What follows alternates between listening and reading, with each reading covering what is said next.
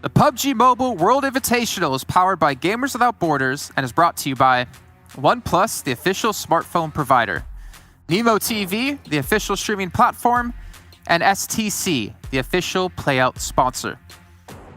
And ladies and gentlemen, you've been all waiting for this. We are into our final day of the PUBG Mobile World Invitational. We're going to find at the end of the day our #1 team, our best in the world, to take home $250,000 for a charity of their choice. It all comes down to these next 5 matches. Here in the East Conference, we have so many teams competing at the moment, but only a few that actually look like they're in grasp and in arm's length reach from taking home the $250,000. But we have to take a quick second here to talk about something coming up later on in the year. You guys might know what I'm talking about. The PUBG Mobile Global Championship. We had it happen last year. We had Nova take home the title in the finals over in Dubai. But we got to give you a little bit of info what's happening this year. James, the Global Esports Director of PUBG Mobile, is here to give you that info and to get you guys hyped up and ready to go for the second half of the year of PUBG Mobile. Hello, PUBG Mobile fans in the world. I'm James Yang, charged for PUBG Mobile Global Esports. Today is the last day of PUBG Mobile World Invitational 2021. This thrilling global event is near to be ended. However, the biggest event in PUBG Mobile Esports is upcoming. Here I announce PUBG Mobile Global Championship 2021. Wow! Like Season 0, there is a league part and finals part. League will be held in November to December 2021, and the finals will be held in January 2022. Every PMPL will send the best team to PMGC directly by the total points of 2 seasons, including PMPL League points and finals point. Also, PMPL regional championships such as PMPL EMEA Championship or PMPL Southeast Asia Championship in second half year will promote the top teams to PMGC. Even the team was not in PMPL last season, but they can still join PMGC if they show the great performance in upcoming regional championship. Detailed information about the number of slots and schedules will be announced later. Finally, this is a really big news. The The total prize pool of PMGC 2021 is, wow, $6 million US. This is the biggest amount of prize pool ever for one single event in mobile esports history. Even bigger than our total prize pool last year. I cannot wait to see which team will take the crown of PMGC 2021.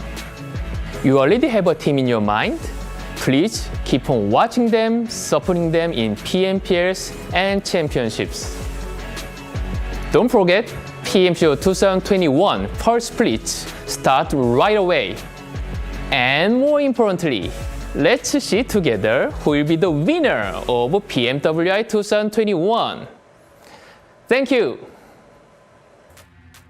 Thank you so much, James, for that lovely bit of information. And by bit, I mean 6 million bits of information going forward to PMGC this year. I got to introduce my analysts and bring them in so we can start to talk about this because we were all there at PMGC last time. We got Blank, we got Blair. Well, sorry, Blair, you actually weren't there for PMGC last time, but maybe this time we're going to have you there. Too sad. But $6 million, guys, that's a lot of money on the line. That I felt a little sad there, Jason. I wasn't there last time. Yeah, I hope to be there this time around. But yeah, 6 million buckaroos, banks. I don't know. Just blank. That's quite a bit. Yeah, we've about everyone. Jason is James. You know, you're Banks. I'm Blair. It's all right, Ocean. Don't worry about it. Honestly, for me, $6 million is a huge amount of money. I actually watched this video about 20 minutes ago, and when I saw James Yang release the $6 million prize pool, I was shocked. Like, my mouth just dropped, to be honest with you. It was crazy. And the best part about it, though, the fact that if you don't qualify through a regional event, you can still get there based off points in PMPL. I think that's so fantastic to see, considering you could just have like a bad day. You could have maybe like a player on your team like kind of leave, and you have to fill someone new into the team, and you're not used to each other just yet. It's so great to see that it's all going to be, you know, culminated into this event, kicking off in November to December, and then of course the finals over in January of next year. Guys, I'm hyped for it. I hope you guys are all hyped as well. I want to see who takes home the majority of that money. Last time it was Nova. We'll see if we have a new victor this time. But before we even get to that, we still need to have a victor here today for our event as well. $3 million on the line for charity across the East Conference and the West Conference. We'll take a look at how that prize money does break down into placings once this day has finished off, because there's $250,000 for first place to the charity of their choice here, and an MVP prize of $5,000 as well. But even if you come out at the bottom of the table, Blank, you still get $15,000. That's still, I mean, either way, you're getting money to charities, you're getting money to the charities that are helping get vaccines to everyone around the world to leave no one behind. And it's a good thing. Yeah, honestly, again, huge props to Saudi Esports for honestly setting up this whole Games Without Borders thing, because it is such a charitable cause, and it's so awesome to see all these gamers band together to create such an awesome event. 250,000 at the top is insane. 15,000 down in 16th place just shows the amount of money that these guys are putting towards this tournament. And you can see right here how your donation could help UNICEF as an example. $1 million, we've got $3 million on the line. Just $1 million could help 270,000 people, and that's 2 doses too. That's quite impressive. I mean, considering it's 3 million in total, right? It's almost like 750,000 people getting both the vaccines right there. My math, I think it kind of. I thought we had Maxman here. I thought we had Maxman here for a second, trying to do math on air for us. Yeah, I get it right, okay? Yeah. Ish, with the help of Blank. But of course, it's all going to be going for charity, and we'll take a quick look at the schedule so you guys get an idea of which battlegrounds will be played when. And again, just like yesterday, just like the day before, it'll be the exact same order every single day until we do have our victor. We're starting things off on Erangel, heading over to Sandhawk, back to Erangel, Miramar at Erangel yet again. And this has been an exciting day, guys. We've had, I'd say, the East Conference and the West Conference. I don't know how much of the West Conference you guys have been watching, but we have the East Conference where we have these couple of teams kind of leading the pack against everyone else, having a big point gap, whereas in the West Conference, we have so many teams kind of close towards each other that really, I don't know what's going to happen to both of them, but I like to see the kind of diversity between the two regions and how they played out. I actually say, like, if that day one performance from Valdes hadn't really taken place, I feel like it would have been a very, very close affair. If they played the way they did in day 2 and day 3, you look at Navi, you look at the Xavier, you look at Zeus, you look at Valdes as well. It could have been anyone, you know, claiming the top spot, although, you know, Valdes obviously deserve what they have right now. But yeah, I feel like that day one performance kind of set the trend of how the remainder of the event was going to play out, kind of. All right, well, 100%. Let's actually take a look at the overalls, Blank, and I'll let you continue talking about that. Yeah, well, I just wanted to hit up 100% there. That's fine. But honestly, yeah, look at the overalls. It was crazy, though, to be honest with you, because Blair mentions that, like, if Valdez doesn't have that day one performance they did, perhaps we have a different tournament. But then Na'Vi come in swinging on day 3, which we're going to take a look at a little bit later. So regardless of what happens, we're having these teams really solidify themselves towards the top of the leaderboard and show why they deserve to be there. But it's really cool because we've got Thailand versus Russia at the moment. So Na'Vi as well as Valdez. Xavier, you know, Blair's already mentioned them. They've had a fantastic tournament so far. Frankie, who you'll see their stats very, very shortly, is an absolute nutter on the team, hitting up some insane numbers, which I'm very excited to take a look at. And Zeus Esports still in 4th. It's a good result from Zeus, but I honestly think they could have done a lot better, because the games that they do play well, you are wowed, you are blown away by them. And then by the time they come around and have their other games, get a 16th place, they are, instead of blowing you away, they are just away. It's like... Sorry, Jason, go on. I just want to get in really quickly, because I think it's really important to realize, if we can stay here on this first page, is that this event, I think, is so important for everyone around the world. Obviously, the charity aspect of it is massive, right? We can help get vaccines to the people that need it. But if we look at, you know, the esports side of things, right? Teams like Na'Vi don't really get the chance to play against teams from this region that often. And going into PMGC, where there's $6 million on the line, keep in mind, that's just PMGC $6 million. Last year, the entire prize pool of the year for PUBG Mobile was only $5 million, and we're giving away more than that just from one event alone this year.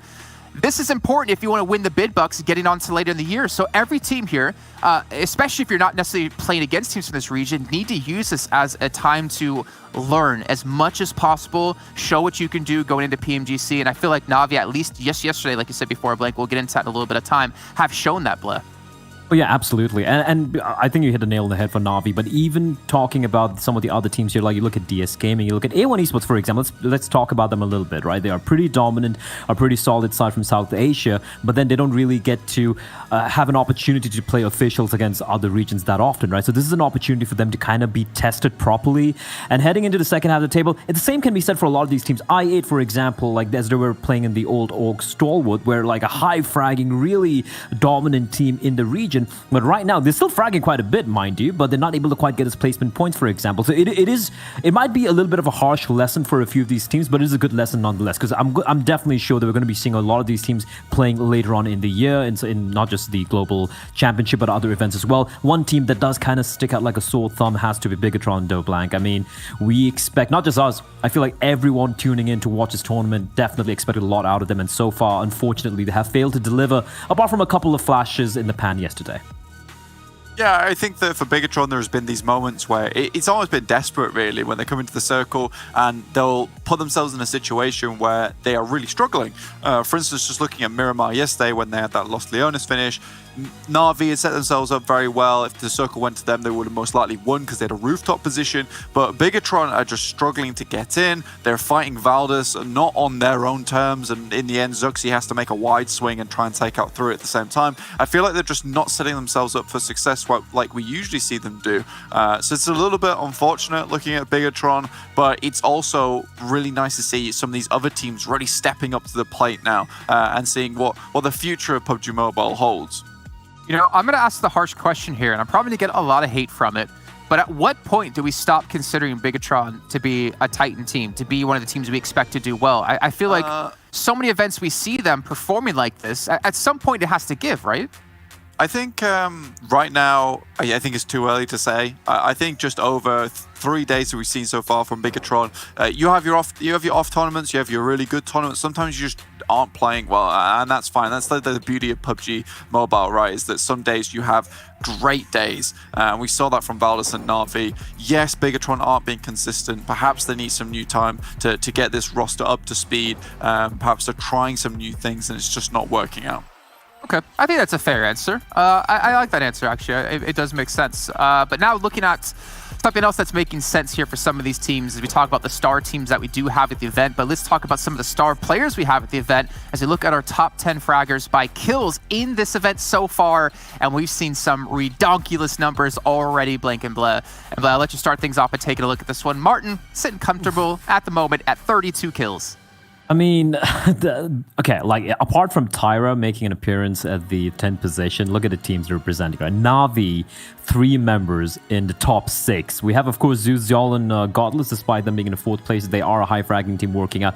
But Martin, Concept, I mean, take a bow, right? Like, it did require Tixi and Miku just popping off yesterday for them to crack the top 5. And Martin and Concept have been phenomenal ever since day one. Day one, they were, like, far and away the frag leaders. But shout out to Frankie, man, like, for the Extreme, like for the Xavier yesterday, sounds like the Extreme, but yeah, the Xavier yesterday, they really did deliver, and they were extreme for sure. Frankie was popping off, and it's a little unfortunate the rest of his team members could not crack the top 10, but I feel like it was a team effort. But Frankie, especially for me, was the pick of the lot yesterday. Gotta call this man Frank Bond at this rate. I mean, 27 kills. We'll obviously dive into him a little bit later on as we have it planned here before we get into the game. But yeah, I mean, we still have 3 players from Valdez there. We have even Tyra coming in from Blacklist International, which we haven't seen too often, I feel like, since the very first day. But we did see a little bit of a rise back in day 3, I believe, which was yesterday. Let's take a look, though, at a team you did mention before, Ble, the team coming in from Bangladesh, A1 Esports, and how they've had a rise, actually, over the course of this event. And this is something that I hope every team has the potential to do. You don't want to see a team peak early on, and we've seen just from day 1 to day 2 alone, they've had that improvement, and a solid improvement it was. The thing with A1 is like they're not a team who really has these like pop-off days, so to speak, right? They're a very slow, gradual rise, but unfortunately looking at the format of this event, like it's 4 days of action, it's back-to-back, it's not the league format, meaning they needed to really put the pedal to the metal day 1 onwards. And unfortunately, looking at the stats over here, you can see clearly day 2 was a massive performance coming out from them, 3 times the number of points they had. And you look at day 3, a marginal improvement, but you love to see that, right, Blank? Even though the points wasn't too much of a difference, it's 0.2 plus, but still it matters in the overall scheme of things. The unfortunate reality is, like, even if they continue on this trend, unfortunately today is still the last day. But I would love to see their day 4 stats kind of eclipse what we've seen from them so far and on day 3. Yeah, I mean, there's a lot of hope for A1 and the Bangladeshi team coming into this tournament. And if you're a Bangladeshi fan or a fan of A1 Esports just in particular, like, you can be really happy with this team. I think one of the things I see issue with this team is that throughout all the tournaments they've come in, they're almost like that underdog. They're that team that you don't really talk about too much because you don't expect too much out of them. And I think they just need to be more confident because they are really good players on this team. And they need to have this thing where they come into the first day and they come in swinging. Because they don't do that, then they have this weak first day and they're like, actually, guys, we're actually pretty good at this game. Why don't we just actually go for those middle circles? Why don't we take some fights? And then they have a much better performance. Like I say, Blair, doesn't really work as well during this kind of format, which is why in future formats, in future tournaments, I want to see this team really realize their own potential because they are truly good. I would want to classify them as like growers, not showers. Like, they don't come into the first day of the tournament and just blast everyone away. They continually get better as the days and weeks go on, which is honestly, I think for me, more of a preferred team to look at, or a preferred kind of style of growth. Whereas you have these volatile teams will do exceptionally well one day, the next day they'll do terribly. And obviously depends on short-term versus long-form tournament of how that would work out. But speaking of working out, I don't know why that's the transition here. We talked about Frankie. We're looking at the top 10 kill leaderboards. Yeah, I guess he must have been pumping iron. He's definitely pumping some bullets into people here as we look at their player stats. And Frankie is so far ahead of the rest of his team that it made us actually question, are the stats right? And they are. Yeah, I mean, this guy, you mentioned working out right, but this guy's got to be sore. The amount of lifting that he's doing, I don't want to say he's carrying too much on his back at the moment, but he's certainly one of the main reasons they're up towards the top of the standings for Vietnam. The really cool thing, you look at these names, right? Like, the Frankie obviously popping 6,000 points of damage over the course of 3 days. That's 2,000 points of damage every single day, which is ridiculous on its own.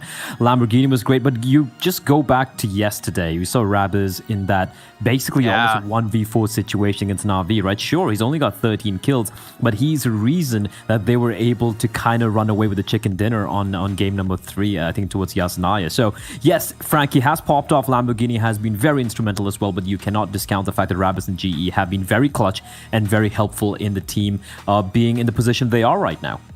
I mean, it's the same thing we look at Bigatron, right? Just to kind of give you guys a synonym for this, we talked about Ryzen being the Terminator for the team, but it was Microboy giving him a lot of support as well to allow him to be a player like that. So definitely can't discount anyone coming in for Xavier. But it's time to maybe turn our attention towards our best performing teams we've seen so far. We have Na'Vi on day 3 yesterday up against Valdez in day 1, and we wanted to take a look at their stats between these two teams because Na'Vi had such a massive pop-off day. And Blake, you said it. You know, typically at the start of a tournament, they're going to be extremely slow. Day 3, they switched into a completely different gear. Ooh. And I mean, just look at these numbers, though. To be honest with you, Na'Vi has really blown everyone out of the water here, and they are the sole fish remaining on day 3 at least. 11,000 damage almost. They're trumping Valdez by 2k on their first day, which we thought was insane. But let's take a look at the heals really quick, because Valdez Esports, much more measured in their approach in these games. 2,550 healing compared to Na'Vi 6,000. They are taking so many fights, and they're kind of just brutalizing their way to their positions in the circle, which is what is so good. And they're taking these splits much more comfortably. And I mentioned that these guys were slow starters, and I think that realistically, day 2 is when they start to get a lot more online. But for this tournament, they've had to adapt. They've got to learn. And these guys have been absolutely studious against a lot of the teams from the East, making sure that they know exactly how to play against them. And I think that you brought up a really good point at the beginning of the day, Jason, which is the fact that this is a great tournament, a great competition to try and study these teams, especially when you're most likely going to be playing against them in the future. And it's going to give Na'Vi a massive head start when they do eventually make it towards a tournament, perhaps like PMGC. And also, I mean, they take that information they learned and maybe help change or adapt the meta a bit when it comes to the Western style when we get into the PMPLs again, get to the EMEA regional championships, and hopefully elevate everyone around the world as a whole. But you know what? We're talking about Na'Vi. Luckily for us, we got to sit down with my man Adder, also known as Kitsune now, or then. I'm calling him Adder. He is just Kitsune. But I love the name Adder. It's so great. Anyways, we had a chance to sit down and talk to them before the event began, so we'll take a listen in it. When we come back, we're kicking off our first match here of our final day. I think there are a couple of things that make us better as a team than everyone else. Is that first of all, our chemistry in team. Second, like the mentality of CS teams is that if you like play good first games, you'll play good like all the tournament because of the courage. So yeah, that's the thing about CS teams. And also. Every player in our team is a really good team fight player, so we always know how to fight other teams. We don't scare it like of fights, like even in early zones. It doesn't matter for us. We will always find the best spot in the game and try to take it for us. We more rely on our gameplay. We don't care much about how other people play. Of course, we watch how they play near us, but if they don't play near us, we actually don't care. We will always find a way how to win them. We actually see this tournament not like as a competitive tournament. It is charity tournament, so we just want to bring a show. We just want to show our best gameplay, show what we can, and like respect other teams that they also joined this charity event, and we are really pleasure to be part of it. And yeah, so we will just make a show and take the first place, of course. There you go. Great to hear from Kitsune. Said he wants to put on a show, and I'm not going to lie, what a show they've put on for all of you guys at home yesterday. Has been an absolute great showcase from the Russian representatives, but we'll see if they can continue on that launch, hitting day 4 here for the World Invitational East. With that said, my name is Maxman, going to be one of the commentators for today, but I cannot do this job alone as always. I need to be joined by the one and only amazing Imperium from Ireland. He's going to be bringing you some things as always. I always have to say, because you never know, the accent, it might be a little bit off. You're not sure. People might think you're from Scotland or UK. I don't know, man. But come on. Look, you know what? I'm worldwide, baby. I'm worldwide. Pitbull now. Yeah, exactly. Man, I just gotta say, really loved what Kitsune was talking about. Some of the points he brought up about how they don't necessarily focus on people that they don't need to in terms of that aren't close to them. I think there's an element of untruth to what he said, I do think they have a scope on where all teams are, but focusing on the teams that are around you, I think that's the most important thing that it took away from that, because, you know, before you get to the point of like late game, you got to worry about the teams that are around you directly, so you can outplay them, you can outmaneuver them, out-rotate them, and then you move into the next circle. So I really loved some of the points he made in that interview. Yeah. Hey, so maybe not fully truthful, you know, sussy backer over there on this. well, we'll see, but of course, here we go. Game 1 of Day 4 for the World Invitational East, and after these 5 games, we'll be crowning our champion. Is it going to be Valdus? It seems like that will probably be the case, but it's still an ongoing race for the top 3 currently between the position of Na'Vi, Xavier, and right behind him is going to be Zeus, Geekfam, Blacklist International. We'll see if they can get up there, but not only that, Imperium, we also have the race for the MVP currently of the event. Martin is first, but man, the damage of Frankie is so far out there compared to the rest of the team and the rest of the lobby too. If he gets a great day today, he might be first place right above Martin. Kicking at the heels when it comes to MVP and kills, right? And then you have Concept. Valdus is Martin's teammate. You have Tixie in the mix, and hell, even one of the other Na'Vi players could show up today. So that's another race we're going to have to keep an eye on. This phase 1 has popped up, and it's a very good start for the teams. Low-key complements the playing path, but that is Na'Vi dropping a military base with I8. Now, the last time they did that, they kind of respected each other and they disengaged away accordingly, but I don't think it's going to be the same this time around, because the Russian representatives, they have something to fight for. They need to grab as many points, as many kills as they can if they're going to overtake Valdus. That's also one thing I wanted to talk about at the start of this first game of the day is you got a lot of teams here that they know they're not going to be able to rank up and compete with the top teams. They got nothing to lose. And I remember we talked about this with D-Man on the desk back in PMGC, and it's still so true in the current landscape of the game, which is when a team has nothing to lose, that's when they become the scariest, because they're just going to full send it, change their playstyle, maybe change their drop or their rotations. So it's very hard to actually pinpoint what certain teams are actually going to do. One of those teams actually is I8. And that's something the Navi's got to be aware, because now they dropped a little bit spread. Despite one player already going down for I8, there could be that little surprise factor that surprises Navion depending on how they play. So just got to be a little bit cautious about that. Though Crypto is going to be pinned down and surrounded by players, so you're going to need the assistance of the 2 other players of I8. Oh no! That's going to be Trinder helping out a significant amount, but pushing in the open, who know Na'Vi drop relatively spread. That is not push Trinder to trample off. And now only Blade can really be of huge assistance over to Crypto, as he also gets knocked on down, and Tiggsy is just shredding it. This guy's on fire already. He wants to be MVP. Oh my lord, the Thompson in the hands of Meku blows him to smithereens, and that is going to be Na'Vi wiping out I8 at the start of the game. Now, I know the Pakistan fans are not going to be happy about that, but that's the way the kind of cookie crumbles sometimes. That split drop just didn't kind of work out. They weren't expecting, I'd imagine, Na'Vi to drop down with them, because it only happened once in yesterday's games. It is what it is. Dust yourselves off, I8. Really a lot of love to you guys, and get back into the final 4 games. You can still be proud of yourself. For Na'Vi, they're on a mission. They're absolutely on a mission. And, you know, kind of to extend on what you said as well, Max, earlier on. It's also, we've seen teams in the past, and it's definitely become more of a trend, where there's this focus from these teams to, I wouldn't say target other teams, but if they know that they have to reach a certain point, it's the last day, they will go all out. We've seen it from Na'Vi last year in the EMEA Championship when they stopped Kanina Power from getting 3rd place in the last day of the championship. Who would ever forget? We've seen Zeus do the same thing in PMPL South Asia, right? To try and secure 1st place. It was the very last game. They had to squad wipe Astra Academy and grab about 30 points to even get 1st. They dropped on Astra Academy in Novo. They ended up losing that fight, but you can respect the fact that they knew what they needed to do. They knew what was in front of them, so they went for it. And that's kind of what Na'Vi is doing right off the bat. It's a shame that I8 are the victims of it, but at the end of the day, you're in game. It's every team for themselves. Na'Vi are going to do what they need to do.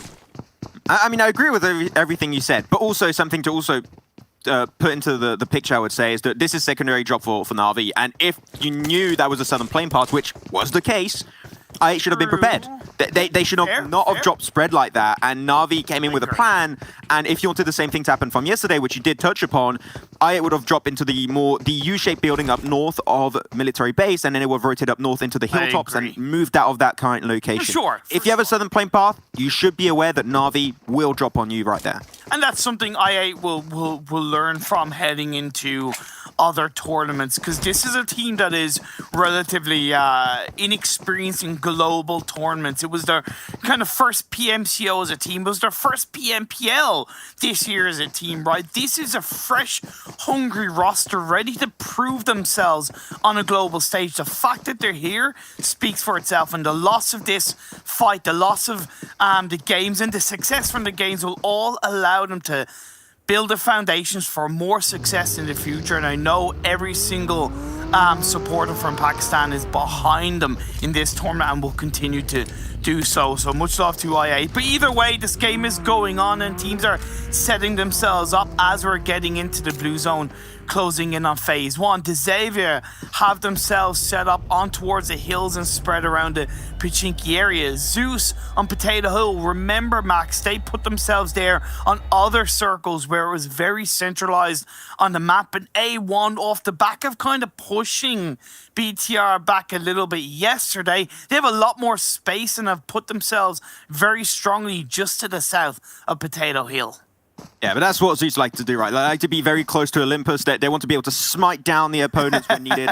So that's going to be the game plan for Zeus, of course. Though, there's one main issue with Potato Hill, and that is it's a wide area. It's a very big plateau. If teams want to push on it, you must have some top-tier synergy and communication. If you got that on point, then you should be able to defend it relatively easily, but it's still not an easy task at hand. We didn't talk too much about the circle, right? It's really central. It's not even really worth mentioning. It happens all the time. This is the circle that I think these teams have the most experience with, so not really worth mentioning. Na'Vi have yet to rotate over the road, over the bridge. Fnatic Zombies, same, and we have touched upon this a few times, and the Fnatic Zombies do delay their rotation maybe a little bit too late from time to time, so I'm hoping to see them be a little bit more snappy, not only in this first game, but the 4 games after this, because they're one of the teams that could be scary, right? In the prospect of this event, they've got nothing to lose, everything to win, and we'll see if they can maybe try and surprise and upset a few teams at the top.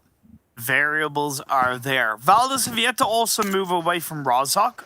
They have one player, Gui, inside Watertown, still continuing to loot.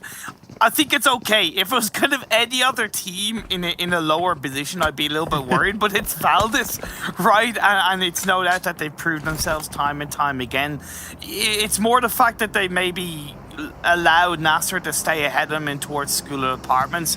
That might worry me a little bit. Geek Fam have gone quite deep into the circle on towards a compound that's across the road from church. This is a team that have fallen by the wayside across the last couple of days. They still hold on to 5th place, let's be fair, but there's only now 17 points dividing them in 5th and Reject in 10th. And if you look back at the previous day's results, Geek Fam started off strong, but day 2, they only got 32 points. And yesterday, they only got 30 points in 5 games. So if that trend continues, they could fall down into the second half of the standings. Well, look, Imperium, we did have 2 city finishes, right? And when you're looking at Geek Fam, the first thing I think about is not a team that always going to be great aggressively speaking. But they did get themselves a top 3 in the first city finish over there in Yasna Poliana, showing that there's some potential, but they played it relatively passive, showing if they went a little bit more aggressive, maybe there could have been a win coming their way and snatch it away from both Na'Vi and Xavier. Who knows? But all I'm going to tell you is that I know this circle is going up north. It's going to be right on top of the area of school, apartment, and even the northern side of Pachinki itself, so a lot of good positions to hold on to. I'm not really too scared. I do not expect any teams to really go out at this stage. But there's a big concentration of team down south, so a lot of attention, I would even say unwanted attention, might be actually slowly but surely coming Zeus's way. Yeah, it's something they're going to have to be aware of. All of Headshot Hills is currently free, and Xavier instantly responded to that by heading to the compound between School and Pachinki. Very good start for them. DRS taking the engagement onto DS. One knock onto ZZP, but returned very quickly by Satan. And AJ biting down a bit more than can actually chew. Mafia Ninja going for the little bit of a wide angle rotate and actually will get himself the angle in time. But Sporter from up above will try and smite him down. Unfortunately, will only get just a tad of damage on top of his health bar. ZZP Unfortunately, a little bit too deep and find that fight. Sports and Missile will be the two remaining players for GS Gaming. We'll see if they can try and make this go the entire way. But they got the compound at least, so if that means if a team of the rest of DRS want to push them out, they're going to have to breach it, which I don't think they want to do, knowing they already lost a player and got HA also knocked down. DRS are a team that I really would love to see a chicken dinner come out from them. They had their best day yesterday. 41 points in 5 games. It's still not good enough in terms of what we're used to seeing from them, but in terms of at least progressively getting better, I think it's a solid return to form. But I want to see that Nepal flag raised up in one of these games and seeing DRS as the chicken dinner winners. I know they have it in them. They just need to get to that late stage of a game as either a full squad or a 3-man team, look to control these final circles, and they have it within them big time. Disengaging away from DS, I think, is really valuable and shows that they know they can do it late game. So why look to take an unnecessary fight early on? It was an uphill battle. I fully understand. That is a fight if they were trying to take it. We're like, you're kind of crazy to give that one a shot. So just leave it. Not worth it. I enjoy that. Definitely playing a little bit more respect in the grand scheme of this game. And they're trying to rotate up north away from DS Gaming itself. There's quite a few compounds. I think they got one. That's pretty strong next to the road so far. So they're going to be holding on to that position, which I think is great. But there's going to be some more action unfolding soon as the last remaining players that are joining the party a little bit late, such as Fnatic Zombies, Blacklist International, and Na'Vi, are slowly but surely making their way inside the circle. But GeekFam, man, there's so many teams coming near them. There was BTR earlier, now there's Myth, so it is going to be a highly contested point, but it seems like GeekFam, the fact that they're taking shots is making sure that no teams are going to try and contest and breach on you, so they're just making sure that they zone teams away, which is what you want to see GeekFam do a little bit more compared to their last days. Yeah, I really like that. GeekFam have such good decision making when it comes to the circle shifts. They will react as quick as any other team if they feel they need to, but if they're confident that their position is still pretty solid in the circle, they just won't move and they'll push teams back. They'll allow teams to kind of rotate around them, but that's not in a bad way. Just they know they are then solidified for the next circle. They can focus on getting information rather than focusing on rotation. Talk about rotations as we head into phase 3. Absolutely love that rotation from Na'Vi, from Military Island, all sweeping across the western side. But this phase 3 is unfortunately a little bit of a kick in the face because it goes for a little bit of a tricky hard shift down in the southeast. Normally, I would be very critical of this rotation from Na'Vi. I'd be like, well, you're just making it really hard. You know, the circle, there's a big chance it's going to go down south of the river, so I don't really like it. Reason why this is okay in Na'Vi's case is because they normally drop Northern George. Now they're back in a typical Na'Vi game, right? This is their rotation. They pull a lot. They're used to it. They know the terrain a lot, and they know how teams play, and they know that typically Valdez do not remain towards Rozhok to gatekeep those bridges. So it's going to be a very easy entry point, but it does take a little bit more time to set up, which could bother them a little bit further on down the line. No team's already started moving in. Valdez has indeed left Rozhok, and they're trying to spread himself a little bit more thinly versus the likes of NASA Esports. So NASA, and this is great. NASA, they moved away as a team, which is the main issue we had, where they would be so spread and not play as a squad whatsoever. But now you're on this side of the hill, and Valdez are going to try and take a few pot shots their way. Well, they still have one player in apartments, right? And Valdez have a 3-1 split between school and apartments. I'm not a massive fan of that position by Valdez, but I think they recognize because of the late rotation from Rozhok, it's kind of the best of a little bit of a tricky situation. Now, Blacklist, they're getting a bit of an engagement on towards Yala Esports. It is off the back of them losing a player, so Yala's still up as a full squad. That is the advantage of Yala rotating a little bit earlier, and it's something of a criticism we've kind of had consistently for Blacklist, that they are just a little bit too slow to rotate into these circles, and because they're not an aggressive team, they tend to get drowned out in terms of phase 3, phase 4 if they come across a team. Well, it seemed like what we talked about earlier, you know, having Miracle being spread from the rest of his team is definitely going to come and bother them quite a fair decent bit. NASA's going to have to try and pull himself a little bit of a heal up. There you go, the full player. The full is going to be knocking on the door. Miracle's got M249. Actually does get some pretty big damage and a knock, but that's all he shall get, and he's going to get put on his knees instantly, and the rest of NASA can't do much about it. It seemed like what you said, Imperium, was true, that they need to try and stick together, and that's something the Valdez could very easily turn in their favor. What do you think about the fact that none of the other Nasser players look to try and support, or Miracle didn't look to try and disengage away from that building up the hill? Do you think that was a good idea or a bad idea? I think that's just something, because the buildings are so close to each other inside of apartment, they would have heard the footsteps and they would have understood he was leaving, and they would just wrap around the sides, and it's so hard because you're literally going uphill, you got just a few trees. I would not recommend it. He tried to commit, didn't work out, but Meku, he's going to commit to that shot to Sara, instantly gets himself the knock. Lapis from a distance will be able to put himself behind the car, and that's the kill confirmed on the Sara. Kill number 4 for Na'Vi. Looking to gather more and more coming their way. Reject unfortunately got caught out very spread, which is something that Reject do quite a lot, Imperium, and seemed like it does go against them a lot more often than it would go in their favor. As Tiggs is going to send it, he's going to take himself another 1v1. This guy's been on fire at the start of the game, and he's looking for another fight. Going to go for the bloom shot into the smoke, and that's another kill to Tixie. This guy wants the MVP slot. Yes, he does indeed, but I also think that was a product from Navi of the fact that Fnatic Zombies actually took the kill of Sarah away from Navi. So by pushing onto that area, it's just, at least as a 1 or 2 man team, it's really just, you know, taking the time away. It's going hard, go home. Kitsune onto Lapis. That leaves Duello, as far as I know, left in his own. Sorry, yeah, Duello indeed. And this is just Navi absolutely making no mistakes about what they want to do, about how much they want to control this game. And they are already on 7 kills. And they were already into the circle too. So, and they got a perfect ridge line. This is so good to actually just peek over that road, get more intel of what's currently happening. I would even just recommend them to cross the road and go for the little plateau just right up west. I think that'll be a great position for them to hold on to, right up north of Fnatic Zombies. Talking about Fnatic Zombies, a very strong compound. They're going to be the ones to regulate what team actually makes it in and which team don't make it in from the south. Geek Fam is going to be the first one to try and enter through that position, followed by Myth and also Zeus later on down the line. So Fnatic Zombies, we want to see them actually get some knocks in a kill feed because they got a great position to get kills right now. I actually disagree. I don't think they're in a good position at all. Maybe to get a couple of kills, but not for the next phase. And I think that's going to bite them because all the other teams are going to maybe realistically wrap around them. They might kind of on that domino effect grab a kill or 2 onto Myth or Geek, but in my opinion, it's really not, because they're all together in that one compound. They need to send 2 players into the field up north, into the open area. It's a risk, but I think it could be rewarded more extremely well for the next phase. I said just for kills. Just for kills, if they can do really good. But they need to rotate. That's the thing. If they stay there for too long, then other teams are going to get in front of them. That's going to cause them a lot of issues. So they need to be proactive, understand what is more valuable for them. Positional kills, and they'll go for whichever they think is the best for them.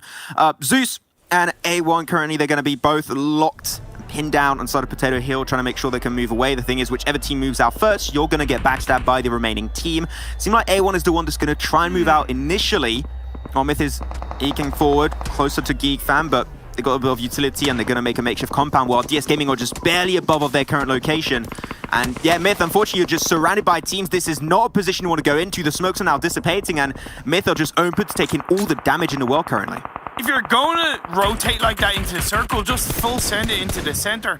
There's absolutely no information. You're phase 4, you're coming in late. What do you expect? Do you expect teams to just let you go and yeah, okay, you're fine there. You go there, Myth. Come on.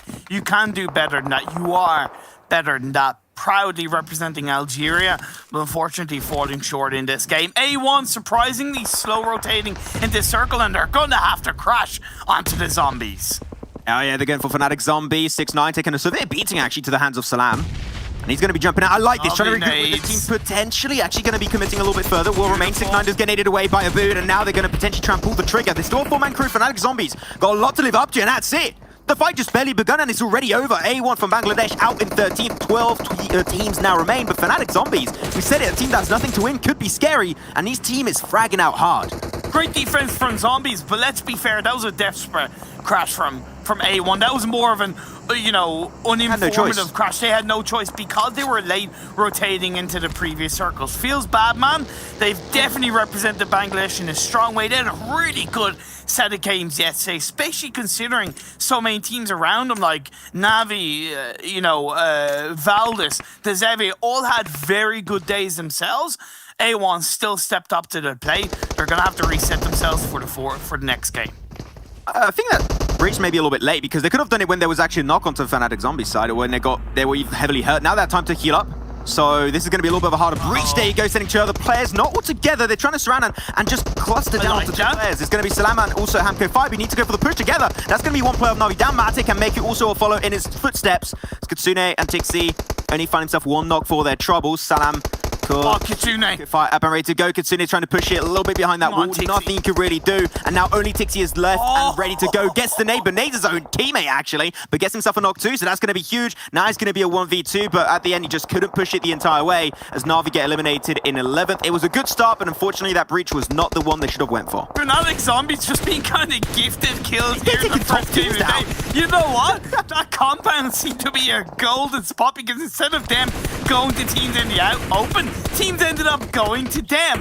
Now we're left on towards DRS. They do get a player knocked down inside the building. They have the circle in their direction, but Yala Esports are waiting and the Crasher's going to come in. Bandar's going to wrap around on the side now. In comes Ida pushing forward. Still alive for the Yala side. This compound is exceptionally strong. If you can play it correctly and you got some really good scouting opportunities at hand, it's going to be huge. Bandar goes for the push.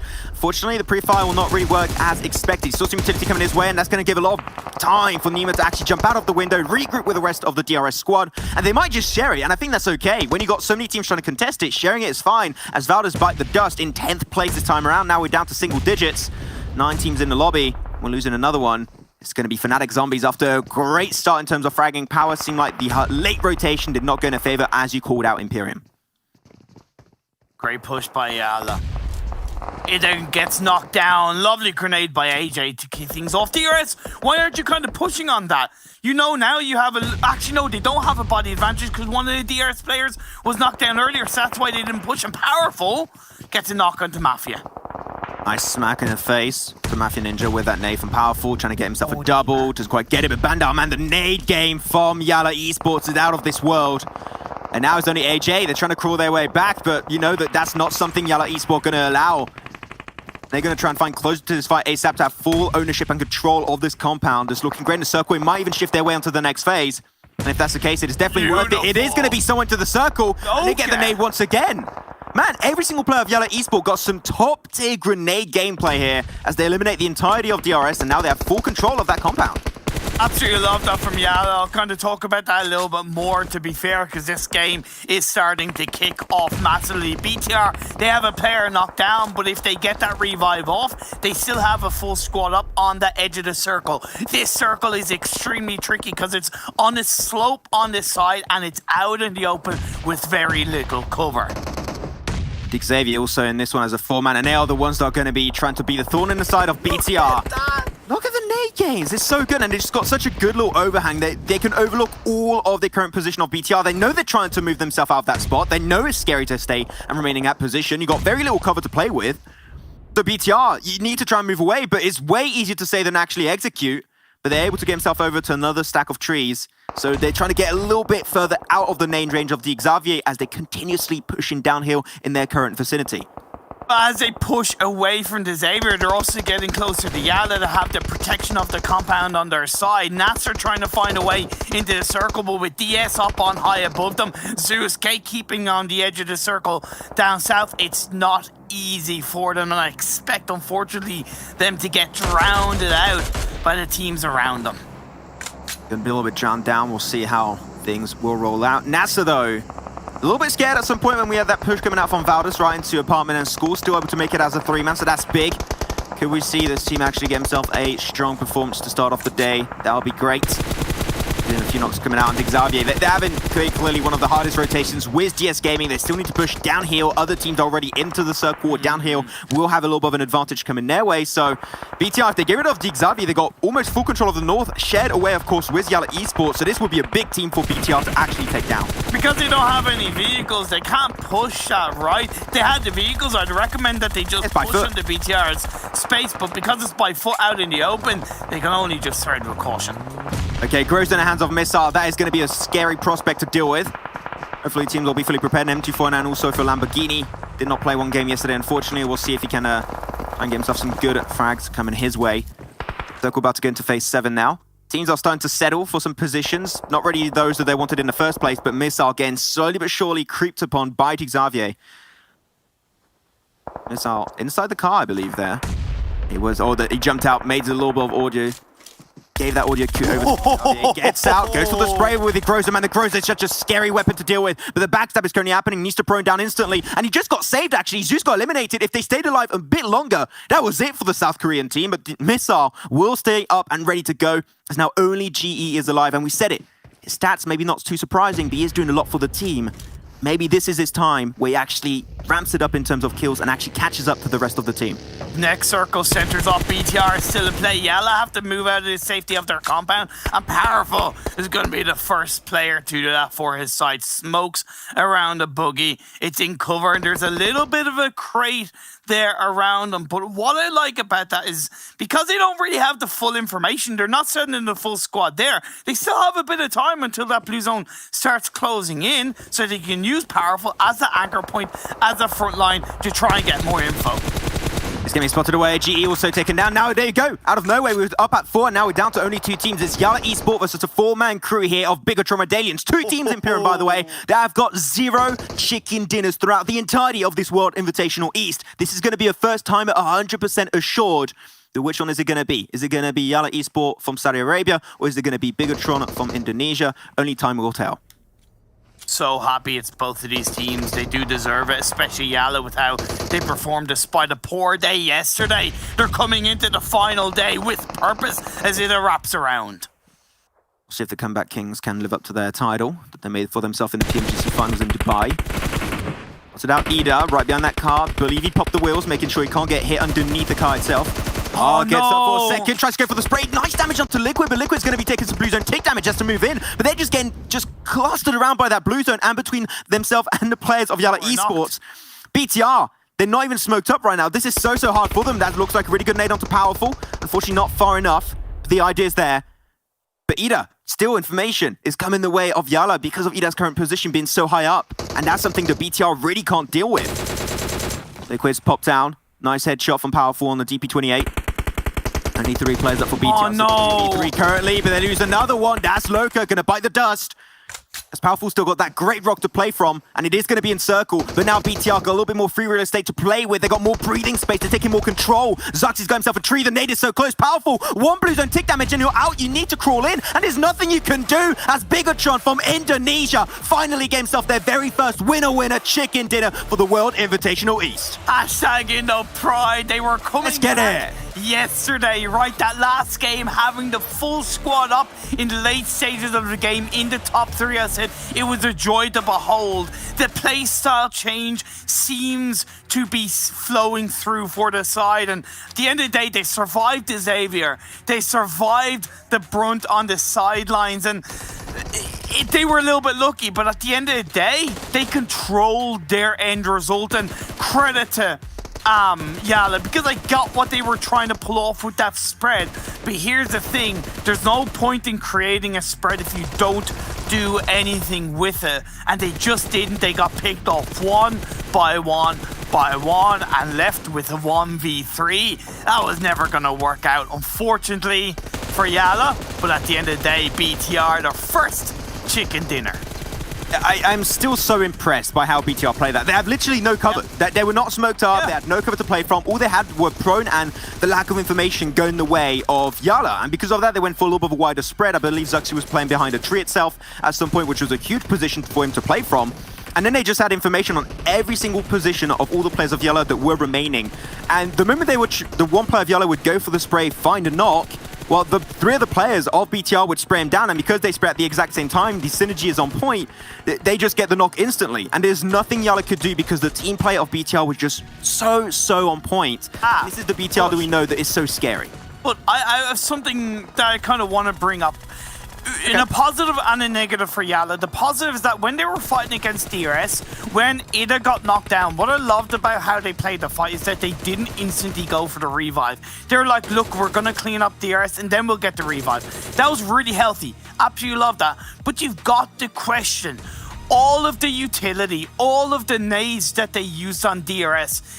Did that affect them taking out BTR in the end? Because surely if they had to just use their guns, pushed in as a team, taken out AJ and had 3-4 grenades left, they could have turned that fight around in the open end. hey, who knows, maybe a little bit more utility would have helped out Yalla Esport in the long run. But that's going to be it for our first game of the day. We got 4 more to come, but now we got to send it over to the boys on the desk to break down this very first BTR win. When the world has safe and effective COVID-19 vaccines, how can we make sure they reach the people that need them most? Today, there are many vaccines in development. Most will fail. For those that could succeed, governments are under pressure to secure supplies for their populations. If governments compete for vaccines, most countries could miss out. This is not only bad for countries that cannot secure their own supplies. It's bad for us all, as no one is safe until everyone is safe.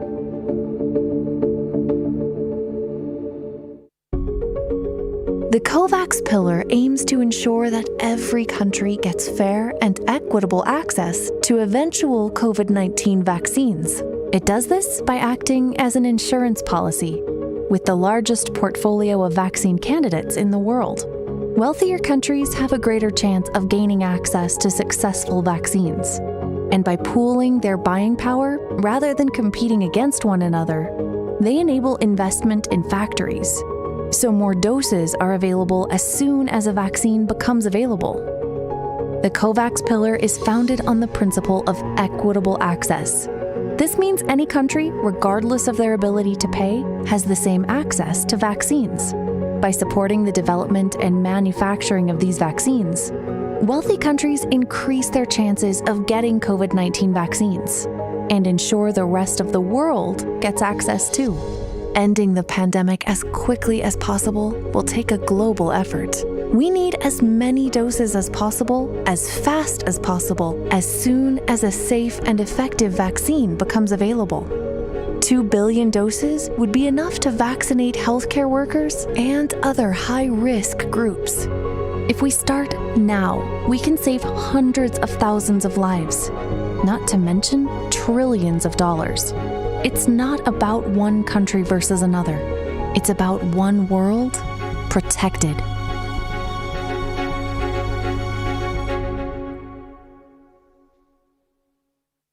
We've got the OnePlus 9 Pro, and it's absolutely gorgeous. Oh my gosh, this display is just out of this world.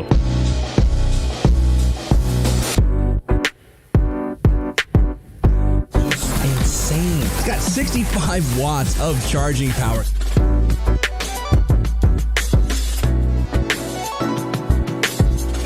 The 9 series is next level. PUBG Mobile World Invitational kicks off July 22nd to July 25th. We've prepared a special team cheer event for our players. First, let's take a deeper look at how this event works. Invite your friends to support your favorite team and get awesome rewards. In this event, we will use cheer points to rank the competing teams. Fans of the team with the most cheer points at the end of the event will have a chance to get a permanent item. The event period is split between the cheer period and the reward period. The cheer period is from July 15th to July 27th. During this period, players have 2 ways of obtaining cheer points. The first method is via daily missions. Log in every day and watch matches for 5 minutes at the Esports Center to get cheer points. The second method is by sharing an invitation code with friends. Inviting friends to participate will also earn cheer points. Every player is limited to linking 1 invite code per day. The more friends that link with you, the more cheer points you can get. Now that you understand cheer points, then it's time to pick out a team that you want to support. Lock in the team and support your team with cheer points during the cheer period to help them reach number 1. If you wish to keep up with the progress of your chosen team, then take a look at the real-time cheer leaderboard. The cheer leaderboard will be locked on the final day of the cheer period on 0 hour of July 27th, after which the rewards period will begin.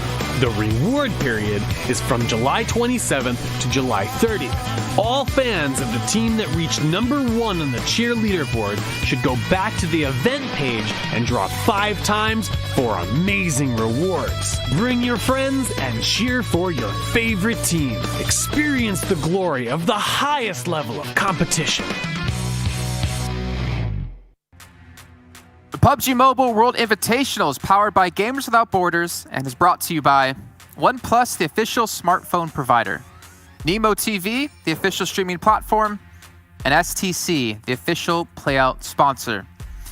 Well, Bigatron, we've been talking about them every single day, and we've been just wondering and waiting, when the heck are they going to show up and get themselves a chicken dinner and show that hashtag BTR win? And finally here, at the start of our final day, they do show up. The question now becomes, can they continue to do so over the course of today and hopefully elevate themselves up this leaderboard and climb towards the top? Only one way to find out. We have to wait and stick around for all the other matches. But before we can get to there, we're going to start. Well, we do. We don't have the ability to fast forward the day. I mean, this is all live, right? Let's break things down, though, with Blake and Bled as we take a look at their victory here. So, guys, what do you want to start off looking at? I actually want to start off with Na'Vi, Blank. I don't know about you, because Na'Vi were very entertaining. They punished I-8 by dropping on their military island and military base, completely wiped them off wiped the floor with them. Headed all the way up towards northwest, and the circle kind of screwed them over. Then they went on a circuitous road all the way up north towards the east. Then they wiped out the Japanese team. But then maybe they got a little too ahead of themselves and finally met their ends at the hands of, I think it was Nasser Yalla, I forget. But anyway, that was an exciting start to the game. But then Bigatron, man, like finally, it took a while, Blank, but they delivered. Yeah, I mean, the Na'Vi definitely died pretty early. To be fair, forget Mad Max, more like Mad Matic, as they were like driving into Fnatic zombies. It's insane. But yeah, they're still on 7th place, which is absolutely fine. And Bigatron swapped place with them. 23 points for them, which is going to set them very nicely in the leaderboard, considering how volatile it currently is, with all those points being sucked up by Na'Vi as well as Valdez at the moment. But I'm really happy with this result. And honestly, I wonder if the tweet from Jangs yesterday of change of pace was a scheduled tweet that he got wrong. It was meant to release today because they were dropping far more yesterday. Today they actually push up into the circle, push further towards Gatka, which I was really pleased to see. And it's made a world of difference because they were in a much more comfortable spot this time. Yeah, and this is like the Bigatron we keep talking about, and the worst part is I feel terrible, and I don't know why that's the worst part. For me, it's the worst part. You're evil. I was literally just saying before this match began, asking you guys a question: at what point do we stop calling them the Titans of PUBG Mobile? Do we stop, counting the results they've had practically 2 years ago as them being the best team in the world? And finally, they do. Well, I guess they were listening to the broadcast, so maybe it is live and not pre-recorded. And like, all right, Jason, hold on, or James, whatever your name is, hold on. Let us show up here in this game and get ourselves 23 points. And I think that's the power of Bigatron that we've been talking about, right? They have the ability to show up like that on any given day. The weird thing is, though, dating back to PMPL South Asia in 2020, before we even got in, or Southeast Asia, I should say, before we even got into PMGC, they were not looking good throughout the entire event. Then on the last day of play, where they had Airwolf Limax in first, they come out with 3 chicken dinners, each with 16, 10, or 18 kills apiece, and a third place finish with 3 kills. They just racked up so many points in that final day, and I'm wondering, are we having that happen yet again here? I mean, it could happen. Like, we have seen it take place with Valdez in day 1, which was really unexpected. We saw Zeus pop off in day 2, a little bit more expected because we know how Zeus can perform. And then yesterday was Na'Vi just completely dominating everyone. So if Bigatron do pop off today, I really wouldn't be too surprised, Jason. But that being said, I feel like for them to claim maybe a top 2, top 3 spot might be a little bit too much to ask for, right? It's been a little bit of too much of a struggle city for them the past 3 days. So even if they do pop off today, I don't think it's going to work out. Looking at the second half of the table, though, Reject and I8 at the bottom, they were the victims of Na'Vi, which is so unfortunate for them. A1 Esports, kind of sucks to see it. Like, they've been on this kind of gradual rise over the course of 3 days, but they kind of fall flat here in the first game of day 4. Well, we're going to actually transition out of this and sort of throw some more numbers at you guys. We want to go into our overall standings because this is what it's about, right? At the end of the day, you have a chance to take home $250,000 for the charity of your choice. And there's a couple of teams that we were watching very specifically in this last match, and we're going to be watching quite a bit over these next 4 matches, is the likes of our top 4. You got Valdez in there, you got Na'Vi in there, we also have Zeus, and we have DXavier. These teams right now are in competition with each other. Not saying Bigatron can't be, because they've moved up into 5th place from 9th place, I believe. But for Xavier and Zeus to catch up here, Valdez and Na'Vi need to have a bad game. Now, we've had that happen in this last match. Well, at least for Valdez, only getting 2 points. But you really have to keep an eye on these 4 teams because we could see their positions change quite quickly throughout this day. I think for Na'Vi at the moment, it's getting a little bit difficult for them to think about taking this first position spot because just looking at the numbers here, they are currently, I think it's 56 points behind, and realistically, they're going to need 13-point net average on top of whatever they get, on top of whatever Valdez get, to actually make sure they get towards a total. So already it's a big ask for them. Xavier, though, as well as Zeus Esports, they're snapping at the heels of Na'Vi. So realistically, Na'Vi can't slow down whatsoever. I think they're probably in the roughest spot at the moment because Valdez still have like a clear lead and a nice buffer between them and Na'Vi, whereas Na'Vi, I love the way they played out this first game. Me and Blair were laughing our heads off, to be honest with you, and it was so aggressive. They did get some points on the board, but I don't think you can throw away games like that going forward. It was a beautiful rotation, but after that, it was like, what's happening? This feels like you're just throwing it to the wind. Yeah, but let me ask you this. We don't see hot drops often when it comes to PUBG Mobile. But Na'Vi, I feel like they almost want to be like first place or go home. Is there a chance you think we're going to see them drop it on Valdez all day long to try to get them out early and then have a chance to score a lot of points? As Blake mentioned, I mean, it's, I think, 51 points they need to catch up. You know what? I would love to see that happen. And the fact that they did drop on I8 today here makes me believe that could be a real possibility, right? Like, that is something I would love to see. I actually want to talk about Zeus Esports here because when I was casting the PMPL South Asia Championship, they needed to, I think it was take down one of the other Mongolian teams, which is Apes Incorporated, and they dropped in on them because they knew they needed to wipe them out to jump into the second place, and that's exactly what they did. It was, of course, the final game of the entire tournament, but if Na'Vi do start targeting Valdez, that would be fantastic. I would love to see that. And Valdez have been very, I wouldn't say too predictable. They usually like dropping towards the Primorsk area, maybe towards Ruins. But if they mix things up, they could make things a little bit more interesting for Na'Vi. But if they don't do that, I don't think they're going to be able to claim the first place. I'll be very real. Because Valdez, they had a very quiet game here, right? But if you look over the course of the past 16 games we've seen so far, they consistently, every single time, get a top 5 position, apart from a couple of other games here. So yeah, I would love to see that happen. Is it going to happen? I'm not sure. It's basically what you're saying, I think, is that people have to hot drop Valdez if they want to have a chance to catch up because they just perform too well every day in every match, which is insane if you think about it. Yeah, we've had 15, but not 16 matches, but for them to have the points per game average they're having right now is... It's kind of almost unheard of, I feel like, to be that consistent against the best teams in the world. But you guys at home who are watching, remember, we still have contests happening this entire event. You guys who are watching, as you saw in the little bit of a break, you can cheer for your country, cheer for your team. Maybe, you want to cheer for a different team because they're your favorites. It's completely up to you. And as long as you do that, there will be rewards given out, I believe, the 27th through 30th of July. So make sure you guys log into the game and check that out. And we're going to check out our commentators. They're ready to go here for a second match. So Blank and Blair, I'll see you two in our virtual green room in just a few. And Max Man and Pyramid, come out of purgatory and join me back here on the studio as you bring us our second match of the day. You said, Jason, you're going to check us out. I did not agree to this, okay? I'm a little bit uncomfortable, Jason.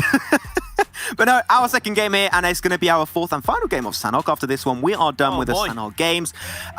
Yesterday was a game that went to Zeus, currently standing very close to the top 3. Zeus, this could be the map to put them in the top 3 at the end of this World Invitational, so we'll see if they can make it happen again. They could, but I really want to just touch upon what Jason and Blair and the Des were talking about with regards to Na'Vi on Valdez. They have to, and I mean absolutely have to, hot drop on Valdez, in my opinion, because I'm always for, don't worry about what the other teams are doing, worry about your own game, but like Blank pointed out, Na'Vi are at a stage in the game where they're 50 plus points behind Valdez. They need 13 points per game average without Valdez scoring any points at all in these games. When was realistically the last time that happened for Na'Vi to come out on top? The only way that is in any way going to happen is if they hot drop on Valdez and they take them out. Unfortunately, it hasn't happened on this Sanhok game. Maybe it's because it's a Paradise Resort drop for Valdez and Na'Vi aren't comfortable about fighting in that area. But I still think that is, once again, just Na'Vi not doing enough to try and solidify that first place. I think we've been pretty critical for Na'Vi. I know we've been talking about Na'Vi a lot, but because they're the ones that still have some room to change. I would say don't drop on Valdus. Like, you're already in second place. That is awesome. And I think that if you drop on Valdus, that's been doing great. Like, their team fighting capabilities are second to none, and they're very close in terms of skill level on those fights with, for example, Na'Vi. You take that fight, you die. Not only is that, Valdus creating an even bigger lead, but then you're allowing teams below them, like, Zeus, like the Xavier, to catch up. I would say Zarista is not necessary. If I was IGing full of team, I would be like, nope. If I was Kitsune, I'll just say, nope, we take it the normal way, we play it slow, we do not go for the fights, and if we can find kills, we'll go for it. But hot dropping, I think, is a risk. It's not worth it. And also, these are locations they don't have much experience with. Like, where's the last time you saw Na'Vi drop in Paradise? Yeah. For me personally, never. So I would say there's a few positives, but a lot of negatives that quickly add up. And for that alone, I would say it's just not worth it. Second place is already great with the best teams in the world in the East. So, hey, Na'Vi second place is still a huge achievement for them. Yeah, I love that perspective you bring up. And that's the joy of having those different perspectives and understanding and appreciating both sides of what a team decides to do. Phase 1 popped up, and it's once again on the mainland, really healthy for these teams. And if anything, it's the best Sandhawk circle we've had for phase 1 because it's quite heavily on the east, to the point a good 20% of the circle is on that is well, probably about 10% is in the water. That's going to allow DRS it's allowing DRS now to play that coastline position that they did yesterday, in which they benefited against GeekFam. But because this circle is kind of so heavily on the mainland, GeekFam don't need to push so far up towards DRS. So I imagine that kind of clash won't happen this game. This is a very early swim over from Fnatic Zombies. I mean, the earlier the better, Some teams are already and are still actually in their looting. Fair. Why not? BTR this time have not dropped onto Yala, so they understood, okay, no, we're not the kings of bootcamp anymore. We're just going to leave it to the Saudi Arabian team of Yala, so not going to be worth contesting whatsoever. I'm scared because you can see Fnatic Zombies making that drop happen, and especially with the Philo compounds on the Northwestern Island, they are severely, and I mean severely, underlooted. We've seen a bunch of tier 1 helmets and vests. That means also they don't have a lot of ammo. The meds should not be all high. Like, for example, here, no first aid. He only got himself two heal-off items to go for. I'm a little bit skeptical, so I'm happy they're not taking the shots. Really good trigger discipline. They leave Yala move away as they try and just have a little bit of a more solid position on the mainland to the east. That's a really good point about kind of the lack of loot that Fnatic Zombies have, but I think they realize that and they are respecting it. The fact that they know Yala dropped here is also an element of look, we need to thread with a little bit of caution. If we can find an opportunity to get a knock, happy days. But they also need to think, and I believe they are, the fact that they've been the first to move across the river in the mainland. What's to say that in a minute and a half time, Na'Vi aren't going to do the same? But now as shots are being fired up, Yala have spotted their prey and they're taking shots on the coastline. It's a bit of a shame. If I was Fnatic Zombies, honestly, I would just jump into the water and avoid this. Go back over to the Northwest Island. It's not worth staying here. You could go full swim if you want. You can go and wrap around closer to the North Bridge, but I think that this is something Fnatic Zombies are very aware of, is that is where Xavier typically drop. Do you really want to get ganked by another team? That is a scary prospect. Stay there because of the really, really easterly phase 1?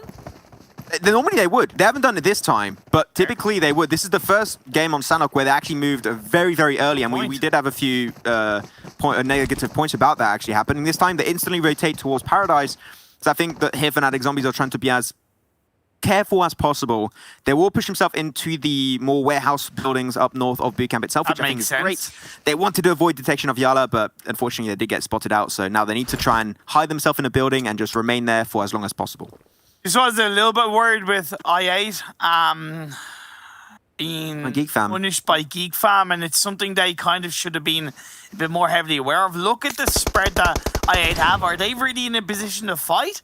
No, they're not. And that's why Ozum took a couple of shots. Actually, no, he was getting in the vehicle, but now he's going to move away, maybe looking for a bait across the board. Catch a QB. Shots are being fired up. Good start for I8.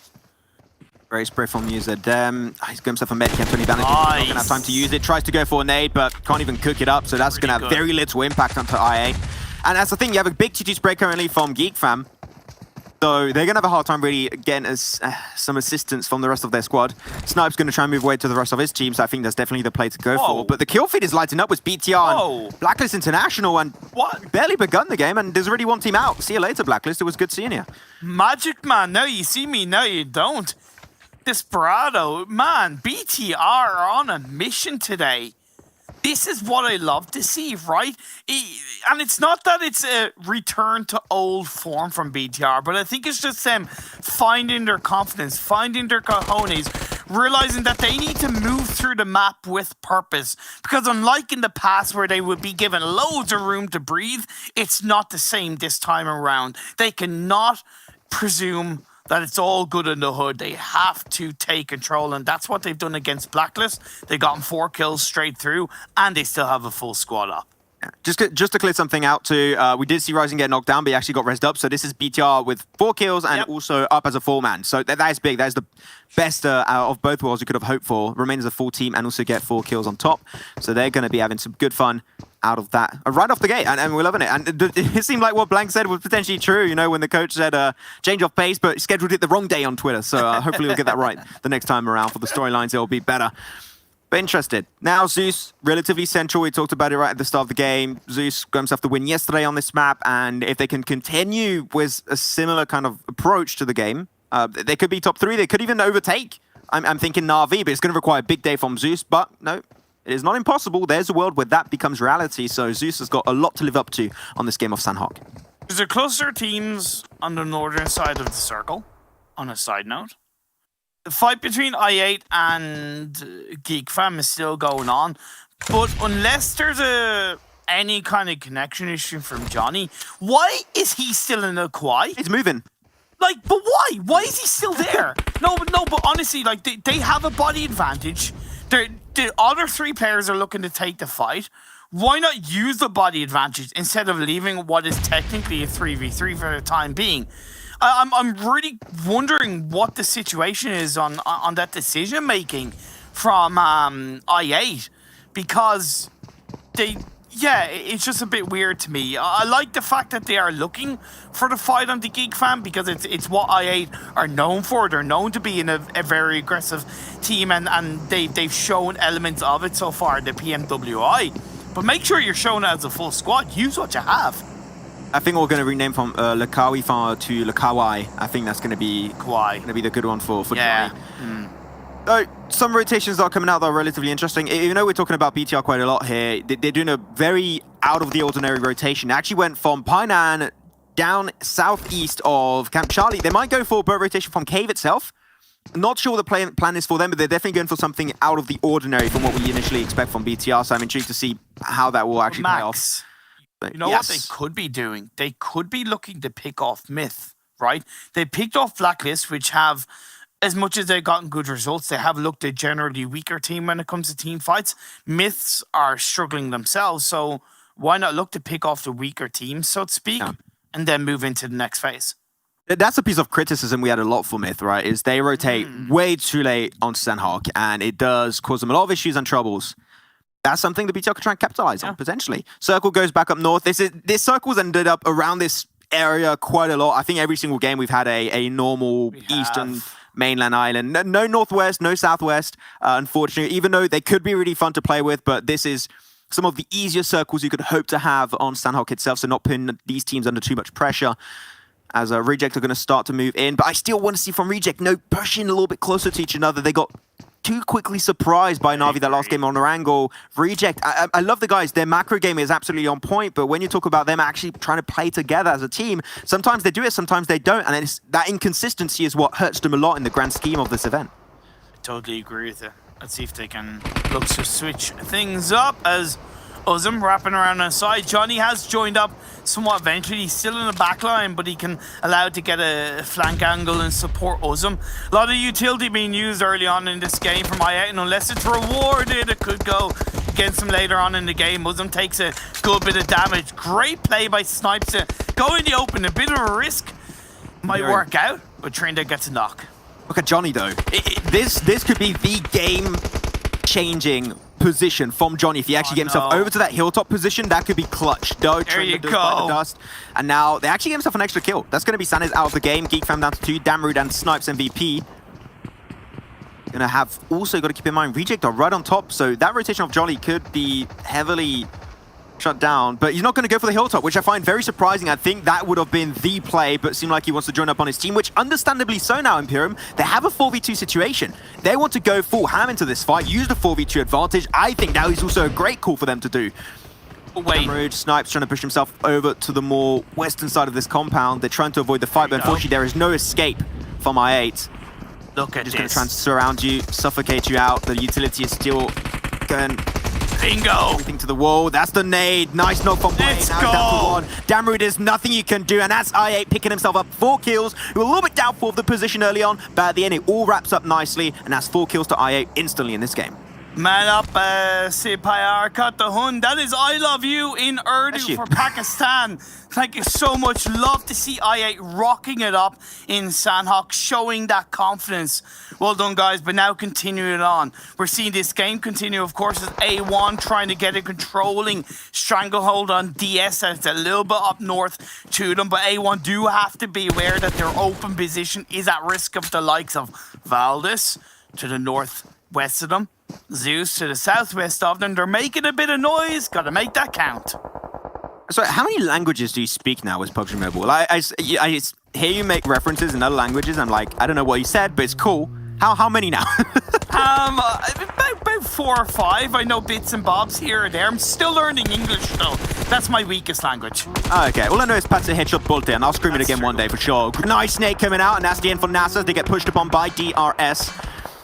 A really good play from the Nepali team. Gyalzin will have to get rezzed up, but that shouldn't be too much of an issue for them at the end of the day. While Na'Vi are pulling off their rotation away from the northwestern island, we'll have a little bit of back and forth clash with Fnatic Zombies. As you can see in the kill feed, Hamco Fire did get knocked on out, so only one might just come out of that from that fight. And what we've seen so far from Na'Vi, if they see a team, they're going to try and take them down. It seemed like there is no escaping that engage. Oh, yes, doing everything they can. That was a fear I had with Zombies. It was initially more on the coastal line, but because they got put under pressure by Yala, they went into the warehouses, which I was okay with. But why did they stay there for so long, right? It's one thing to wait there, but it was a whole phase that they've waited, and that Na'Vi have punished them for. That phase 3 pops up. It centralizes a bit, but still most predominantly to the east. That line of teams that are in the middle for the time being, the Xavier on the outside of the circle, followed by Valdez, DS, A1, Zeus, DRS, Reject, and I8 with BTR. Now getting close by to the Pakistan team down on the southeastern edge of the circle. There's quite a bit of a state actually over to the east and to the west. So if you're a little bit struggling to find a position, there are some opportunities, but this is not something you can read off the back of the plane path. This is something you got to scout and get intel from directly. So if you're a little bit skeptical of how you want to enter, especially I'm looking at the Xavier currently, they got Valdez onto their side, same with A1 and DS Gaming. This is not easy for them, so they're going to have to put a big emphasis around scouting and making sure they get that intel to find the path of least resistance into the circle, and hopefully that will happen in due time. Though, I'm happy Kalaris is not here because he would see this ban potential finish and he would be raging, but Kalaris is fine. The circle could still shift away, but if it does end up on top, this is going to be horrible for all the teams involved. I thought James is here. Oh, no, wait, that's Jason. Sorry, my apologies. Oh, wow. We're so... That's going to come back to bite us in the butt. No, it's real. His name is not. I mean, it is. Ooh. Yala on the western edge of the circle have lots of space in front of them, but it's not really the best position for them to be in, at least in terms of if they go closer towards the center. So it's really important that they look to control that edge and maybe make a bit more of a spread. But you can see Bandar has got knocked, and that's instantly going to slow them down and allow both Fnatic Zombies and Na'Vi to kind of get closer either side of them. So a bit of a missed opportunity for Yala. Let's see if they can recover from it. I think it'll be fine. This is a knock that Na'Vi got where you're not going to confirm it and you know it. That is going to be a res. Bandar gets back on his GP thanks to Loka, so they are fine. But they're just trying to use some resources away from Yala Esport, right? You're going to be using some meds, you're going to be hurting his helmet and also his vest, even though I don't think they feel pain. So maybe not hurting is the word, but they're going to damage it, that's for sure. as everyone's going to be wrapping it. There's so many compounds building shacks, little hilltops and ridges to play from. I think every single team in this lobby can very clearly find a position, especially now we're down to 13 instead of 16. So this phase is not the big tipping point, but when we enter phase 4, phase 5, especially with the circle round ban, that's where we're going to see, I would say, a lot of teams start to take some very severe damage and casualties. Gotta say as well, these have been probably the best and most entertaining and enjoyable Sanhok games to cast in quite a while. And that is because of these mainland circles that we've had across the 4 days. It's such a breath of fresh air, and it really allowed these teams to kind of flex their ability to control positions in the circle despite the faster paced game. As phase 4, you were saying it's going to be the stranglehold they yeet up to the northeast with the Hill of Ban in play, a compound on the edge, and A1 have been gifted. Oh no, Na'Vi getting right into the open arms of Valdis. That's one down instantly. Not much can really do to escape that one. But I mean, Na'Vi, they lost one player and instantly they're like, okay, we're going back, retreat, leave this position instantly. They're going to go back to the compound next to the crossroad section, which I think works out fine for Na'Vi, but they're still going to have a little bit of a hard encounter because Yala's coming their way and they might have a little bit of back and forth onto that compound relatively soon. As Zeus also got to think of how they want to rotate into the circle. But A1 and DS Gaming, they're the two only teams currently into the circle right now. Xavi could try and contest it, but there's not a lot of compounds now, which means that we're going to have potentially half of the teams dying out very soon. Oh, be careful, IA. Uzum takes a bit of damage. They know that it's BTR. To be fair, return fire down the hill as Zuxi wraps around. Blade is in a good position, but out in the open. Mafia Ninja. Oh, no. Third-partying that from inside the circle. That's what you got to be aware of coming into phase 4. Yeah, when you're playing on a plateau like that, you know there's always going to be an wrist right behind you. The play for the bush. Blade is doing so much work. Biloxi's got himself the M249 and he's going to mow down the competition. IA is struggling, but you know what? The shots from down below. Trinder doing God's work at the end, but there's still one play of IA. Where are you currently? It's Johnny late to the party, but maybe able to redeem this fight in the eyes of his team and the eyes of the fans of I8. He gets the intel, goes for the spray, gets so much damage, and that's it for BTR as they get out in 13th, and 8 kills go to the way of I8. Here's Johnny. Let's go, IA. Looking good. They may only be left with 1, but that's 2 squad wipes that's worked out in their favor. Will Johnny go for the heal shot? I think that's the best thing he can look to do. Loot up his opponents, get as many meds on board, play close to the edge of the circle, but mainly go for a heal strat. Man, it's going to be tricky for him to get a result out of this. Yeah, it's going to be a hard one. You know what? It's Sanhok. You can snake it. You can just send to the bush, and we saw it many times happen. With Panda happened, it was also Destiny and other teams. It could happen as fortunately for Bandar gets completely jumped on, and Na'Vi, that's going to be an extra kill to their name. Oh no! Struggling so much, and Valdis are going to be joining the party. Ida's going to be the next one to go down. Loka trying to get Powerful back on his 2 feet, but is at the end not much can do. You're in the blue, and the tick damage of phase 4 just does way too much against you. I think we're looking at the end of the Saudi Arabian team here. Shame, because I want to know, like, how did they let Yala get ahead of them? Right, Yala disengaged away from Valdis and they were heading into the path of Yala, but they were behind Yala at that point. And for some reason, they ended up ahead and Yala got punished. Slow rotations from Yala, and Sanhok has been their kryptonite in this one. Seeming like it's time to smite for Zeus. But Alexander's trying to cross over. The Blue Zone's doing a lot of work. Mexico will, at the end, be an extra casualty. Bood and Salam gonna get spotted out. It's just a question of time. Unfortunately, as you said, there's not a lot of strong positions to play from, so the Blue Zone is going to be a big amount of trouble for some of these teams, as Abilene spotted out too, and that's it. Fnatic Zombies out in 12th. A little bit of a hard rotate, and we said it right. The more you delay it, the more teams already into the circle are going to have an easy time taking you down, so that's going to be a lot of kills in the way of Zeus. Now there's only A1 that's in there with Zeus 2, and there's literally nowhere to play from in this circle. All you have to play is going to be a little bit of terrain, some trees, some rocks. Other than that, you have nothing to play from. One thing being in the circle, it's another one controlling it. Let's see if A1 can pull that off. They do have DS on one side of them. They have Valdis on the other. One of the A1 players was knocked down earlier, but he got revived up. That will at least alert them a little bit. To Xavier on the western side, they've been so out of Camp Alpha, but they're going to make it work. Reject have 2 left in DRS. Man, they're going to be just coming into the circle now.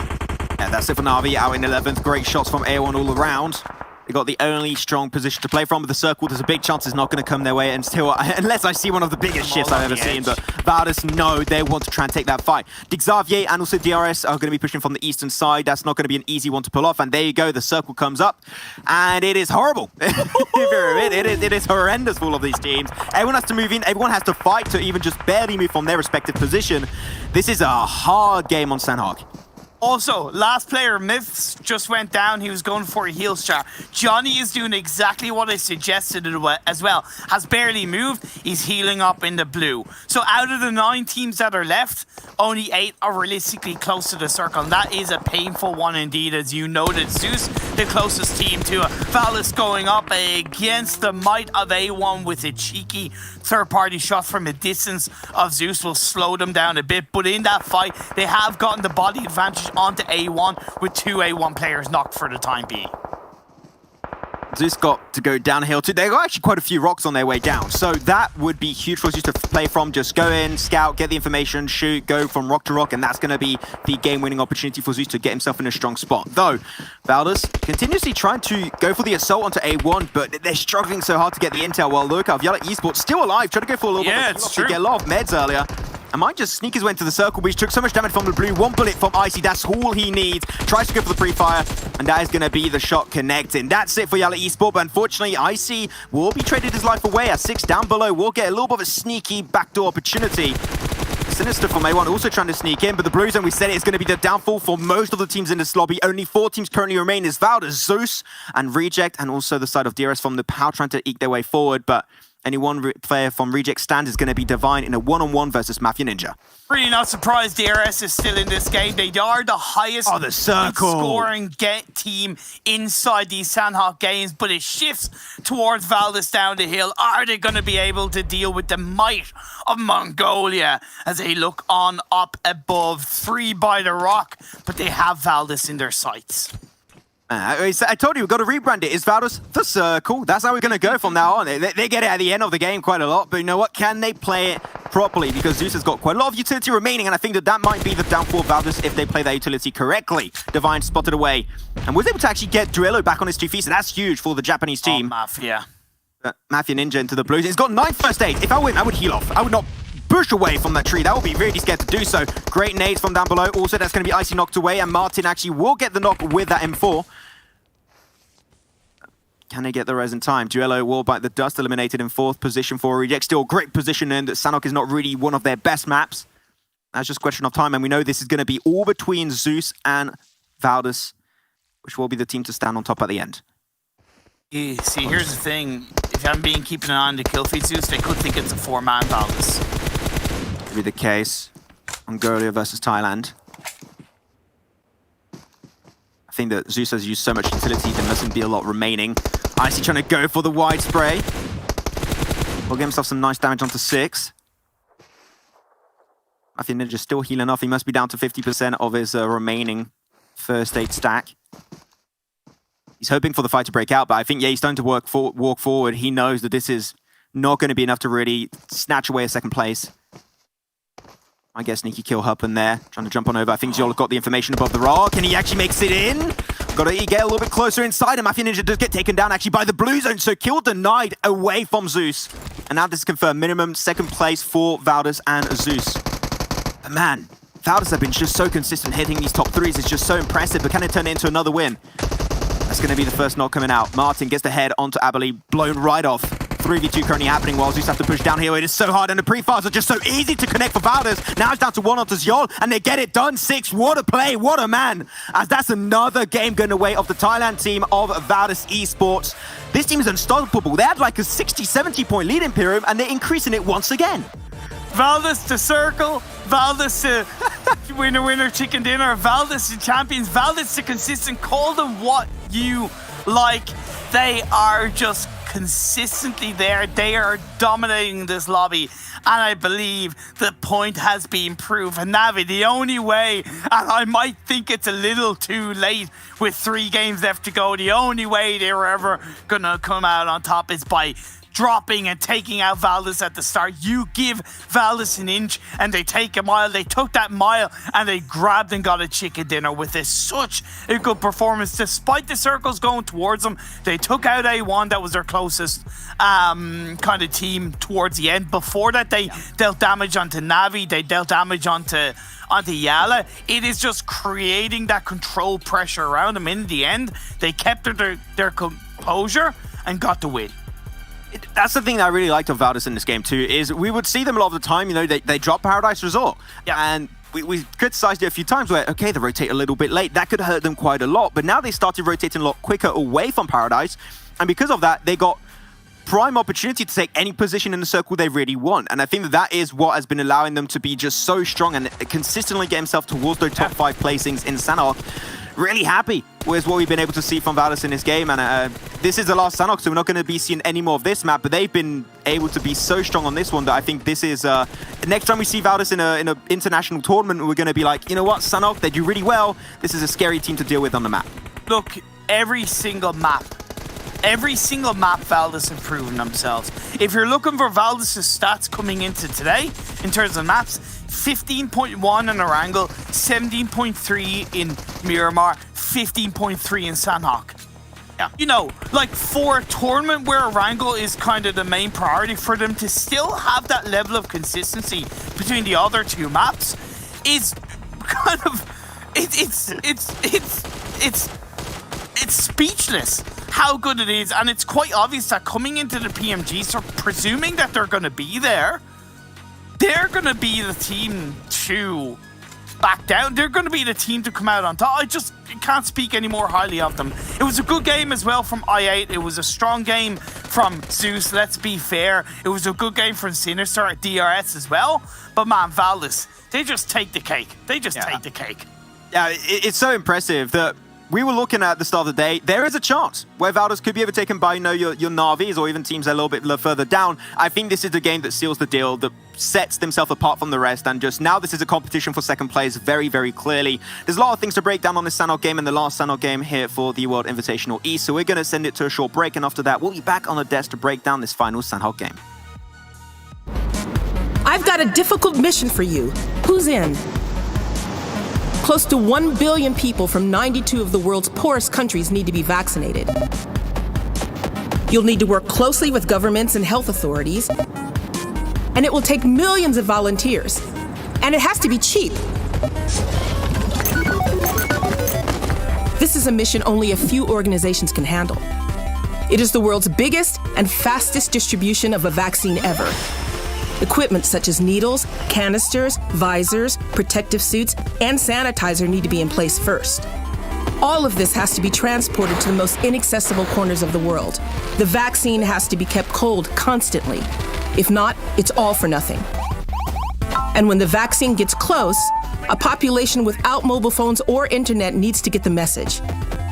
Thousands of health workers have to be trained to perform vital work. No one is safe until everyone is vaccinated, so we can't stop until that's a reality. But even though we're doing this because lives are on the line, this is real life and not a game. You don't get a new life if you fall, or if you drown trying to save lives. We have no lives to lose, but we're willing to risk a lot to vaccinate the whole world. As long as the virus exists, the whole world is in danger.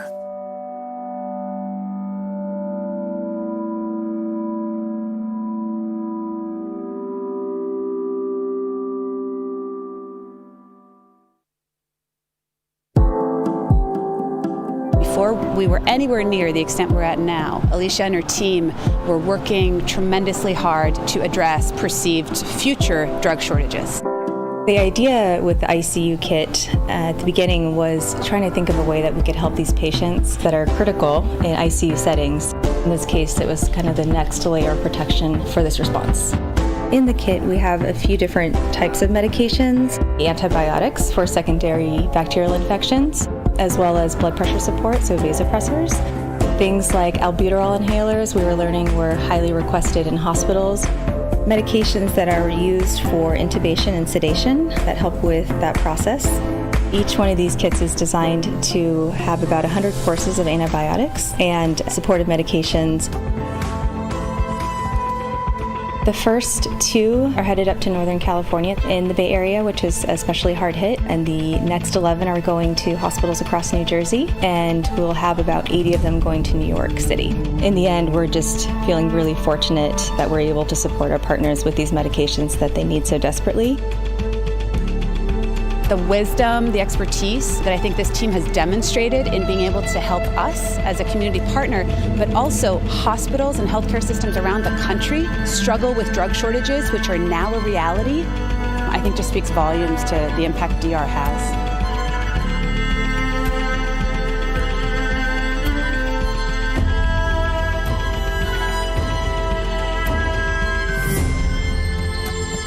We've got the OnePlus 9 Pro, and it's absolutely gorgeous. Oh my gosh, this display is just out of this world.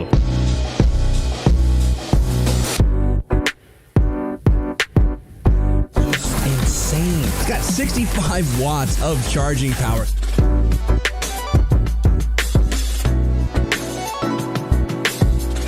The 9 series is next level.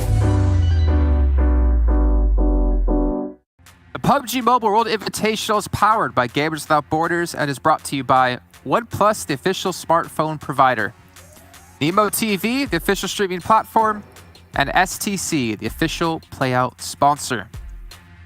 And that Sandhawk, well, you know, there's a couple of guaranteed things in life. Death and taxes, and Valdez doing really well when it comes to a map like Sandhawk. Somehow, this team from Thailand just seems to always do such a phenomenal job, rack up even more points, and put themselves even further ahead of the rest of the teams out there currently gunning for that number 1 position. Still Jason Kaplan, still Blank, still Bled joining me here to help break things down. And Valdez, they're looking unstoppable. I mean, this is looking like a team that could take PMGC and the $6 million prize pool. I'm not gonna say that yet. I said it. We have a few months remaining. You can say it, Jason. That's fine. That's why you're the host and we're the analysts. You know, we got the brains. But I feel like I hope I didn't hurt his feelings. I got the looks. It's fine. You got the looks, though. And the you got height. The looks, you got the height. Yep, there we go. But yeah, all jokes aside, Valdez have... I just cannot comprehend how consistent a team can be. And this isn't just a regional competition. This isn't just, you know, a South Asia, Southeast Asia only tournament. And the fact that they're able to deliver time and time again. Sure, they get a chicken dinner here, but when they don't, it's a second place, it's third, it's fourth, it's fifth. Apart from, you know, a couple of anomalies where they might get in the bottom 4, bottom 5, you never get to see that. And despite the efforts of Zeus Esports there, Valdez, once they got that circle going their way, Blank, it felt like it was a done deal. I mean, like, the guys on the cast highlighted it well as well. It's like Valdez, the circle really here. And yes, they're sure they got pretty lucky with those circles, but they did have to fight for their position quite a bit. They fought off A1 from Bangladesh, obviously then fighting off Na'Vi 2, making sure that they were in an uncomfortable position, which ended up with them getting taken down by a different team. Valdez are just very good on Sandhawk, and I think about a lot of it is like very deliberate movements around the map and very deliberate moments during fights. And I think that one of my favorite things about them is that they know when to disengage, when to fight, when to leave a team to die in the blue or to a different team and just opt for a better position. Even that last moment, Zeus had a really good spot at the top of the hill, and we were saying they need to move right, they need to do something there, but Zeus had already exhausted so much of their utility, they weren't getting down there anyway. Just something really quick to highlight before we go to the overall rankings later on is that currently Valdez Esports, they have 149 placement points compared to Na'Vi's 81 in second place. They're 70 placement points ahead, which is absolutely nutty. And also, just to notice, Bigatron, 7 kills, 0 placement points. Unfortunately, they did fall at the very end, but we got to see they're ready to frag out the rest of the day. But one team we didn't see on the front page that we were talking about so much when it came to our first matches, well, it's Na'Vi. They need to have a lot of points. They have to stay ahead of Valdez every single time. They got a 7-point lead in the last game, I think we should say, as at least 7 points to catch up to them. But now they fall extremely far behind here with only placing 9th, Blah. Yeah, like we were kind of narrating the story of Na'Vi potentially be able to catch up with Valdez Esports before the end of the day here and maybe being crowned champion, right? And that relied on Na'Vi being very, very consistent and having these high fragging games like we saw from them earlier in the first game and yesterday as well. But then when you have a game like this with like 2 or 3 points, and Valdez again getting another chicken dinner, I hate to be that guy, I hate to be the naysayer, but I feel like Valdez have kind of they might have potentially run away with this. There is still a chance. It isn't impossible, but it is looking improbable for Na'Vi. I'll tell you, viewers at home, Bliss says he hates to be that guy, but I'll tell you what, he loves to be that guy. Well, let's take a look, though, at Valdes' map stats. Again, one of the best performing team we've seen throughout this entire event. Even if you look at the West Conference as well, they have the most points by far, and we can see how strong and how good on average they are across every single map. Averaging 6 kills a match is insane. That's ridiculous. It is ridiculous. And I think for me personally, just looking at Valdes, you know, first day they got a 3rd place. On the 2nd day, they got another 3rd place. On the 3rd day, they got a 2nd place. Like, honestly, Sandhawk just seems to be their playground, really. They love this match. And I'm going to go out on a whim here and 100% say that Valdes is probably the best team I have ever seen play Sandhawk. There are so many variables on this map and how to control it, and it feels like Valdes figured out the secret sauce of when to take fights, when not to take fights, and there's a very specific mentality to this match, because you can see it is very different to their Miramar, to their Erangel, where these guys are much higher performance there. On Sandhawk, they opt to like kind of roll it back, wait it out, determine which are the best fights to take afterwards. Playing a lot of times from Paradise Resort, and I really like that because Paradise Resort affords you this position where you can isolate angles round the actual compound itself. So you can play on the north side, isolate the north side, go down towards the south, play around the rocks. It's very smart what they do on this map, and because no one wants to challenge them there for fear of dying to Valdes early, they have free reign. It is just phenomenal. I mean, like, even their average survival time, 20 minutes plus on every single battleground. That's, like, I think that really shows, like, there's a couple different teams, the ways you can look at how teams play, where they look for kills early on, and then they try to carry that momentum over into the later stage of the game. We look at other teams who play strictly for placements and just try to survive as long as possible.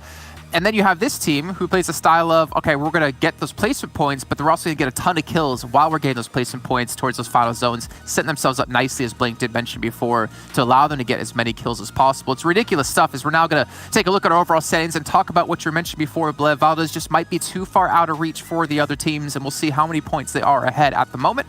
And of course, the battle of Zeus trying to climb up the rankings, with them getting themselves a 2nd place finish in the last match. They're up to 3rd place here and are definitely closing in on Na'Vi. Oh yeah, definitely are closing in. But yeah, like just to highlight what you just mentioned there, Jason, look at the lead they have right now. It's ridiculous, isn't it? Like 60 plus 12. That's the math's right here. That's 72 plus 73. There we go. Boom. Quick math, Jason. No, 73-point lead. They've got 149 placement points, as we mentioned before, and the only other, they have more points in placements alone than they have 5th place team in total. That's what the hell? What's going on here? What the hell? Yeah, it is what the hell. I think what the hell is a very good description of what we're witnessing here. Although, I gotta say one thing. Now, while Valdes might have kind of run away with this potentially, at 2nd place, even the Na'Vi are 188 points, still very good. But Zeus Esports, if they have a couple of good games, if the Xavier perform the level they are alongside Frankie hard carrying, it's up for grabs. 2nd place could go to any other team. And bear in mind, again, that's still a lot of money on the line, even if you do come in 2nd. I think for Na'Vi as well, like, they rely a lot on momentum. This team is a team that once they get going, they really do get going, and those blades get whirring. But coming off our angle, we saw such a confident play where they rotated from military base all the way up around to the east side of the map. It was very strong. They were flying into Fnatic zombies looking to take that fight. And I think if that fight went their way, we could have had a really good angle on our hands, and they would have had that confidence come into Sandhawk. Unfortunately, Valdes have had that confidence throughout the entire time. They know this is a map where they can win, and it's a crucial win for them too. So very well done. But like you said, Blair, that 2nd place is really up for grabs. And the team that I would love to take that from Na'Vi, as much as I am a big fan of Na'Vi, would be the Xavier. I think that Frankie definitely would deserve a high placing during this tournament just alone. And he's one of these guys that I'd love to see get picked up by a big team, potentially even just seeing him even more in the future, because he's such a cool talent, really, just watching him play. And I did want to touch on, 9th through 13th place. It's only a 15-point difference, so anyone could go big and definitely shoot themselves up the rankings. You guys at home, we still have more things for you to win. We're looking for those milestones. We're looking to hit those numbers to make sure to get you guys some extra rewards on your side. So tell your friends, tell your family, get everyone involved here watching the stream, as we're going to get our commentators back involved for our next match of the day. Going into match 3 yet again with Maxman and Imperium. Thank you very much, Jason. Indeed, match 3 is now going to be underway. And man, Barky the Dog, that takes me down memory lane a little bit, not going to lie. But we are going to get ready for this one on Tarango once again. And yeah, I think they hit the nail on the head right now. This is a competition for second place. You got Na'Vi, you got Zeus, you got the Xavier. Which is going to be the one to stand on the silver throne? We'll have to see, but it's really close. So every single one of those few teams at the top need to get good result after good result now. Can BTR do it? Max, they are about 54 points behind Na'Vi. They started this day with a chicken dinner. It wasn't the strongest standout game, but we're heading back over to Wrangle. Do you think it can be done? What do you think? I feel like a teacher right now. I love the way you flip it back on me. Look, anything is possible. I always say it's not over until Fat Lady sings, and I certainly have not started singing, Max. Mathematically, it's still possible, but I could argue that with how strongly the likes of the Xavier and Na'Vi have performed, them two specifically, never mind Zeus, I think that mountain is just a little bit too hard to climb. But this phase 1 isn't too hard for these teams, as the playing path complements it quite nicely. Obviously, it's going to leave it a little bit longer for the likes of Na'Vi to drop in Novo. I8 being able to breathe a sigh of relief. They didn't even try and go for military base because they were a little bit fearful that Na'Vi might look to try and head in that direction as well. So they've dropped down on a compound by the field close by to reject. I mean, really, they should be aware that the only time Na'Vi are going to be dropping a military base is when the playing path is full south. Doesn't happen, so I8 could be a little bit safer this time around. They're going to be close to where typically Reject do drop, so that is something to keep in mind. But they like to play a little bit more stacked on top of each other, so I don't think any team, especially Reject, are so spread as a team that they always play so spread. That is something that I shouldn't have really too much of an issue dealing with in the early stage. But we did see phase 1 pop. Over to the eastern side, we had a lot, and I mean a lot of circles over there, so we are definitely not in uncharted territory. So I'm hoping to see a relatively chill early game, as usual, and I want to see how these top teams that we mentioned, right, how they're going to be trying to deal with this one. Is there's going to be any change of pacing, especially for the teams at the top, or even the teams at the bottom? We haven't seen too many big changes at the start of the day, a few little here and there, but nothing of significance, I would say. So I think we might start get to the point where teams are just like, you know what?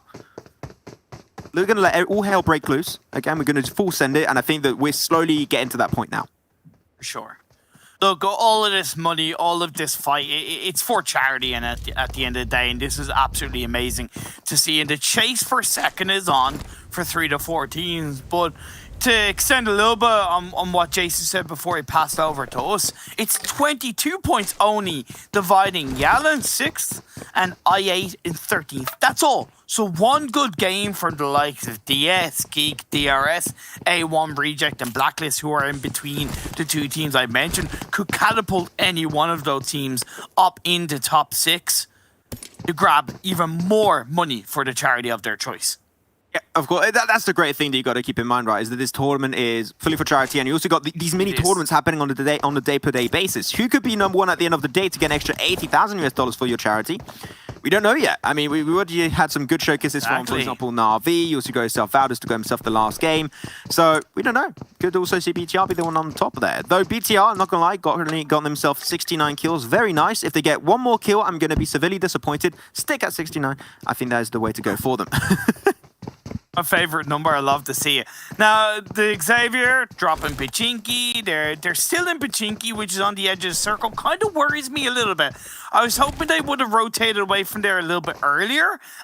Zeus are heading past them. They'll probably go into Potato Hill for the time being. But Geek Fam tend to rotate a little bit earlier from there. Gatka drop as well. So I just worry a little bit that the Xavier might get under a little bit of pressure early on in this game. I'm also hoping that Valdez, who dropped in Rosshawk, might rotate a little bit earlier, because again, there's a lot of potential in this phase 1 circle on the east, because not too many teams drop around the shelter prison area, so there's a lot of space available to grab and call your own in this phase 1. Yeah, so things very normal from what we expect on an Erangel game. So I want to take this time, while not too much is currently happening, to praise a few of the teams that are not in the race for the top 5, but are still doing great. And I think there's some big improvements. And one of those is the team from Bangladesh of A1. I want to sing their praises for a second here, because when we think back at the PMGC, right, they barely qualified into the finals. They got himself in 16th place, and then into the finals itself, they got himself in 15th. So they were definitely not a dominating team. They still had a big impression, I would say, on a lot of people that were watching the PMGC finals or league stage altogether. And now you're looking at this with teams of maybe not as a similar skill level, but at least very close to it. And now they're middle of the table. I think that's a great improvement. So I think that A1 is a team that needs time to grow, spread their wings. And I agree. They're not the only one in this one, but it's just the example I'm taking. The A1 has impressed me. Every single event I've been able to follow them, they got better and better. And if you're able to always take criticism and improve over time, that is one of the best skills you could ever hope to have as a pro team. So A1, you never know. Maybe not world champion this year, but hey, you never know. 2022, 2023, they might just be in the reach of it. And I think something that needs to be kind of credited a little bit more as well. And I know good for you, the top teams having them play, despite the very odd changes, that they're the same roster from PMGC, right?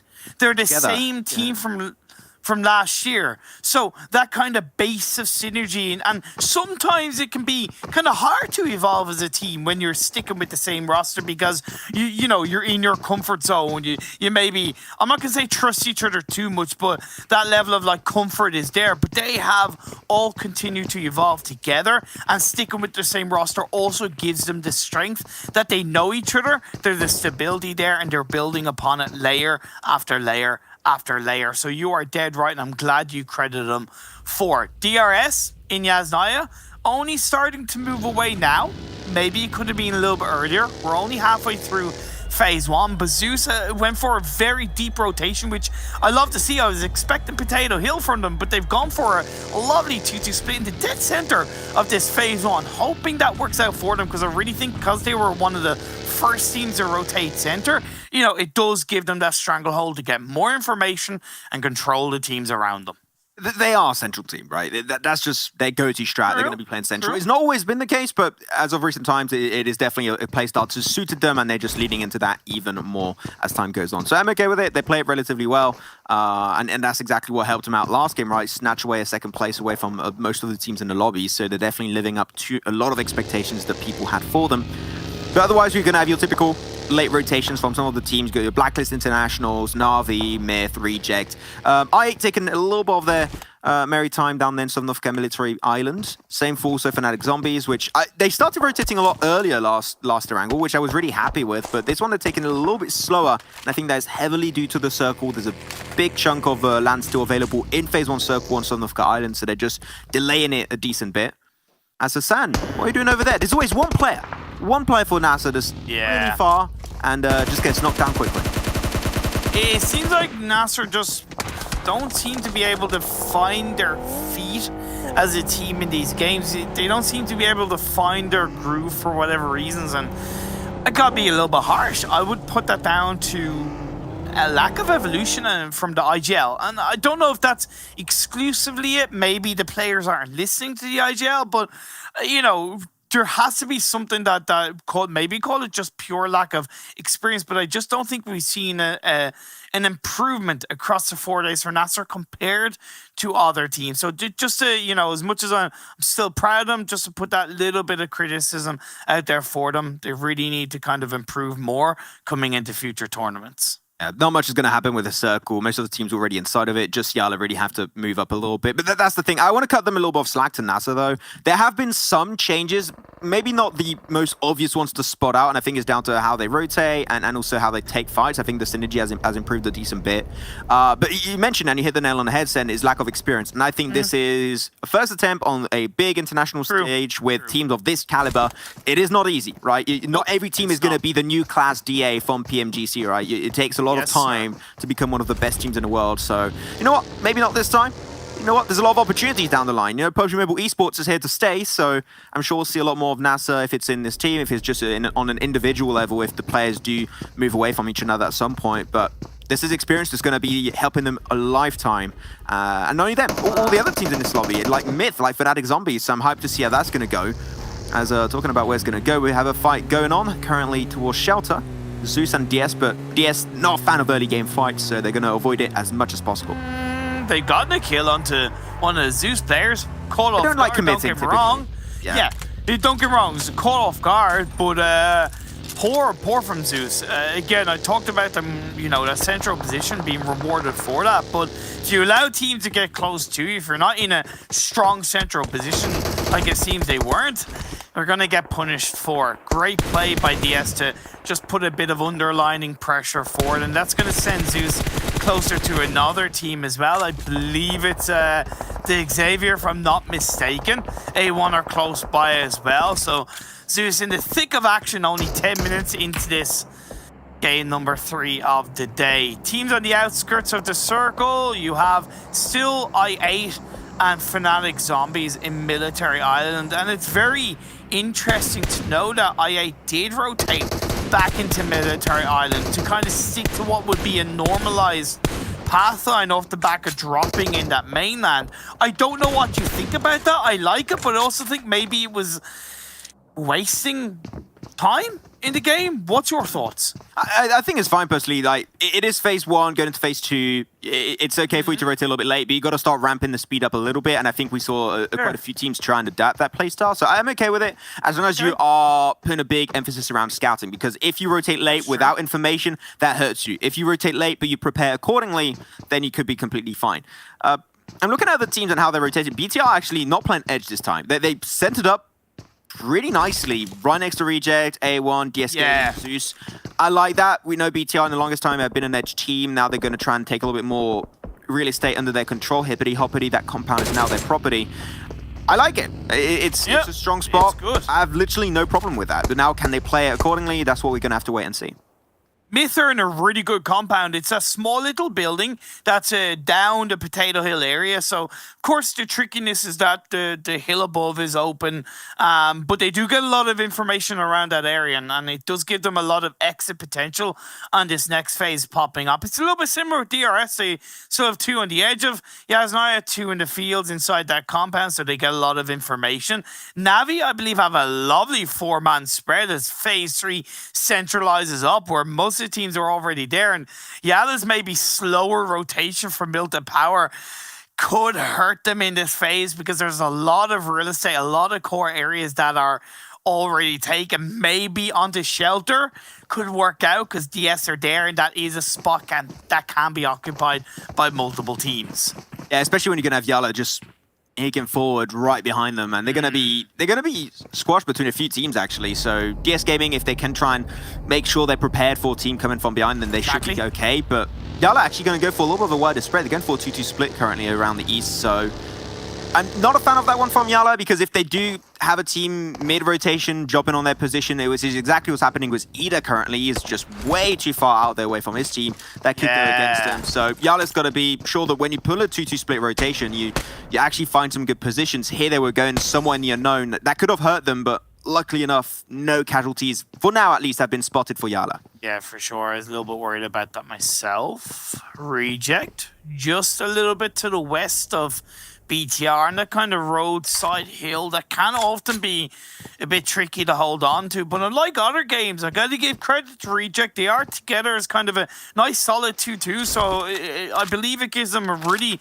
solid controlling part of this circle. I8 are realistically actually outside the blacklist. They're the only team that to still be outside of the circle. Valdez has concept a bit further into the west, where the rest of the team are still in apartments. Not too shabby, but with Geek Fam a bit to the northeast, you have Myth on that kind of hillside, and even Nasser in that kind of compound that's by the side of the road. That's a big part of this circle. It could get a bit scary for Valdez coming into the next phase. Little burst coming out from Salam on the Deep 28, not going to result in really too much being done. Just saying, hey BTI, no, don't peek too much. We will fight you if needed, so just be careful. BTI's got a big spread also. They're going to be sharing that kind of hilltop plateau with Reject. It seemed like I also want to join and want a piece of that pie, so going to try and get a little bit more involved and take more free real estate for themselves. Otherwise, yeah, these are very typical rotations for a lot of these teams. I'm enjoying it, but say, Blacklist getting a little bit blind here, right into the open arms of DRS. But yeah, Gazin struggling to hit those shots. Hits a few bullets for a second, but seemed like the little bit of a card play actually worked out. Get the surprise factor. Claire does get the knock onto Galzin, and that is going to be also resulting in Na'Vi going for a sneaky, cheeky third party. You know that if they see kills, they'll try and take as many as possible because they are greedy guys after all. Yeah, but why did Galzin take shots when the rest of his team aren't really close by, right? You gotta know that when a team is rotating past, as blind of a rotation as that is, your information is blind and you're not together to really feed that information. So that was a mistake from Galzin. Yes, the rest of the team kind of returned up, but Mafia Ninja's now knocked down. It leaves 2 players left up.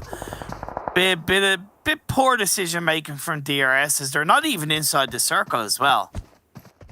Yeah, they are going to have to make sure they can get out of that fight with Blacklist International Na'Vi. There's even going to be Yala and Fnatic Zombies down south, but this is not an easy escape for them. Yeah. Kill feed Zeus versus BTR, that's an interesting fight. We'll get to eventually. You can see into the picture currently as all of Zeus, they're in a dip. Nades are so easy to connect, and it's so easy. In fact, the Liquid is just taking them down one by one solo so far. But you got to be careful, you got a team right behind you. And as I say that's it for Liquid. That's it for BTR. Eliminating the 16th position. It's up and down for them today, man. He got himself a win at the start, and now a 16th position game. Yeah, they need to work on that consistency. And that fight for third might be over as well. That battle, that mountain to climb, especially being taken out by Zeus, kind of add kills to them and really takes the opportunity away from BTR. It is what it is. Zeus will keep on rocking in the free world that is this game. Na'Vi with a 1-1-2 spread nearly. An attempt at 2-2. It is. I don't know if you could call that a 2-2 because I don't think Meku and Tixi are together enough. They might be able to support each other, but are they really close enough to call that a 2-2? Yeah, that's what I call it. It's an attempt at a 2-2, but a little bit too far away to actually call it a 2-2. It's an unofficial 2-2. There we go. We'll go with that kind of pronunciation. But Valdes trying to push their way between Geek Fam and Na'Vi. Not an easy rotation. Now that's going to cause them a lot of trouble, a lot of issues as 2 players instantly. I8. Concept and Martin's still good, but I8 Imperium. They're looking for the fight again onto Myth. They get himself a knock onto Faruqi. Hostem's down below.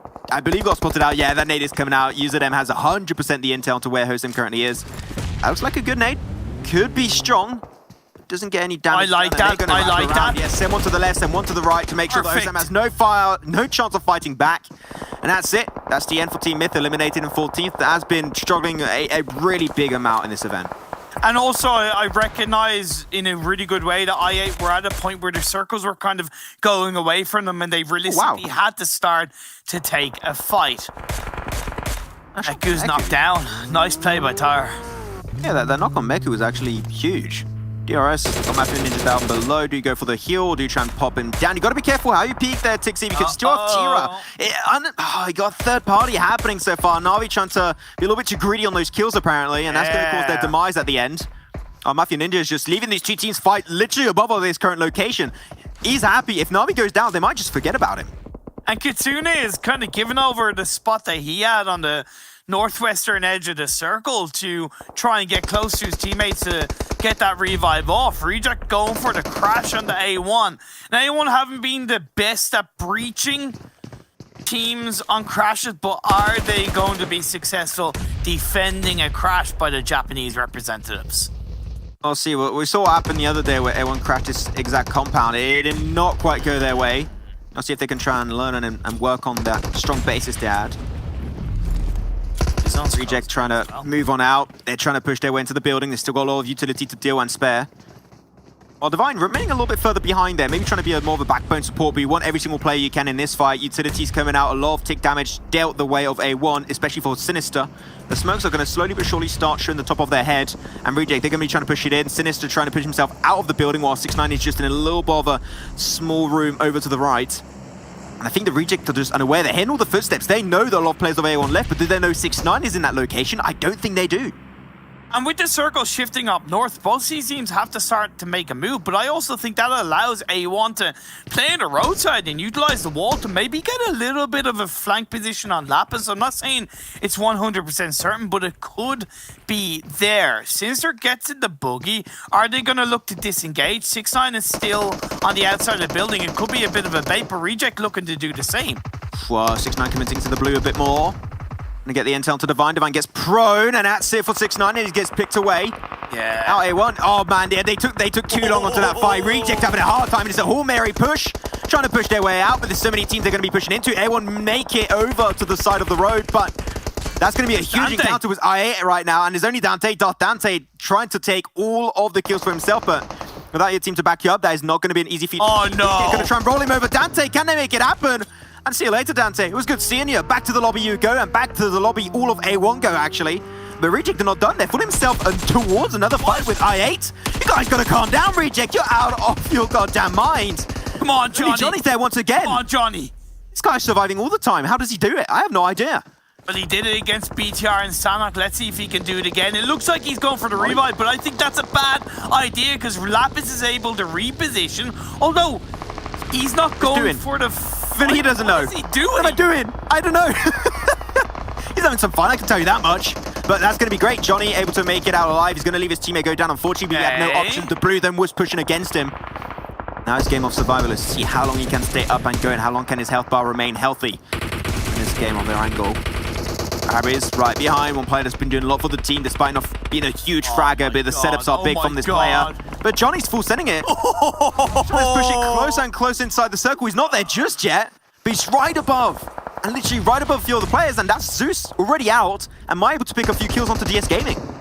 Don't mind me, guys. Don't mind me. I'm a nobody. Ignore me. Ignore me. The Xavier pushing in onto Yala.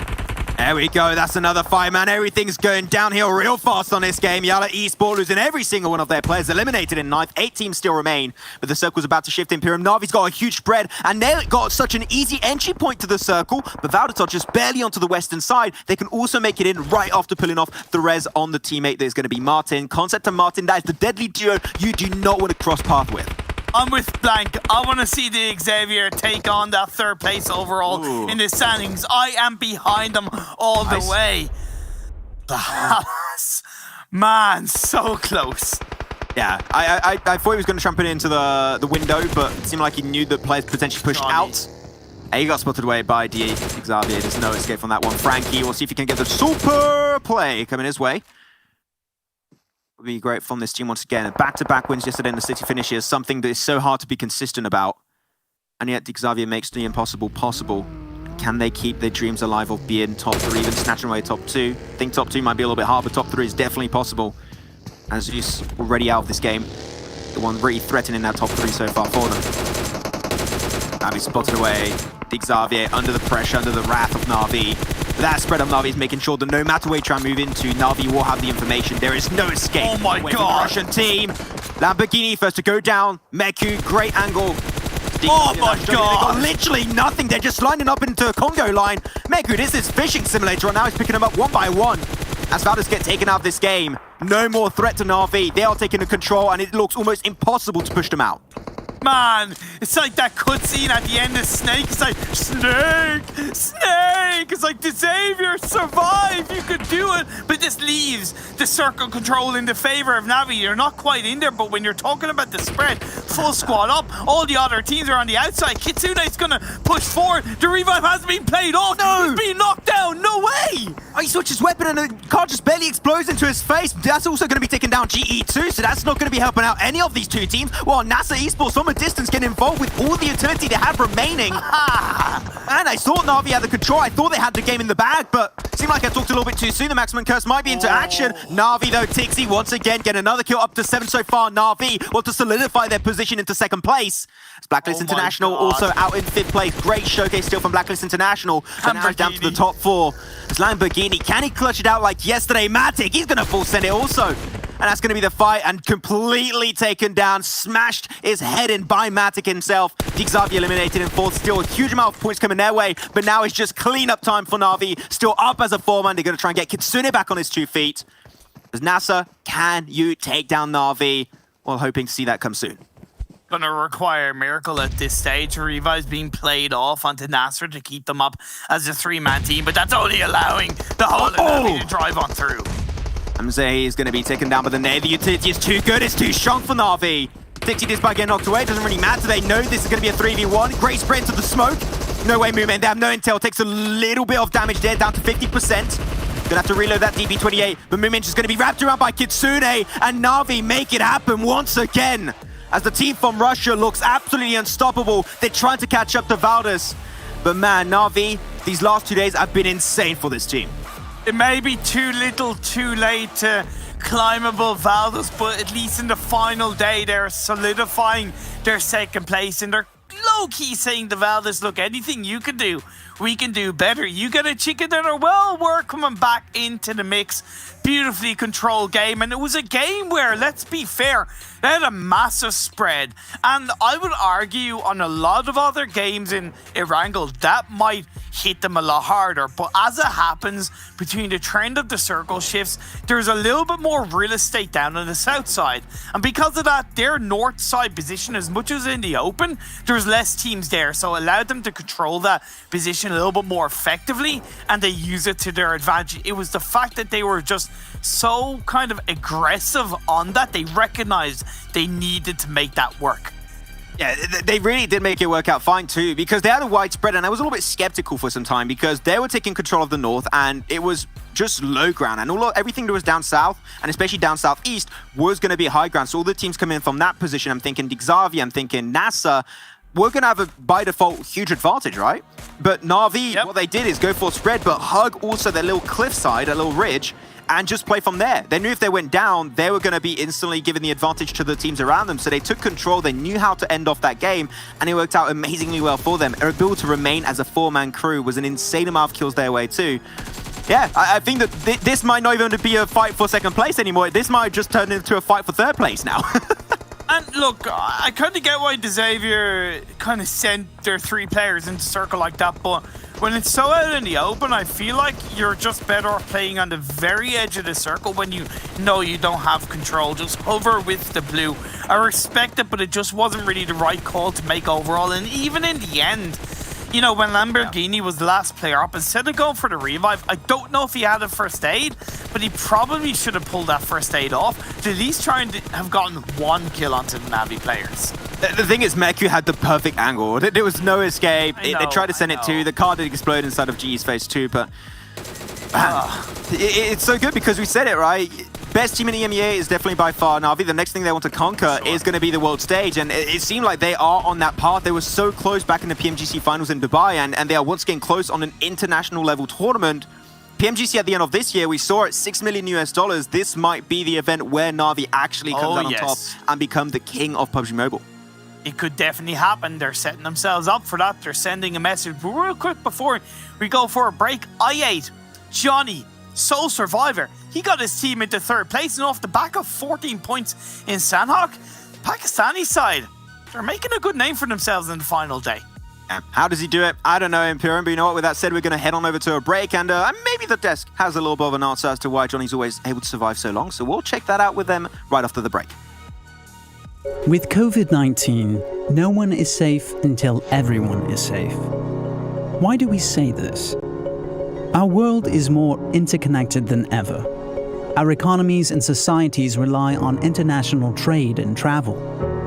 Just as this brought wealth and opportunity, it has made it easier for viruses to spread rapidly. Today, COVID-19 cases have been reported in almost every country in the world. This makes it vitally important that when safe, effective vaccines for COVID-19 become available, they become available for everyone at the same time. COVAX is a partnership aimed at making this happen.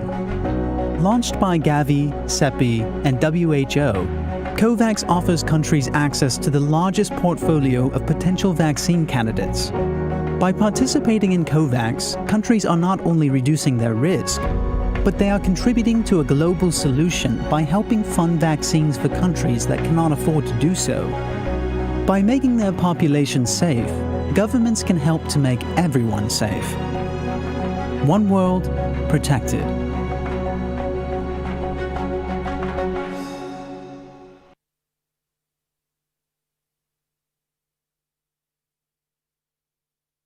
We've got the OnePlus 9 Pro, and it's absolutely gorgeous. Oh my gosh, this display is just out of this world.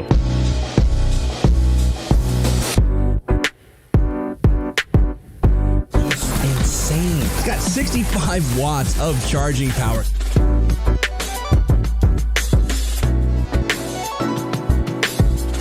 The 9 series is next level.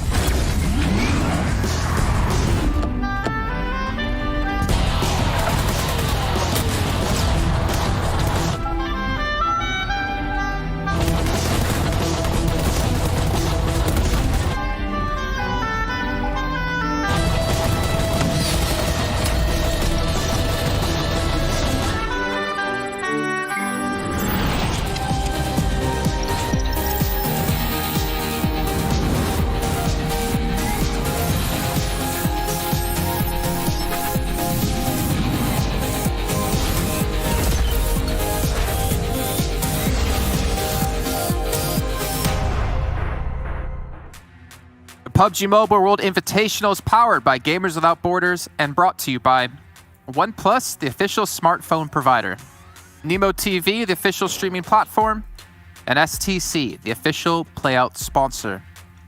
And I can't believe it, guys. And by guys, I mean blank and blah. We're past the halfway point here of our final day of action at the PMWI, and we're very close to find out who's going to be taking home the $250,000 for the charity of their choice. But we still have teams like Na'Vi fighting to take the #1 position away, and other teams out there trying to ramp themselves up in the rankings and hopefully rank themselves up in the prize earnings as well for their own charities. So Jason Kaplan and Blank to start things off, Na'Vi, they were on a mission in that last match, in match number 3 on Erangel. They were looking for every kill they could possibly pick up, and they were doing it with style.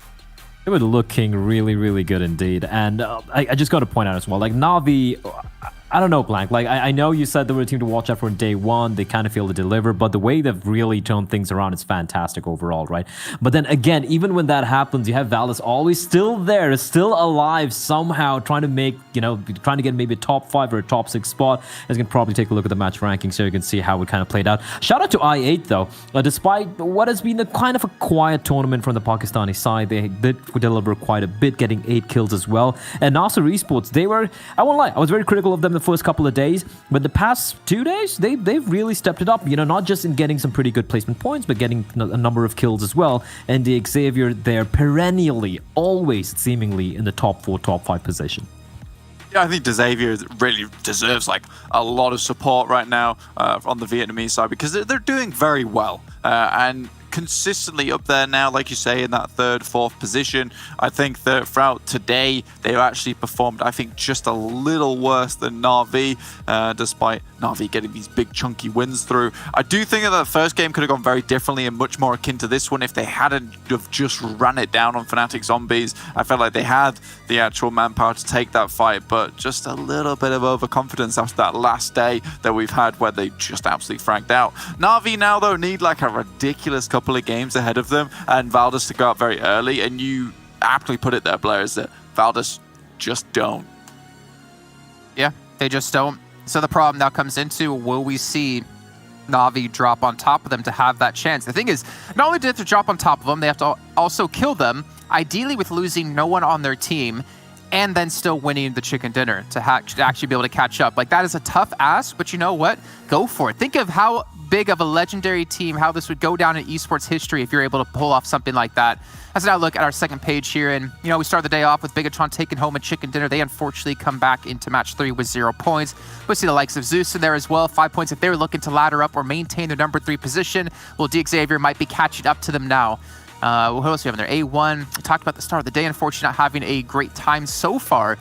But gentlemen, I mean, again, considering how close the points are in some of the positions we do have on our overall leaderboard, it is very likely that, 1-2 points here could get you up the rankings for an extra $5,000, $10,000 for your charity. I'm going to be very disappointed, I won't lie, if Zeus Esports not able to contest with Na'Vi by the end of the day, by the end of the event over here, right? Like, they're a team I had my eye on coming to this event. They look fantastic in the PMPL South Asia Championship. They look fantastic at the beginning of the year as well in the Global Championship. And for a team like that, I feel like I don't know, it feels like they've been kind of cowed a little bit, Blank. You know, watching the way Valus are playing, the way Na'Vi are playing. They're not usually playing with the same flair. We see them, go out for hunts, go for fights, looking for fights. Go back to the Erangel map we saw earlier today, where Na'Vi were just on the hunt, looking to take down anyone on their path. That is Zeus I remember watching earlier, like a couple of months back. And I wouldn't say they've been timid, but they have been kind of quiet so far. I mean, they do have that vigor, but they play it from game to game, right? It's like one game terrible, next game, wow, what the hell? Yeah, wow. What the hell indeed. Well, speaking of that, one game terrible, one game wow, what the hell. Let's take a look at Na'Vi and Valdez in the maps they didn't do so well on today so far. We had Valdez take a chicken dinner on match 2, but then match 3, they go in and get themselves 5 points. And when you compare that last game up against Na'Vi's performance on the Sandhawk, where they unfortunately didn't have a strong start. Now, the funny thing is to me, is you look at their stats, Na'Vi have the better stats, right? However, Na'Vi only scored 3 points on Sandhawk, whereas Valdez scored 25. And Valdez scored 5 on the last match, which was on Erangel, that Na'Vi won with 27 points. So at the end of those 2 matches, Na'Vi's not even 1 point closer to Valdez right now. We're on even Stevens between both these teams, and it is pretty sad to see that Na'Vi is just not able to close the gap here. And really, Valdez Esports, they're currently just in cruise control at the moment, and why not really when you're so far ahead? It is the point where, Valdez is sat back just dangling the chicken dinner or the win of the PMWI in front of Na'Vi, and Na'Vi's just desperately trying to chase at the moment. And they're doing a really good job. They are a fearsome team, to say the least. But Valdez, it's just very hard to displace them now. I mean, Blood, the thing is, this isn't a 2-day tournament. If this was only done over 2 days and it was done off day 3 and day 4, Na'Vi would be in the lead, 100%. They would be the team to catch up to. But when you have a 4-day long event, you have to play well on every day. And as we talked about before, with Na'Vi taking some time to ramp up, that can work against you, as we're clearly seeing here. Yeah, it can, right? And it's just unfortunate because for Valdez, one thing they've done really right is something I alluded to yesterday as well. When they got that day 1 lead, the massive lead they had, they didn't just, sit on the laurels and just rather rest on the laurels and just be like, all right, we're just going to take it slow right now. Just play for placements. No, they still continue to push. They still continue to go for those chicken dinners and have those placements. And yes, they were never able to come close to hitting the peak from day 1. But as long as they keep getting these top 5 placements, and I do believe, just taking a look at the stats I managed to drag up, and I think they had 11 top 5 placings. Sorry, top 3 placings out of the 18 games we've had so far. That is ludicrous, right? So even if Na'Vi, even if maybe a Zeus had popped off and had a huge day, the fact that they had a couple of quiet days would have always ensured that Valdez would still consistently maintain that lead.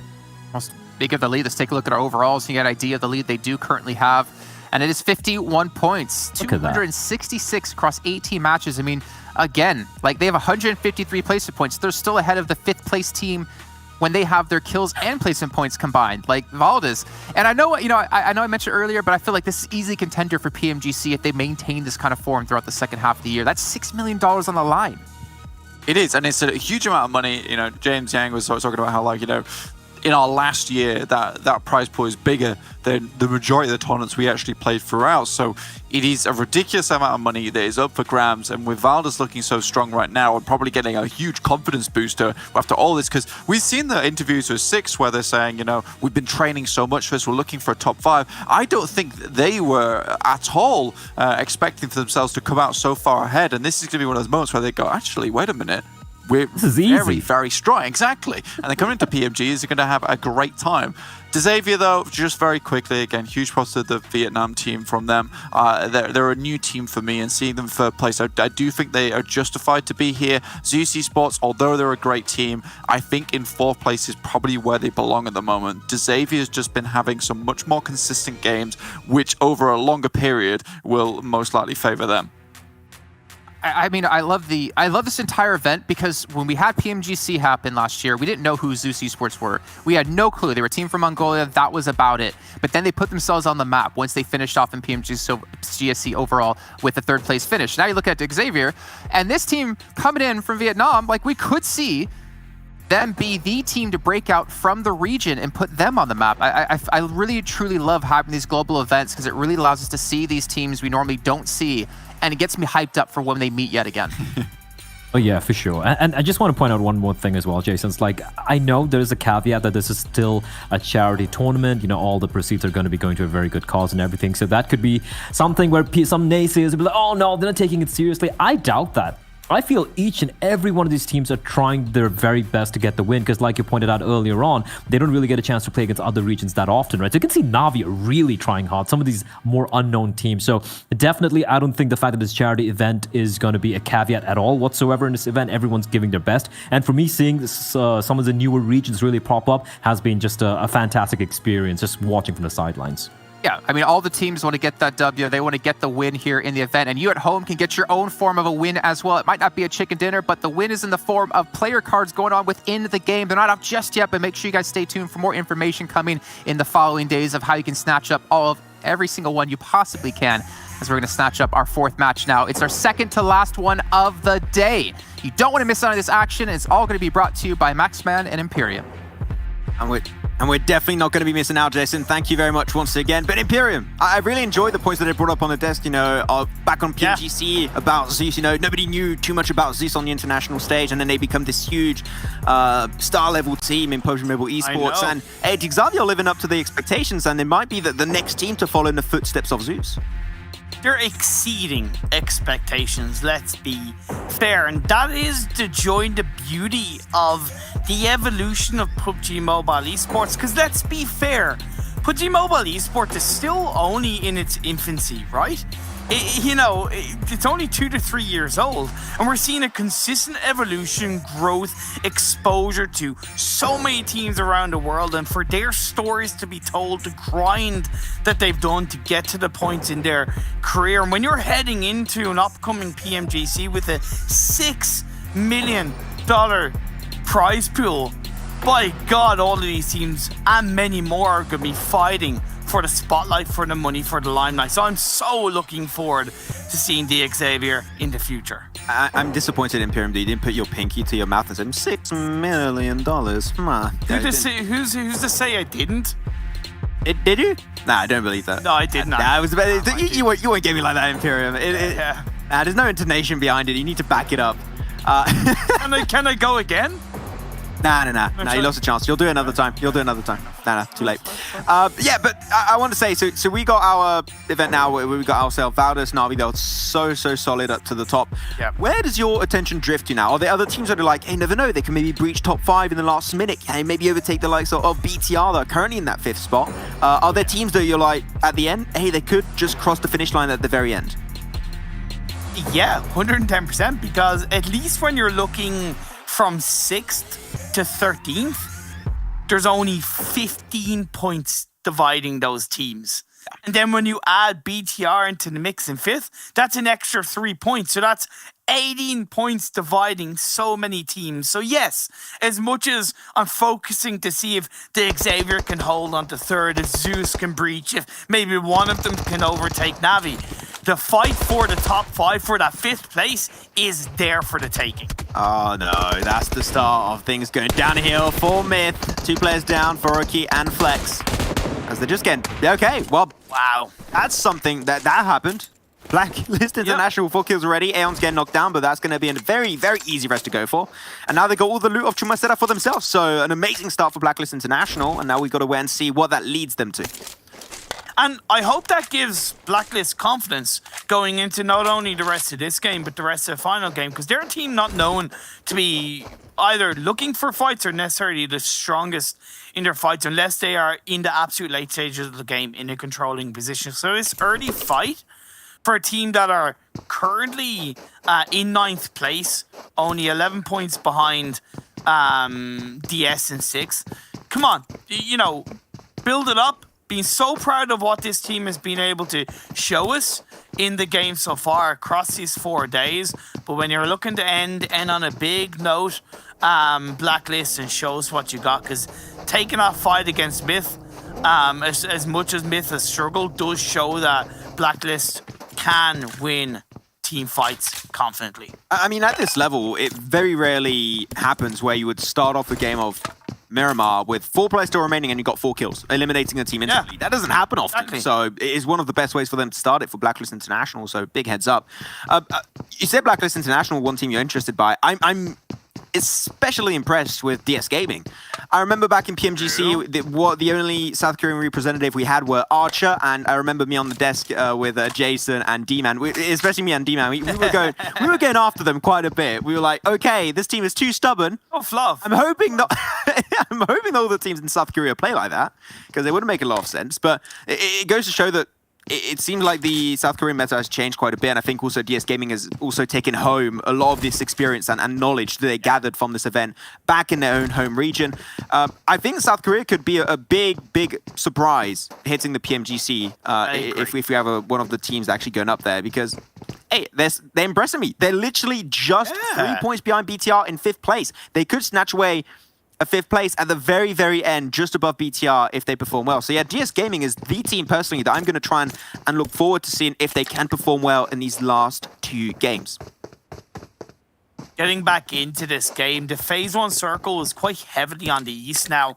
Look, I don't wanna kind of jinx it too early, but it could be an island finish. I've done it. I don't care. I'm sticking to it. It could be an island finish, but as far as teams now rotating as the blue zone is starting to close in, Navi actually went for a Campo Militar drop. Either that or they dropped in the copy and made their way through, but I don't think that's the case. They dropped in Campo Militar, so they're kind of quite a little bit away from the circle. They've Yal in front of them, Zeusser and El Azahar. They have a really solid entry point into a really strong high ground position just to the south of them, outside Junkyard. Fnatic Zombies are in a really good spot, but they are still, I believe, too close inside Impala, despite the circle on Phase 1 being quite heavily on the east. I8, although they dropped in Los Leones with A1 and I believe the Xavier, they've all kind of respected each other and moved away on their respective areas, so that's good to see, and they're trying to set themselves up for a much better Phase 2 ongoing. We can't currently see it. Hopefully the map feed will pop up eventually soon. Reject, I just want to point this out. They're once again going for a very big spread. I believe it's a 2-1-1. In fact, yeah, it's a 2-1-1. Sarah and Divine going to be away from the 2 other players of the team. Is it too big? It's too big. And that's one issue that I've had with Reject so often is being spread during a rotation is fine. Don't get me wrong. I do it myself when I'm playing my own games and I'm playing with teammates in voice chat. It's okay because you've got one player scouting, the rest of the team falling behind. And if you've got multiple cars, you're making sure that if one player goes down, the team can still moving forward. But Reject do it in such a way that literally, because they're so far away from each other, sometimes you'll see a team just pop in the middle of the spread, and then, well, they're so far away from each other, if one player gets knocked, then you can't assist each other, and you just lost one player for almost no reason, and there's no way of bringing him back into the game unless you win the fight. That's one issue I have. The spreads of Reject make sense, but they just push it to such an extreme that teams just are like in the middle, like, well, wait, what's this? Are these 2 teams or is this one team? And they just win the fight after. I think they've also kind of proven, or they haven't proven that it's gonna work for them, as Miracle does take down one, switches over to the Gumball toward the sidelines. 6ix9ine Boy is there for the taking, and he's gonna grab that kill. Well, M16, unfortunately, is no weapon that does miracles for you, Miracle. Well, feels bad, man. That is not a clutch weapon. And should have stayed a little bit more scoped in, I would say. Maybe would have had a better chance to get the double, but doesn't quite go his way. That's going to be Miracle out for NASA. NASA did get a strong game last time. They got himself a 2nd place. Yeah. But they took it really slow, and we like it. That's what we like to see, because NASA, the main issue we had, them being a little bit too spread, like Reject, but they started working on that a little bit more, and it has worked out pretty well for the last few games now, so I want to see more of NASA actually trying to play as a team, because when you have one player far away like that, like Miracle, well, there's can't do much, because you're playing with some of the best teams in the world. You're solo, the chance of you taking a 1v4, unless you're called Martin, well, it's not going to happen. I love this from Zuxi. Just a little thing like blowing up a couple of tires from vehicle that's in a compound down below. It slows down your opponents. It's A1. It's really positive. It's going to give BTR a little bit more freedom. What do you mean you hate it? It happens to me all the time. I'm in game, you know, I'm chilling, and I'm going to take a car. All the 4 wheels are popped. I'm like, come on. Gotta ruin my games. Oh, Max. Do you want a hug? Do you want a hug? Actually, that would be really nice, but from Jason, not from you. Sorry. Wow. There you go. Wow. Okay, fair enough. Hey, sorry, tough up. Tsundere over here, man. That's how we're doing it. No, that's fair. That's fair. Navi's got to be a little bit careful. Yalla Esport could put some stick in their wheels later on, so Navi's got to think how they want to enter that wall. And Geek Fam slowing their rotation down a fair bit. Circle does go down. A little bit of water still in play. Not going to be too hard. Los Leones, though. And looking at the position up north of Los Leones is amazing. A1 typically like to play that position, but they moved a little bit further away. Blacklist International are rotating late from that position, so I think Blacklist, if they scout and approach this position properly, they could have one of the best oversight positions of this entire game to actually get that intel that they desperately need. I8 had I believe, a little bit of a 2-2 split. Upon this circle popping up, they're joining up as a full squad, so great reaction coming out from them. Yes, A1 did go a little bit further than an optimal position that you quite correctly pointed out, but they are still in the center of this phase 2. We're seeing a massive cluster of teams inside the circle already, with teams still rotating, so we could see a few players being picked off. Maybe not full squads wiped out, but a few players picked off just like that as DS look to get closer to that 5th place. And knock on the Zyal. Satan rocks it up. That right there is where you pop the wheels of your vehicle to make sure you can't get shot underneath it. I see. Oh, wow. Big headshot. Woo! Okay, A1 are out for blood right now. They want to pick everything out. And Zeus can't really afford to die now, right? Like, if they do, that's Zeus maybe giving their spot away to BTR. And I loved what they said about Zeus on the desk as well. They are not playing with any flair in this final day, right? Or even throughout this whole tournament. I'm not saying they've played with fear, but they haven't played with the level of flair we've seen from them in PMPL and possibly PMGC as well. That kind of dominating, somewhat bullying playstyle. I know, you're not really going to get away with it, so to speak, a bullying playstyle in this kind of lobby. But, compared to the likes of Navi, they're in no way trying to make these games their own. It's like they're going, please, can we have a position in the circle, please? We come in peace. And it goes to Valdis. And it goes to Valdis, or they get punished on their rotation in. And they really need to rethink coming into future tournaments, because it's not going to get any easier. Yeah, got to try and make sure you take a little bit more control. You're proactive on your approach to these games and to these circles. So hoping to see some evolution on that side. Na'Vi going for sneaky wraparound. They saw Yalla, they got the intel, so that's great. And now they are aware of the situation around them. It seemed like Yalla are trying to chase it down a little bit. It seemed like both Loka and Bandar have a game plan in mind. But Na'Vi are just going so wide. They're also on the main road because the terrain's not really easy to maneuver around. So that's going to take a little bit more time for Yalla to get in a prime position. So that's making that position of Na'Vi actually relatively easy to pull off. So I'm okay with Na'Vi and how they're making that work. But Yalla's got to be careful because Geek Fam is slowly but surely closing that gap. And they could get right behind Yalla inside the circle. And that's where I start to kind of get a little bit worried about Yalla's consistency upon how they try to have these big 2-2 splits. Even if it's just rotating into the circle on phase 1 or phase 2, they tend to try and pull it off one too many times. And it's a kind of rotation or split that isn't jack of all trades. It is, for the most part, pretty situational. When it works out, by God, it works out really well for Yalla. But when it doesn't work out, they get punished for it. Phase 3 pops up and it centralizes beautifully. But this kind of circle shift, on one hand, it's great because it eliminates pretty much like 90% of Los Leones. But on the other hand, it does allow very, very, very open field areas in towards the central part of the circle. So it does eliminate some tough areas for teams to, good areas for teams to kind of position themselves if they're not already there. There are two very polar opposites kind of terrains you're dealing with here. You got the field finish you just mentioned, Imperium up north, and then you got your big hilltops down south. They're right up north of Los Leones. Good oversight, but now you've got to question yourself. What do we want to commit to? Do we commit to the high ground, or do we start going into the field, look for compounds, or make some makeshift compounds?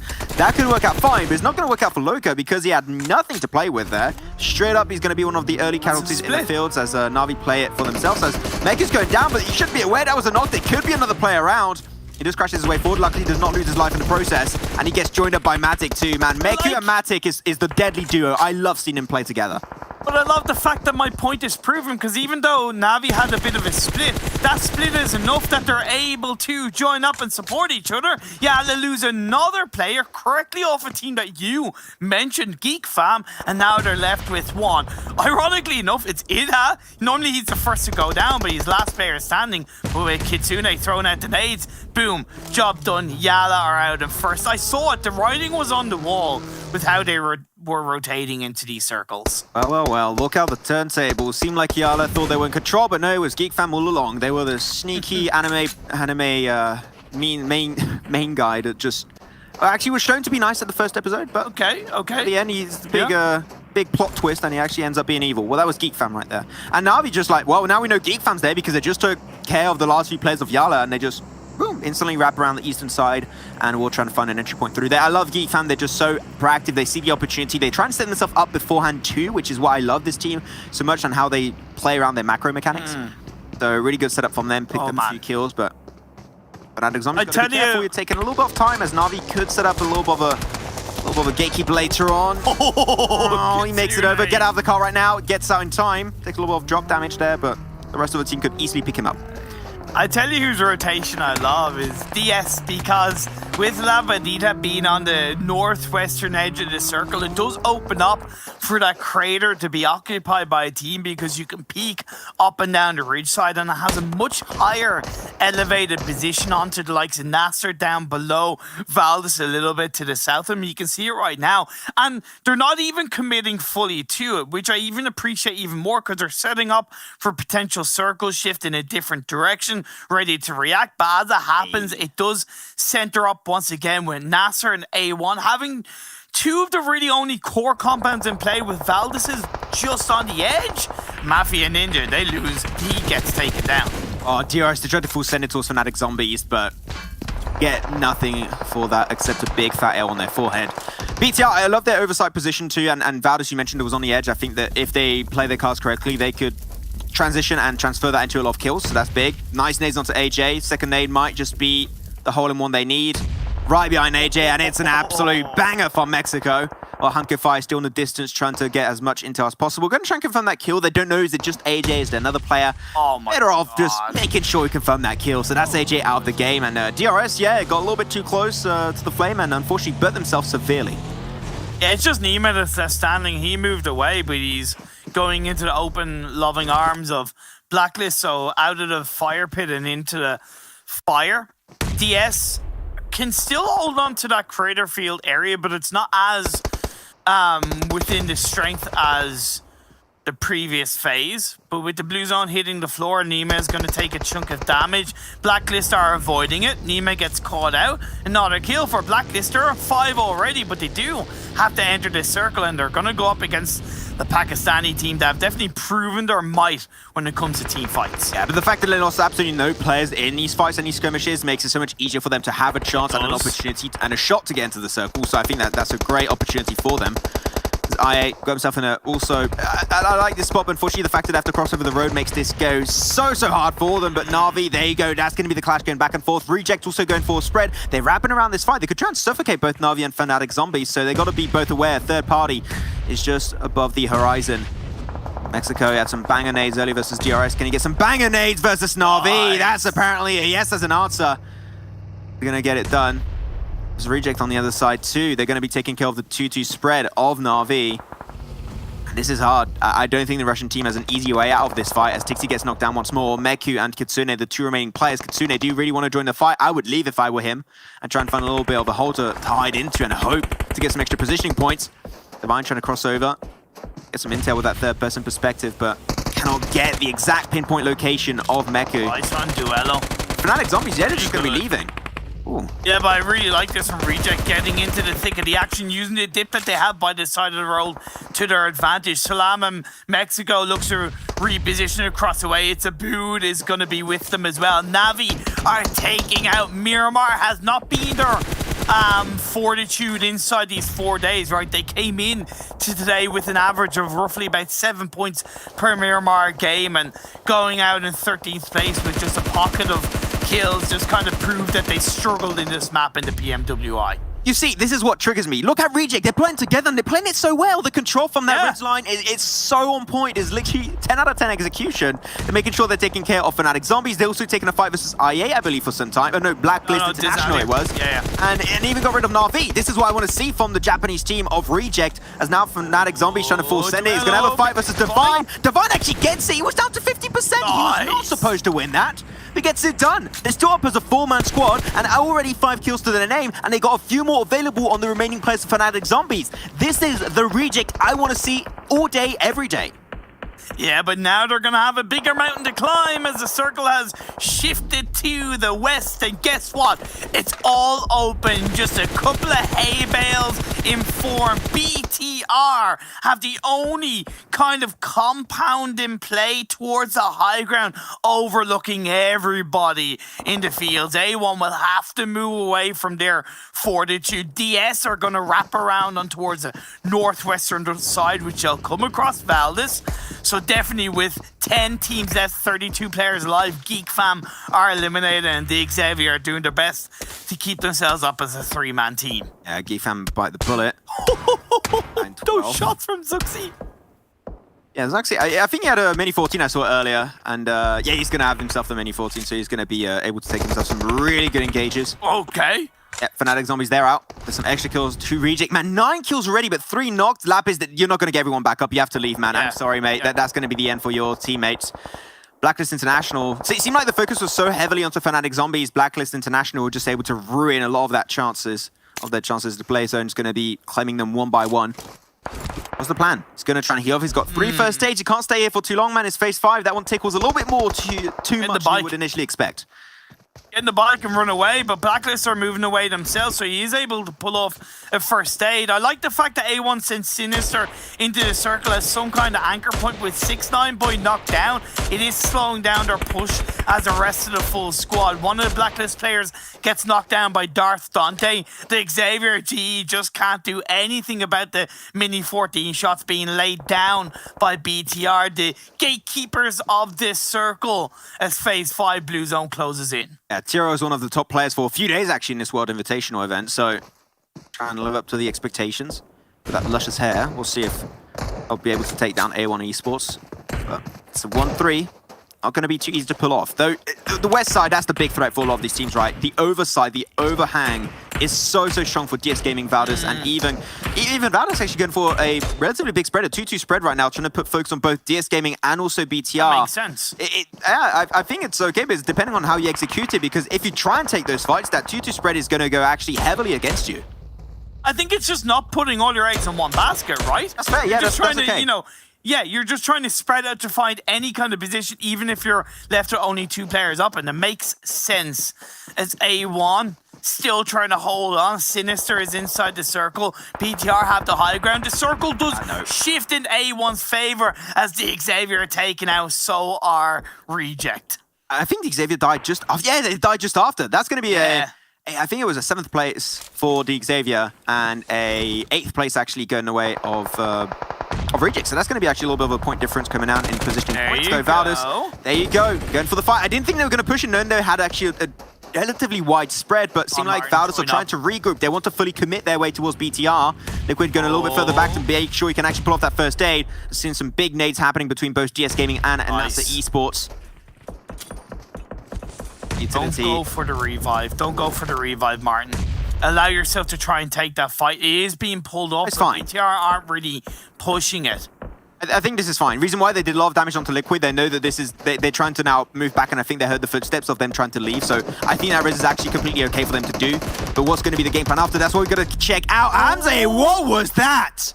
Absolutely destroys the South Korean team of DS Gaming. That's a top 4 minimum for NASA. Man, this is consistent for them. Last game is top 2, a top 4 also on this Miramar game. This is NASA Esports that's truly turned a new leaf, it seems. Jordanian team showing up on the final day. Found their confidence, found their feet. But can they claim this chicken dinner? It would be their very first one as Valdez are disengaging away. They're like, no, we've wasted too much time. We're having none of it. But is it going to be too little, too late? A1 now going to have to defend their fortitude. I'll see if the anime comeback story will work out for Hamzy, but no, he's just getting destroyed by 6 on top of that buggy. Not much could really do. 4th place for NASA Esports as Valdez They're wrecking havoc over here on Miramar. BTR, A1, and Valdez. Top tier teams in PUBG Mobile Esports. We're trying to take that fight. And who will be the one to take the win? Man, BTR, if they take himself a double win today, they're not called the Comeback Kings for nothing. Nice. It's a nice nade, a nice headshot connects. Everything is currently hitting the mark. Oh, no. The thing is, you're in that building right there under that shed. You're just so easy to nade up. You're prone to taking damage from BTRs. Now they're closing that gap. And A1 are just pinned down. There's not anything you can really do. Jax is just pinned down. The nade, the mollies, everything connects. And that's it for A1 as they get eliminated in third. And now only 2 teams remain. It's Valdez versus BTR once again. So good by BTR. Unfortunately for A1, Valdez couldn't be there to in any way initiate a third party, so the focus was there for the Indonesian side. But the leaders of the PMWI, they just don't stop stopping. How do they do it? Full squad up, another game on board. The consistency is just running wild, wilder than Hulkamania in the 90s. But that nade disgusting will slow them down. Absolutely disgusting. What a nade from Liquid. But now they need to try and get himself a little bit more. Concept over to the side. Not too sure if they're aware of his current position, but the circle does go in BTR's favor. So Valdez really, they're going to have to push out. And there's already been so much utility used by Valdez. There's literally no escape. Another nade. What are these nades connecting for BTR? That's a kill confirm onto Martin.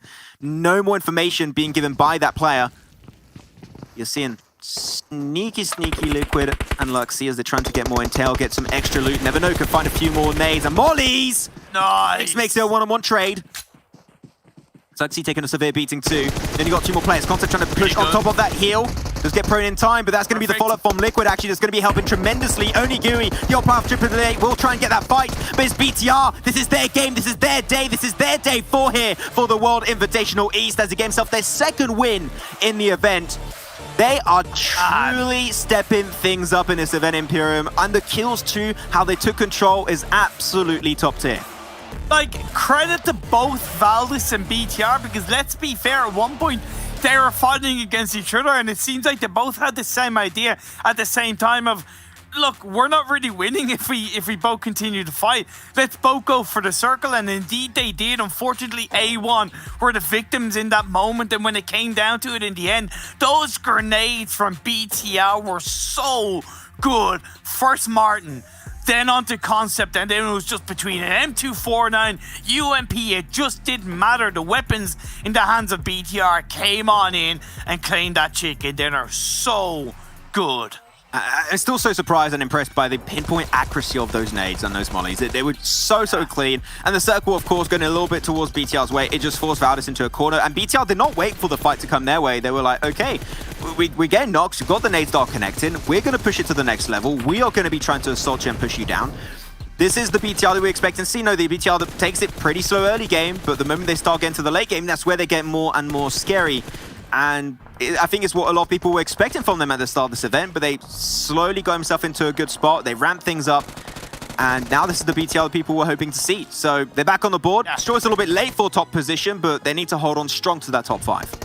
Look, you know, at the end of the day, you can't change what's happened in the past. You can only focus on what's in the present and look to build towards the future. And also, it's not necessarily about how you start, it's about how you finish. And BTR, if they can finish on this high note, like they kind of already have in this final day, but even in the final game, you know, they're still then in such a valuable position as a name, as an org, as a team to, you know, put themselves in a dangerous position for the upcoming PMGC. So for them, I'm really happy to see that victory come through and for them to continue the big name that BTR has within PUBG Mobile. Yeah, it's great to see. And Zeus also dying a little bit early in this game. They're able to close that gap a bit more. Maybe snatching away top 4 is an eventuality for Bigatron Redalians, and also creating that gap away from DS Gaming to make sure they, in fact, do remain top 5.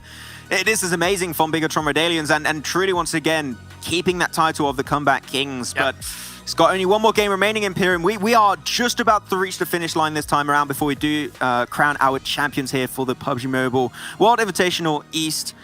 It's been great, but only one more game is going to be making a difference, and we're going to have very small amount of changes, but never know. The dream is still alive for a few other teams.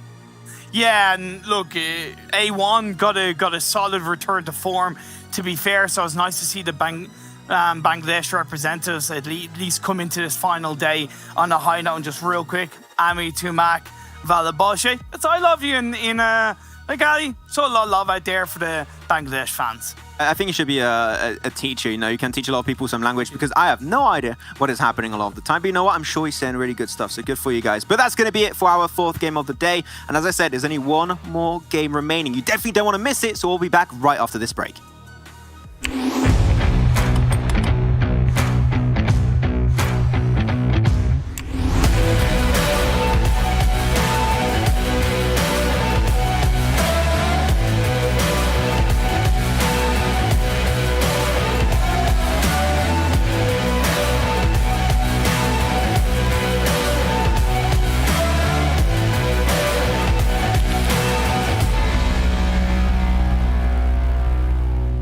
We've got the OnePlus 9 Pro, and it's absolutely gorgeous. Oh my gosh, this display is just out of this world.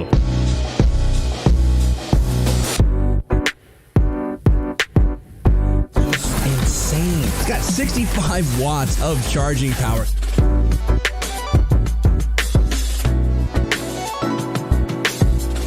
The 9 series is next level.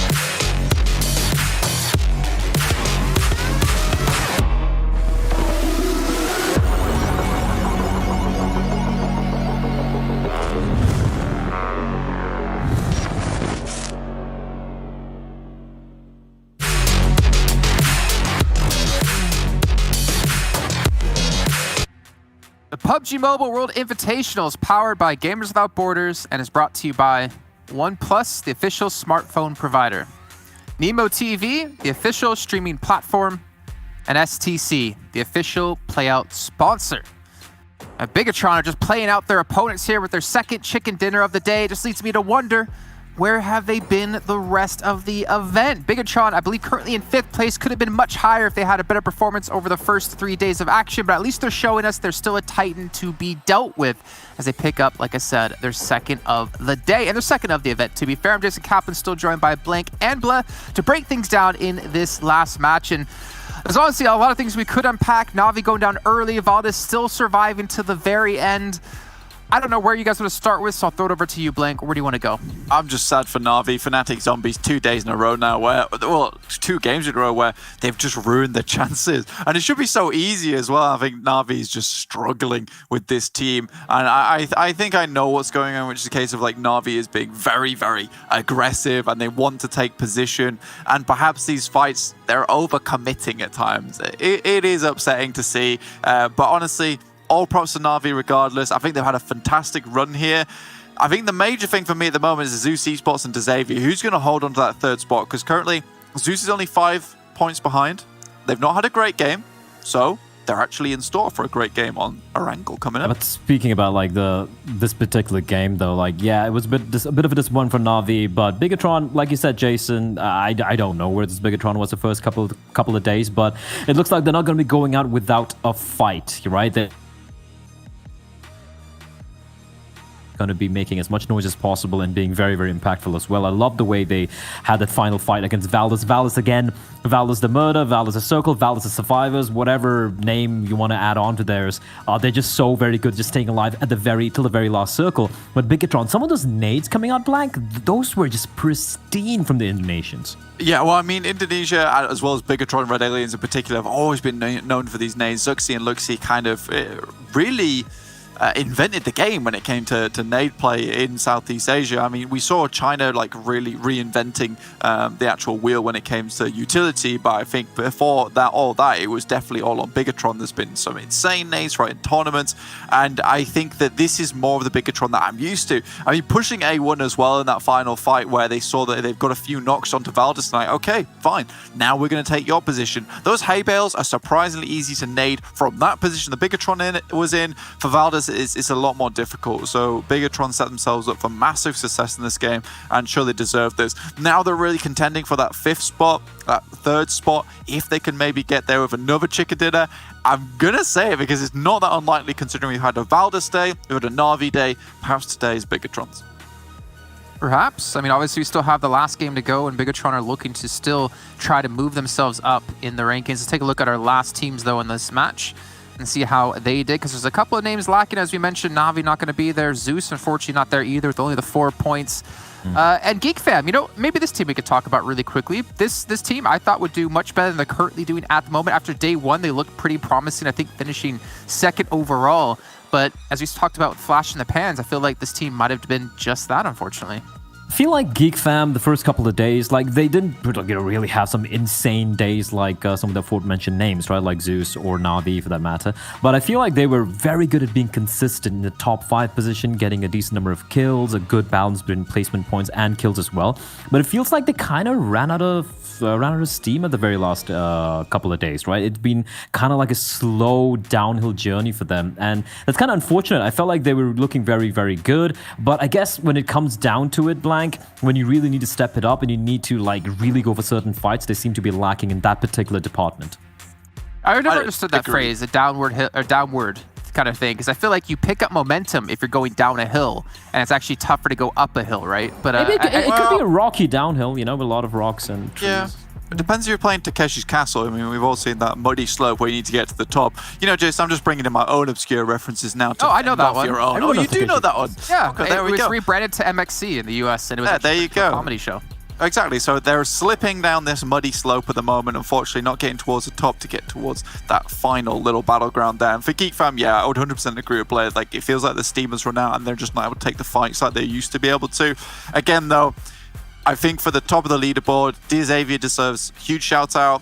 And I think more than anything, Na'Vi can be really prideful with the result that they're going to get, which I'm almost 100% sure is going to be 2nd place now after that game, because they didn't start out very strong, and yet they've brought it back. And if anything, that's probably one of the hardest things to do in a tournament, which is having a really weak day 1 and then being able to scrape back from that defeat that you've had. Well, I mean, speaking about bringing it back, why don't we take a closer look at Bigatron, as we talked about earlier on, and compare their stats today up against their stats from the first 3 days of play.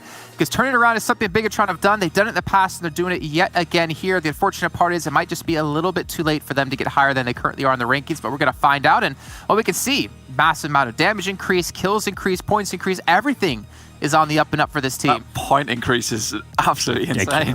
Yeah, almost double of everything. But yeah, just the fact they're able to get quite a few number of kills as well, really helping them out. And it's just kind of unfortunate, isn't it, that it just has to happen on the very final day. And that's what happens when you have such a short format for an event. You need to deliver on each and every one of the days. I think one thing in particular that I'm going to stand out here for me is definitely Luxy. This guy is so good on the off angle, and in the previous games, he's just been dying on that off angle, which is not what you want him to do if he's your special in that case. This time, he's so much more confident today, and he's actually getting those knocks. Yeah, I mean, confidence has always played a key factor, I'd say, into this team. I mean, we even saw during PMGC, like, how down Luxy and Zuxi were on themselves and their team, of feeling like they let everyone down in their team, in their country as well. And obviously, when they get that confidence, we see what they can do, as they've been able to pick up 2 chicken dinners today. But I'm curious, can they maintain that confidence going forward into the last match? You want to end on a high note? Obviously, we still have half a year to go in PUBG Mobile Esports. We got the $6 million on the line at PMGC this year. More money in that one event alone than the entirety of last year.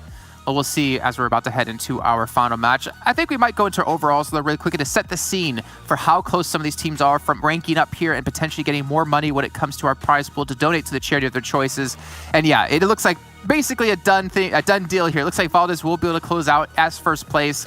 But there still is maybe, I think even Na'Vi pretty comfortable in 2nd place, as you're saying, Blink. Maybe D Xavier or Zeus, or maybe Bigatron with another chicken dinner here could actually ladder up a rank. Yeah, I think that this 3rd, 4th, and 5th placing is where really all that movement can happen. Valdez and Na'Vi, they're pretty secure in their spot at the moment, unless we see some insane game from Xavier and, you know, Na'Vi go out really early in this game, which is not out of the ordinary, to be honest with you. This is something that could happen. But yeah, Xavier needs to hold on to this spot. They've not had the most amazing games of the past 2. But yeah, Zeus are in for a good game right now, especially having the bad game now. Feast of famine, boys. Also got to give a shout out to A1 Esports. I feel like this particular event has been a bit of a disappointment for all the South Asian teams. Like you're talking about the teams from Nepal, from Bangladesh, from Pakistan as well. But A1 Esports, considering a very slow start to the on the first day, they were very quiet alongside I8. Then it slowly started to have a bit of a resurgence. And the fact that they've managed to crack the top 8, of course, like they could still slip on down further if they don't perform in the final game. But I feel like when it comes to the South Asian representatives, A1 have done a pretty good job representing the country. Yeah, for sure. And like you're saying before, we're getting to see a little bit of life at South Korea and Japan, you know, regions we don't normally get to cover too much when it comes to English, and also haven't been able to perform too well outside of Bluebees that we saw at PMGC. But it's nice to see there's some other teams that can pick up that flame, that torch, and hopefully carry themselves through into PMGC in the main event. Let's take a look, though, at our other teams, other 8 teams, our last teams at the moment, before we do head into this final match. And there's still a couple of names in there that we're unfortunately missing as we've been taking a look. Fnatic Zombies have had an okay day so far. Blacklist International kind of feel for them here. Didn't they start off the entire event with a chicken dinner? They were looking phenomenal on day 1. They're the only team with 2 chicken dinners on this page. I think that they really tried to get towards the end, but now these teams are feeling much more solidified in their position at the moment, not making as much mistakes. I think Blacklist has kind of capitalized on a lot of that, Blur. Yeah, for sure. And I feel like they're a team who rely purely a lot on the placement points, which is kind of evident as well, right? They have 74 placement points, which is 22 more than the kills they have. And if you look at the kills, it's only like 2 or 3 teams which are below them, which are NASA, Myth, and Fnatic Zombies, who are way at the bottom of the table. So yeah, I feel like the fact that they were a little too over-reliant on not taking fights might have come and bit them in the butt later on. Well, you know what? It is a learning experience for them. It's a learning experience for a lot of teams out here, getting that true international competition.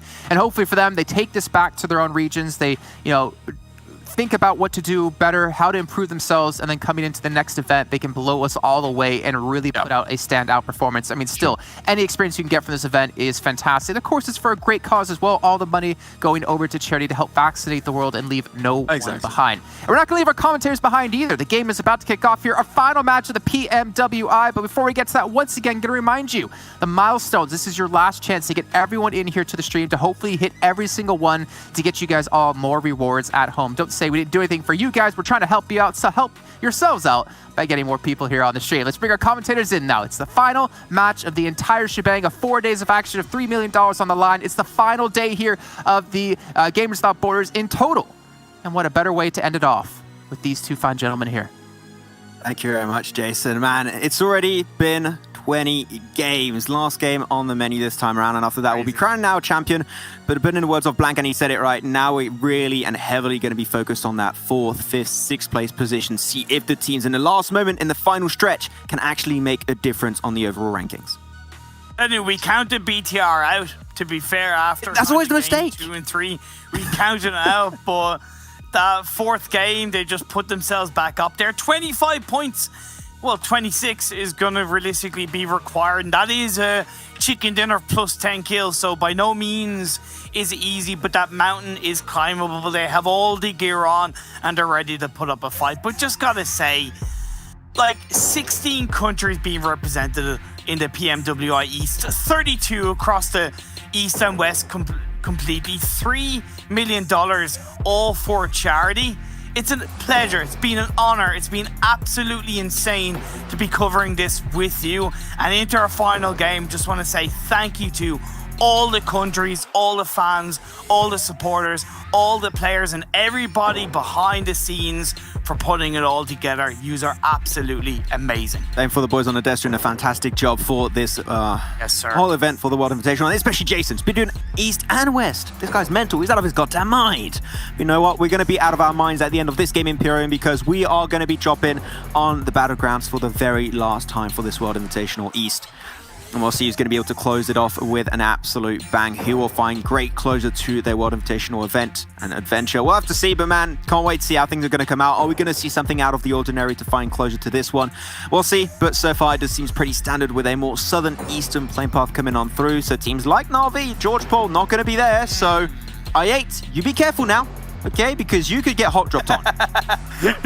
You be careful now. No, run along, stay safe, be careful out there. And, you know, with the Xavier, they haven't really had the best of days, but either of Na'Vi, you know, they haven't really had the best of days. It is possible for the Xavier to overtake second. Now, it would require a massive result and possibly a bit of a risk-taking from the Xavier, and if they take that risk and it kind of bites them, they could also lose that third place. So I think I know what your answer is gonna be, but I gotta ask anyway, do you think it's worth them taking a risk?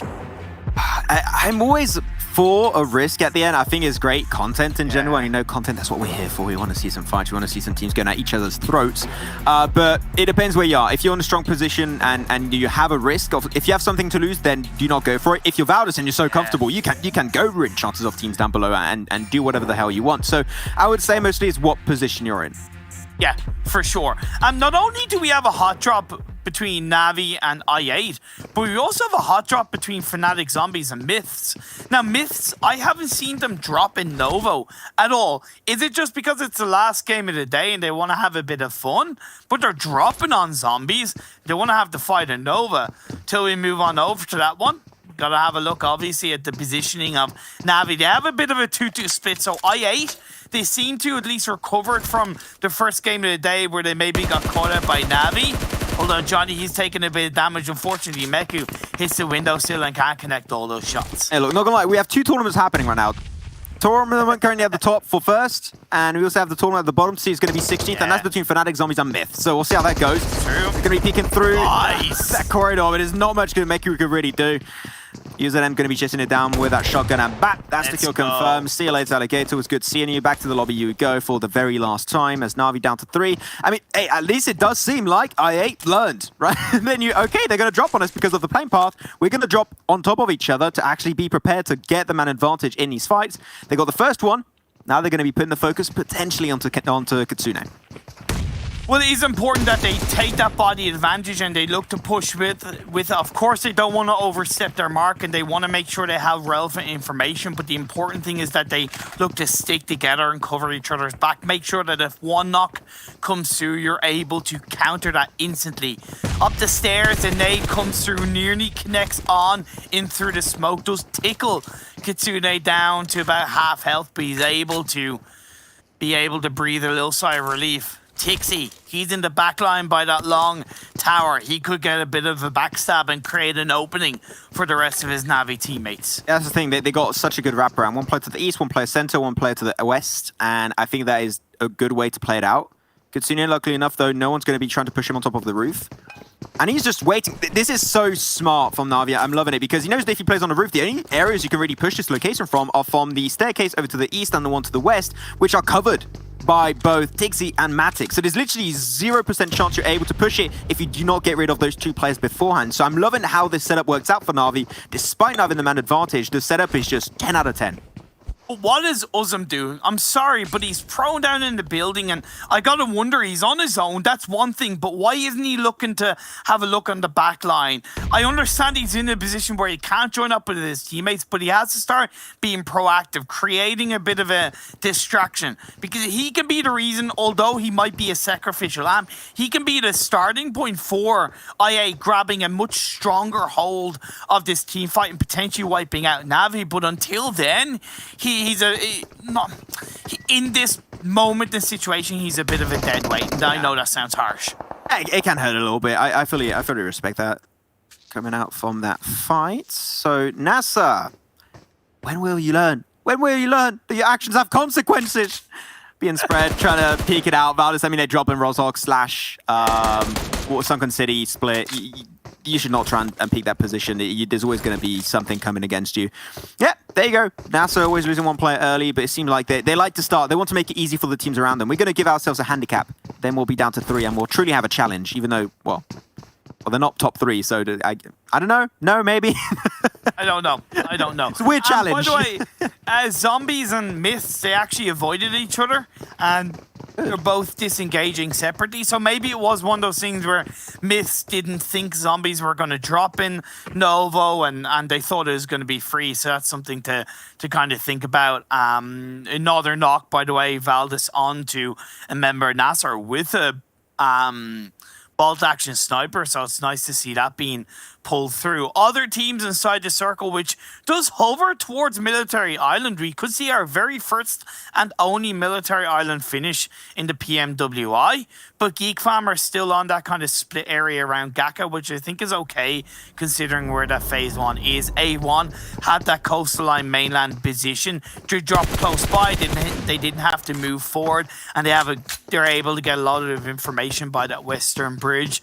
Zeus rotating early. I've actually gone ahead of the Xavier on that kind of south east Pachinki Hill, but they even have a 2-player split on the direct hill down south of Pachinki. So as much as I like from Zeus, in other games they haven't really proven to protect the central circle area, so it does worry me a little bit. Yeah. I just want to mention this about Valdez. There's one thing that I love about this team that I don't see in a lot of other teams, because I think it depends on your mentality and how you approach the game. Yeah. When you see teams that are in the first place and they're very heavily set themselves apart from the rest. We're going to have a little bit of a replay as Martinez, how he got that shot. I mean, he get into the car. That was going to be a pretty nice one with the M24. But when you look at some teams who are in first place by a huge margin, which is exactly the case now for Valdez Esports, there are some that definitely put their foot off the pedal and they just, okay, we can relax now. That's true. I love teams when they fully commit, like, we don't care if we're in first. We're going to make a statement that we can just obliterate the rest of their teams. I saw so many tournaments where the teams in first, like, yeah, we won't do anything. But Valdez are always continuously doing as much as they possibly can. And I just love that from a team. So for that, big golden star for Valdez. I love it. You're dead right, and a bit of an example of that is back in the EMEA Championship, because as much as Navi got a really strong start in the first couple of days, they did. I'm not going to say they backed off a little bit, but they did allow other teams to get somewhat close to them in the standings where we thought, could this first place be lost? So you're dead right about that one. The medal to the pedal. Valdez don't stop stopping as the Xavier, allowing Zeus to get onto the hills above them. Hey, only Jason's allowed to make fun of me for that, okay? Only Jason and Kalaris. I wasn't making fun, I was honoring you. Thank you very much. You're quoting me. Fair enough. Yes. He's quoting me. Though I'm going to be having to quote, I don't know I was going to go with that one, but I'm going to quote I8. I'm dead. Yeah, I don't know. I was trying to make it a little cool and everything, but I8, they're done. Losing a lot of their players. I think they're down to 1 currently, so it seemed like the setup that came out from Na'Vi actually paid dividends. Oh, it has a great angle. Godless. G hits the final bullet. Thought he couldn't get it at the end. Can he get the double onto Frankie? Frankie a little bit too good on this spray. And he's going to try and get that kill confirm onto Zeus. Godless with that nade of his own. But the rest of the team of Zeus is actually going to be trying to join up. The focus is, do you try and hold the front line, or do you allow one of your players to also go for the res onto GE? It would be really important for them to get it. As do you see the circle shifts, and now Pachinki Hill is even more important for the information gathering potential. So whichever team wins this one, the information game is going to be top tier coming their way. And it's also kind of tricky because you low-key got to kind of flank around on the side of the hill, but the hill to the left is probably the easiest option, but it's also out in the open, which puts you in a position of possibly getting third party, whereas the hill closest to Pachinki isn't really the best. I8 go down, Navi end up getting the better of them. It's a harsh lesson in the final game of the day, but honestly, I can say that I8 should hold their head high with how they performed in this PMWI, and they've made Pakistan proud. That's the thing with IA, is I saw a lot of fans that were very supportive, which is great. You guys keep it up. You're one of the most active fans I've seen in a long time, so big thumbs up to that. It doesn't happen for every single team. It's great to have such a big fan base right off the bat. But you know, this is the first... Okay, don't scare me like that. Did you? I thought Boroki was done there for a second. But a lot of people set really high expectations for this team. This is the first time they're playing at this level. Yeah, I know. This is the very first time. And as I agree with what you said, they can hold their head very high up, but it seemed like apparently Kitsune puts his high a little bit too far out the side as it gets picked up by Broly. But you know what? It's only a first time. I'm sure we'll see IA in the future doing absolutely fantastic strides for the team and for their region. As now Tixi taking a one-on-one versus Broly. Broly, I'd love to see this player, but it seemed like, unfortunately, you're going up against an absolute beast in the name of Tixi. As only Foroki will actually be remaining in his current position here. He got spotted away for a second by Matic. Gonna try and make sure they trying to slow down and diminish the amount of mobility Na'Vi can really have. Now they're down to 1. It's going to be Matic. Trying to go for the nades, but doesn't quite connect. Yeah, and this is Myth's fight to win, really, very clearly. Yeah, great opportunistic play by Myth, because I don't think they were necessarily expecting the team to be here, but when they heard the end of this fight between Na'Vi and I8, they sniffed an opportunity to strike, and they are indeed striking. And he turned this one into a 1v3. Matic. A lot of time, though. The Res will come out to Broly. The nade idea is good. I get the premise. It's a little bit hard to play for Myth, though. But Matic, the more time you take, you know that those knocks are going to be coming back. I'm gonna smoke it up, too. There you go. That was a smoke, trying to make sure he can. The thing, it took so long to actually go for the Res onto Tixi, and I think that now Myth heard those footsteps. They must be alert that he is trying to get a teammate back on his 2 feet. He's going to try and jump behind. Full squad has been put back up by Myth, and if you notice, one of the Myth players is on the roof. That's to try and distract audio cues for the other 2 remaining players in Na'Vi. Really good play. Not only that, also to stop them from jumping out the windows. That is definitely the play they're going for, to make sure they can regulate the movement that Na'Vi's actually allowed to go for. Flashbang comes out. Not sure if it actually connected onto Tixi, but Myth are going for 2-2, trying to wrap around from different angles. The blue zone's going to be doing a lot of work on these teams too. A lot of resources. That's another flashbang coming out. Now they've got 2 angles. Na'Vi losing 1 instantly. It's down to Tixi. Can the clutch man make it happen versus Myth? Gives up another knock. He's solo switched over, but he's only got 10 bullets into the sky. He's got to reload ASAP, and he got 2 bullets. He's got no meds. He's got nothing. He might be able to close it off. He gets the kill confirmed. Hey, man, he just got what he could. He got what he could, and I fully respect that. Desperate times, desperate measures. Last chance saloon. He cleans up the kill. It leaves Myth down to 2, but the win comes through. Man, Na'Vi, I think that just kind of sums up the fight that Na'Vi have put up in this PMWI. Let's be fair, they started off so poorly. But that day 3 performance, the highest single day performance, beating Valdez's 5 games in day 1, 109, just put them so heavily back up in the standings. And man, they deserve a lot of respect for it. Their last game ends early, and Myth, the Algerian side, they'll carry on as a duo. This is a very scary Zuxi. He's got an Orm in his hand. Luxy, oh, how did you dodge that? Jeez, Toro! But no more Toro anymore. He's going to be absolutely mowed down by the M249 of Sporter, of DS Gaming. The South Korean team just cruising by, but unfortunately you're going to have to go for a stop. One-stop shop in the field versus BTR and also Zeus, as these 2 teams are going to go now a little bit back and forth. Friend with the Orm has got a silencer too, making it a little bit hard to really pin down his location. They're in the edge of the circle, so I'm looking at teams that are in a good spot. That's going to be Geek Fam. I love their positions high ground, and they once again set up for success in the early stage. Also Reject, but as typical, Reject spread is a little bit wide, and that might come to hit them. As DS take down Nasser Esport, they've had a great day. Jordanian representatives, I feel, have really proven themselves a lot more compared to at the start of PMWI, but their last day ends up early, and I did notice that Orm knock, by the way, from BTR. Zux has been just disgusting with that Orm. Headshot after headshot, though, going to be able to get spotted away. Gets a little bit too close to Icy. Will get frozen up just a tad. Liquid's further behind too. Not an easy way to deal with it. That nade's looking pretty good. Pinpoint accuracy once again. Wins out. Betrays the nade too. The old Godless, what's the game plan here? Because you can cross over pretty easily, but Liquid in the background too is giving a little bit of an oversight, and Ryzen, I love the nades on BTR. Like, Blank touched upon it perfectly, right? BTR and also the Indonesian region, the nades, they created grenades. They're the ones who make them. They build them. It's insane. Yep. It's insane. Absolutely fantastic. Good turnaround from BTR. Zeus are kind of recognizing that, and they're just going to disengage away from that, knowing that they've picked up a couple of kills, but they are also still up as a 3-man team, and I respect that from Zeus. I do think they could have pushed that to take down BTR, but when you're talking about playing for the late stages of the game and trying to protect their not only 4th place, but overtake the Xavier in 3rd, it's important that they get to the final few teams. That's what they're going to be trying to aim for. A1's got a pretty nice spot, but not when it comes to the late game. They need to start looking to gather more intel. I want to send a few players forward, especially Sinister and 6ix9ine. I think if they start putting their information and they're scouting towards the northern side, that is where it should be. Field finish to close it off. Not fun. Not fun, Imperium, but There are some teams already in a good position. I like where Yala currently stand. Valdez 2, they got himself into the compound right west of Chopsticks, and D Xavier 2, man. A lot of the teams that we should pay attention to here could have a really good game. D Xavier especially, if they stand strong, they could be putting himself in a completely advantageous position in the rankings, and they could do amazing, but this is going to have a lot of attention coming their way. Let's see if it's going to be good enough for them.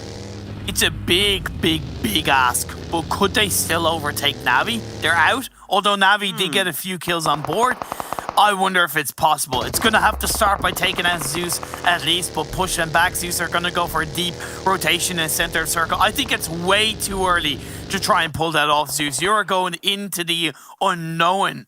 I can't see that working out for Godless, to be fair. Just answer your question again. D Xavier, if they want to overtake Na'Vi, minimum, they're going to need a win, and they're going to need an insane amount of kills. Not sure exactly how many it is they're going to need, because Na'Vi's picked up a few kills themselves, as you said, but they're going to need an insane amount. So we'll see if they can push it that far, but at least, no, they're fighting for that third place, and they want to make sure that Zeus do not overtake them, because Zeus, talking about them, very close by, it will be very interesting and a really fun run of events if these two teams actually clash against each another.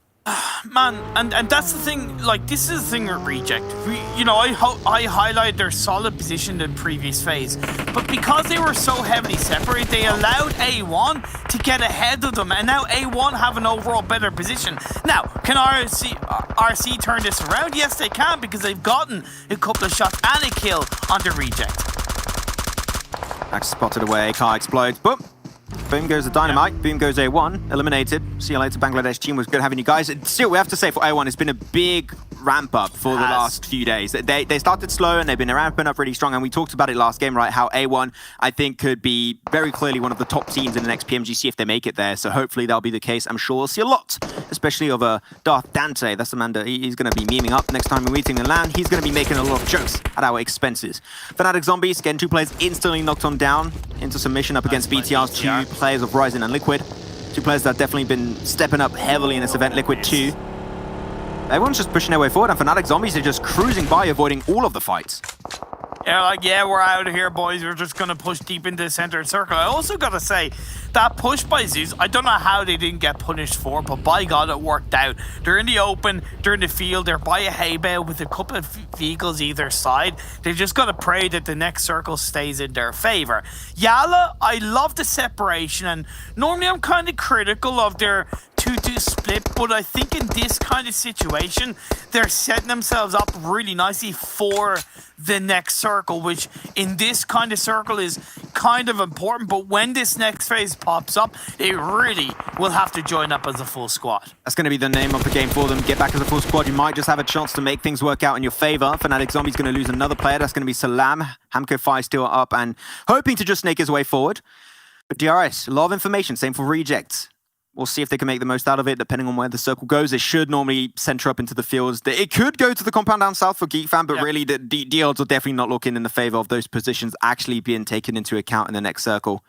And it actually, there you go. Really big shift up northwest. A few buildings taken into account for, especially DRS/Blacklist International, but a lot of teams got to push in now. Nepal side being a little bit downtrodden, but this final game, they have a chance to put themselves in a good finish and end on a high note. Blacklists are avoiding them, and they send a couple of players into the circle, but leaving one player behind. Alas, I don't know where he's going, but he's made it in, getting close to the last Fnatic Zombies players, and Ryzen getting the revive onto Liquid to try and keep them up as a duo in the edge of the circle. That's important.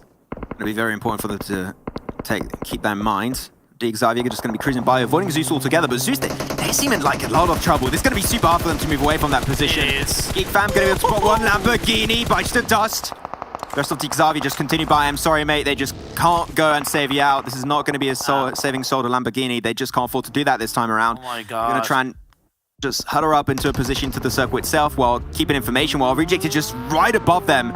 A few nades, and that's done for D Xavier.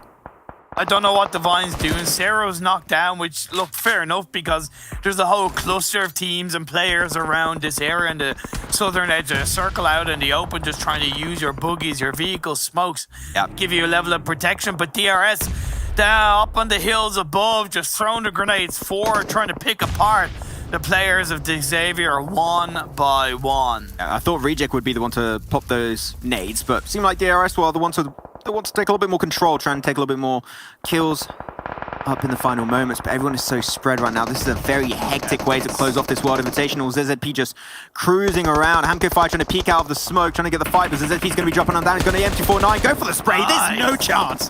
No chance. Nothing you can do, Hamco Fire. That's it for Fnatic Zombies, eliminated in 11th. But man, the nade game again from Geek Fam gets it done onto ZZP. How is the rest of the team going to deal with that for DS Gaming from South Korea? As they're just going to get picked up one by one. The moment the smokes are gone, it is time for DRS to pick up the kills. BTR, the last two players, it was very tricky. They were on the eastern edge of the circle, but Valdez joined in the mix. So did Zeus, and guess who's come out on top of both teams so far? It's the leaders of the pack, baby. Valdez still up as a full squad. Zeus has one player left standing. That's Joel. All the while, Yala did join up as a full squad. They have all the northern area to their control. No one wants to commit to the fields. It is horrible. You got so little areas to really fight from. You want to avoid at all costs. And most of the cars are heavily damaged. It's not easy to rotate with them. Zeus, they're out of the game. That is actually huge. You got to keep in mind that Zeus were looking so good in the standings. They were in 4th place. And Xavier also just went out. I'm not sure. It is extremely close between these two teams. Who's on top? I do not know. We'll have to see later on with the boys on the desk. They're going to have to give the answers to those questions. Everyone's getting mowed down. Same for Valdez Esports. Not going to find closure with a win, but still we know that they are going to be first at the end. So what a great performance in this World Invitational East for Valdez Esports. But now still got a few teams that are trying to find glory in the finishing moments. As Geek Fam pushing himself forward to the hay bale. Really good play. Duello comes in, gets a knock into one of the Geek Fam players. Japan, South Korea, those two teams are still in the mix of this final game. And when you're talking about kind of the middle of the pack, they're in both 6th and 8th respectively, looking to hold on to those positions. We could see Reject jump up ahead of A1 because A1 went out early. DS Gaming going to set... Okay, for 1 second, Sport to roll that one over. It seemed like it was snatched away by Loco of Yala Esport. Sanes will also get confirmed away, but this time by Bandar. So they're really good. I think it was 8 kills I saw for Yala. So trying to find good closure. Yeah. This is a team that has been looking so strong as of recently without a win. Sportage getting absolutely battered, and that's it for the South Korean team, eliminated in 5th. Now only 4 teams remain. You got DRS, Yala Esports, Reject still in the game. Okay, what's happening currently? Aeon's getting pushed upon by Ida. And this one gets himself the kill with a barrel, and he's going to swiftly confirm that one. Style points indeed, but unfortunately the living points don't work. Bandar is going to rock up Eon towards the edge of the blue zone. Eons is able to use that boogie that was Ida played in to his advantage, but in the end, Bandar comes out on top. You know what? Not gonna lie, that's still a pretty good way to close off your adventure. Started off with a win, ended up with a good game, but yeah, indeed, as you say, Imperium, only 2 teams. Yala Esports still in the game, and the team from the power of DRS. Can they finally get himself a dub? That will be great to see coming out from this team. I think they've been trying their best to get themselves some wins throughout this event. There's been a little bit of a hard time for DRS. We'll see if they can try and find some great closure. Get himself 1 win. I believe it was on that Sanhok game. A second one would be a good way to end the adventure here for the World Invitational East. Indeed. DRS looking for their second, but down the hill they go. And Powerful, it was his birthday yesterday. Happy belated birthday. Can you get a chicken dinner for the greatest birthday surprise? See if that's going to come to fruition. AJ being knocked on down. If the smoke dissipates and still has a good position, the information from AJ could have been strong, but now Bandar's got that tippity top of the mountain under control. They're everywhere. There is no escaping Yala from their current location from which they're fighting. My God. Mafia Ninja had absolutely no clue of what was coming his way. And now that's it. It's going to be 2 players of Yala Esport, Powerful and Bandar. Bandar did have a first aid, going to pop that one up.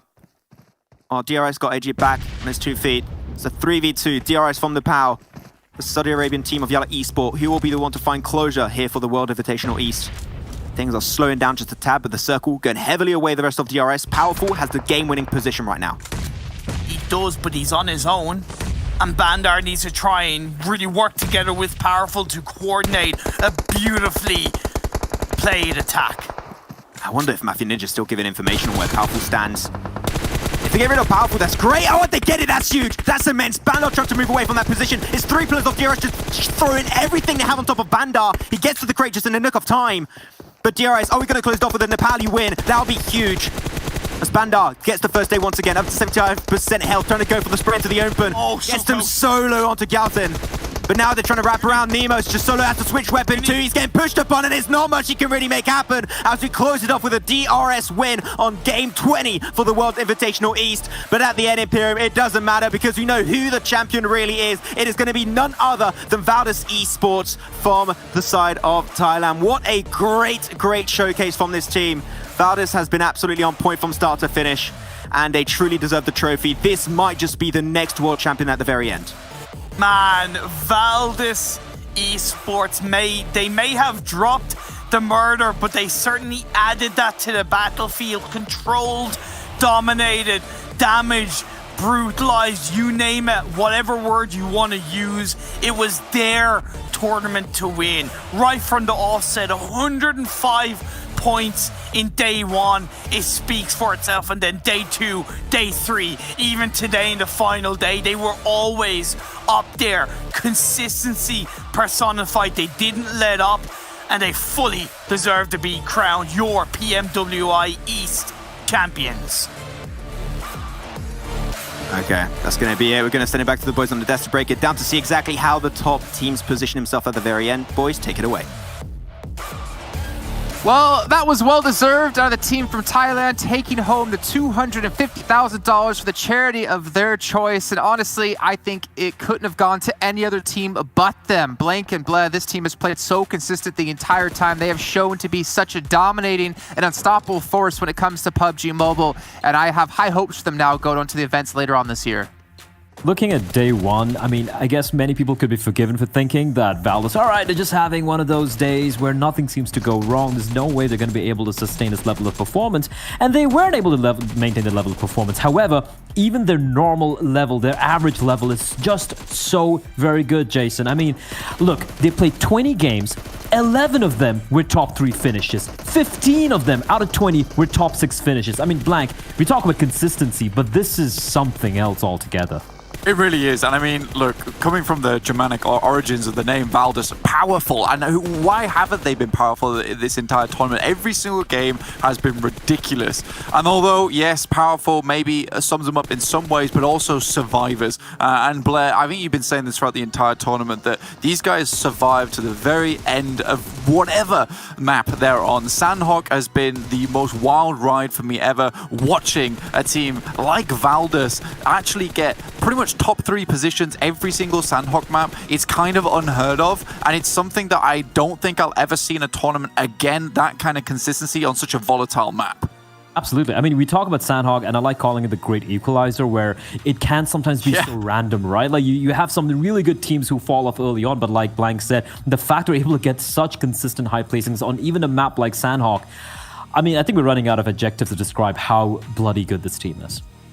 I mean, we did get to see a couple of great teams at the very end make a solid push. We're going to take a look at our overalls to see where all the other teams did place. So you did hear Xavier and Zeus looking like they solidified their position as number 3 and number 4. But we'll take a quick little look just to make sure no one else has shifted around when it comes to the top 5, because I believe BTR should be in there at 5th place. And we can see how BTR have made a massive climb in the last day, moving up 4 rankings from 9th to 5th, able to get themselves up to 5th. And I think more importantly, showing us out there that they still are a team to be reckoned with. And I'm just curious to see for a lot of these teams how they progress throughout the rest of the year. I mean, this is something I was mentioning on day one, which is that, you know, Bigatron might have had a bad day, but I'm always sort of hesitant to be like, count them down and out, because they always seem to spring back right in the nick of time. And getting a 5th place here is going to be a very nice spot here for the Indonesians from Bigatron Red Aliens. Like, they have not been down on their luck, so to speak. It's been a case where, you know, they've brought it back and they can still be very prideful into this getting a top 5 position. DS Gaming, though, from South Korea. We talked about these guys quite a fair few times, but South Korea being in the top 6 is very important for this country, especially for DS Gaming, because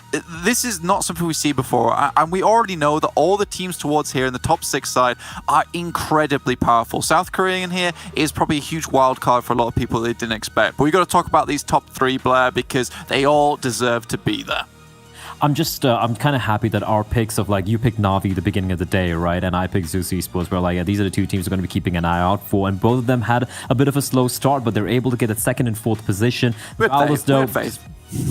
Yeah, we had faith at the end of the day. And yeah, like class does shine through the end of the day. But Valdez, they were far and away the best team. The Xavier, like you pointed out, this Vietnamese team, they really impressed me. They fell a bit short of where we expected them to reach on the final day, but still a great showing. And as I've always said, Bigatron, at the end, they do manage to go out with a roar. But a bit of a shout out to Yalla Gaming and DRS Gaming. You know, it's easy to get overshadowed when you have teams like Valdez and Navi just popping off like that. But Yalla were always, without a single chicken dinner, they're always in the competition, always looking to take fights and win those fights as well. And DRS Gaming, even though it was kind of a quiet tournament, at the end of the day, Jason, they get the final chicken dinner, they get the last laugh, and they crack the top 8.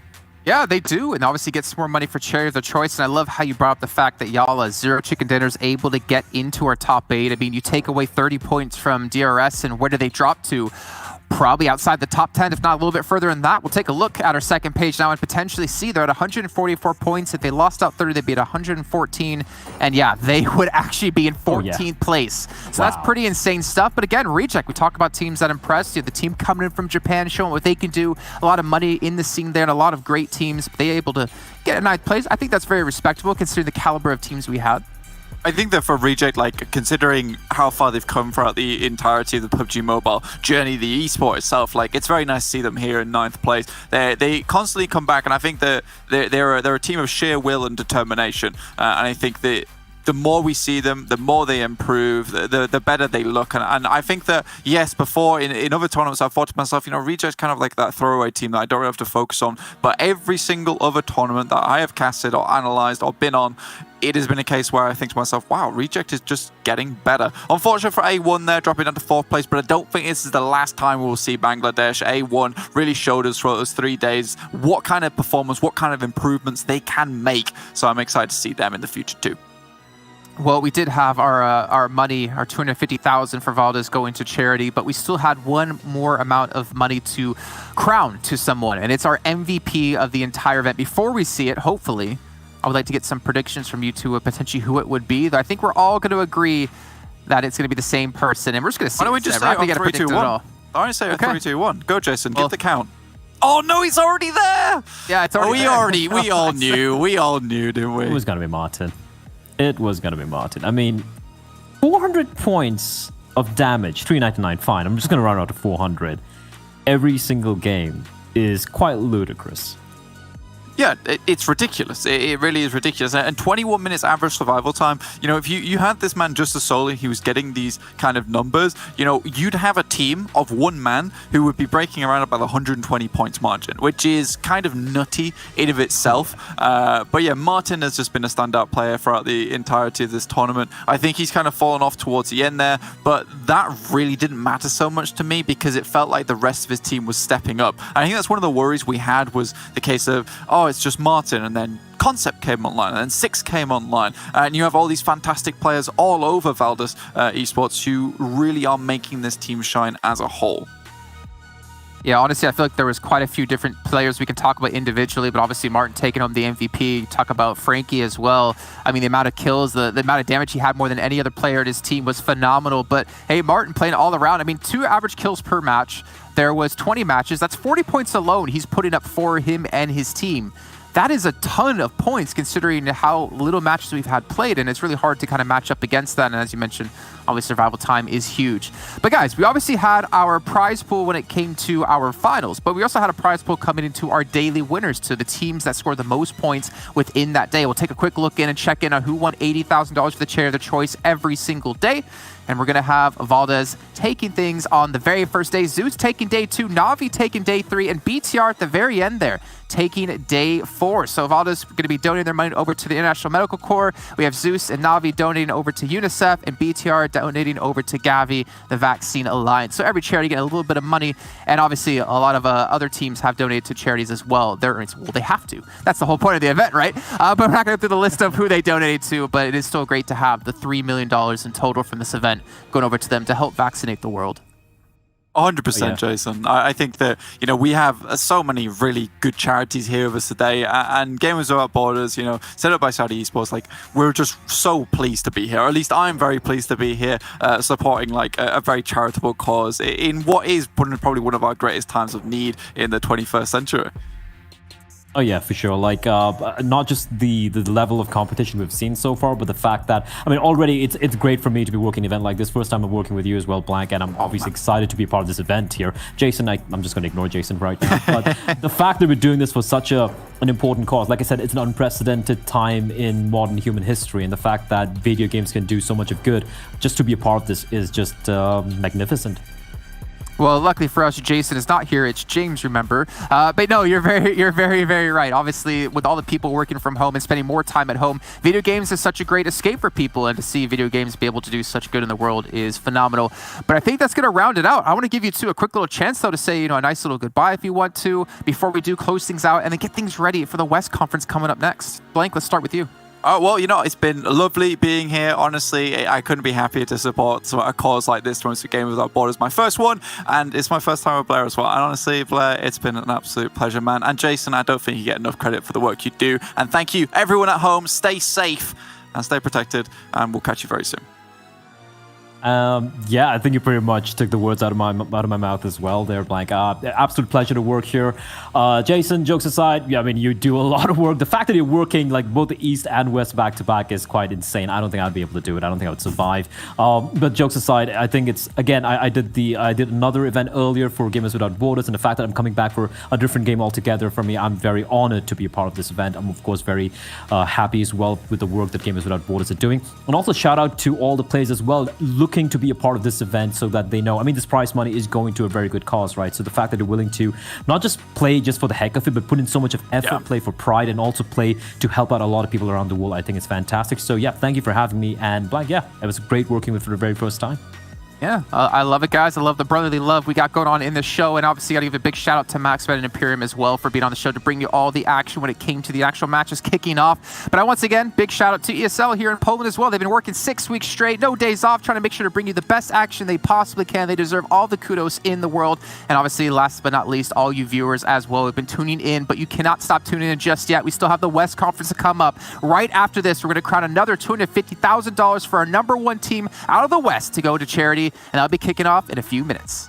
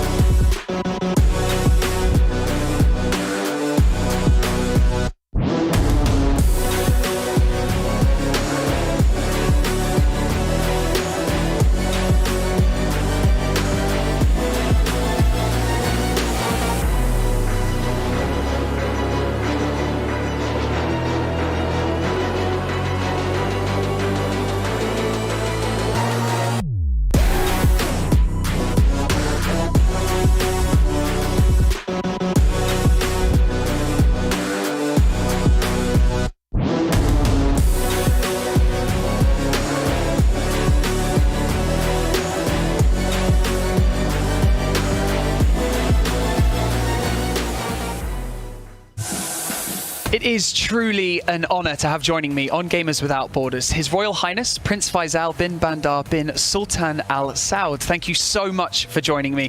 Firstly, I would love to ask how you and your family have been this past year during the pandemic. Well, thank you very much. It's a pleasure being here with you.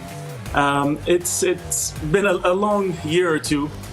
We've had just as much cabin fever as I guess most people have. We've had to take an extra step with precautions because my daughter was born in February. So, the time leading up to that, my wife pregnant and then with a newborn in the house, we had to be extra careful. But we are very thankful and very lucky that we had the opportunity to be a part of the vaccine rollout and get vaccinated. We are excited about getting to the end of the pandemic. And we want to make sure that we are doing, everything we can to help the world get past this. And as they say in the videos that you see throughout this tournament, is no one is safe until everyone is safe. So we're happy to be a part of that. We're really thankful and very lucky. Well, it's the second time that you've spoken here at Gamers Without Borders. Last time was during the first edition. What has been your favourite outcome as a result of the initiative last year? The two things that I think have been, don't get me wrong, I love the gaming, I love esports, I love watching the competitions, but really seeing everyone come together under the banner, taking this from what was a thought process, an idea, to really a global impact, a global event that no one, all of us, all the gamers have real ownership of this. And it's been great to see how many different people from different backgrounds, different areas of the world. I mean, we've had, last year we had 14 million viewers, 460,000 different individuals from, I think it was something in the range of 80 countries that took part. And seeing all of that come together to do good, I think has been amazing. And really showcasing that gaming is not something just to be looked past. It really is a platform that people can use to do good and not just do well. It's huge, and like you've already mentioned, it's on a global scale, but also you already said no one left behind, and you decided to return this year with that slogan, that ethos, and that's the goal for 2021's Gamers Without Borders. So what does that slogan mean to you personally, and what would you like to achieve this year? It's important to me because, I mean, as I've said, here and in many countries, we're very lucky to be a part of a quick and efficient vaccine rollout. But to make sure that, I mean, as you said, no one is left behind. The risk will always be there until you have a way to bring all the world. And it's important right now with COVID and Corona, but it's in general with vaccines and vaccine rollouts. Making sure that everyone has that equality, the ability to be safe and healthy. I think that is something that people take for granted sometimes.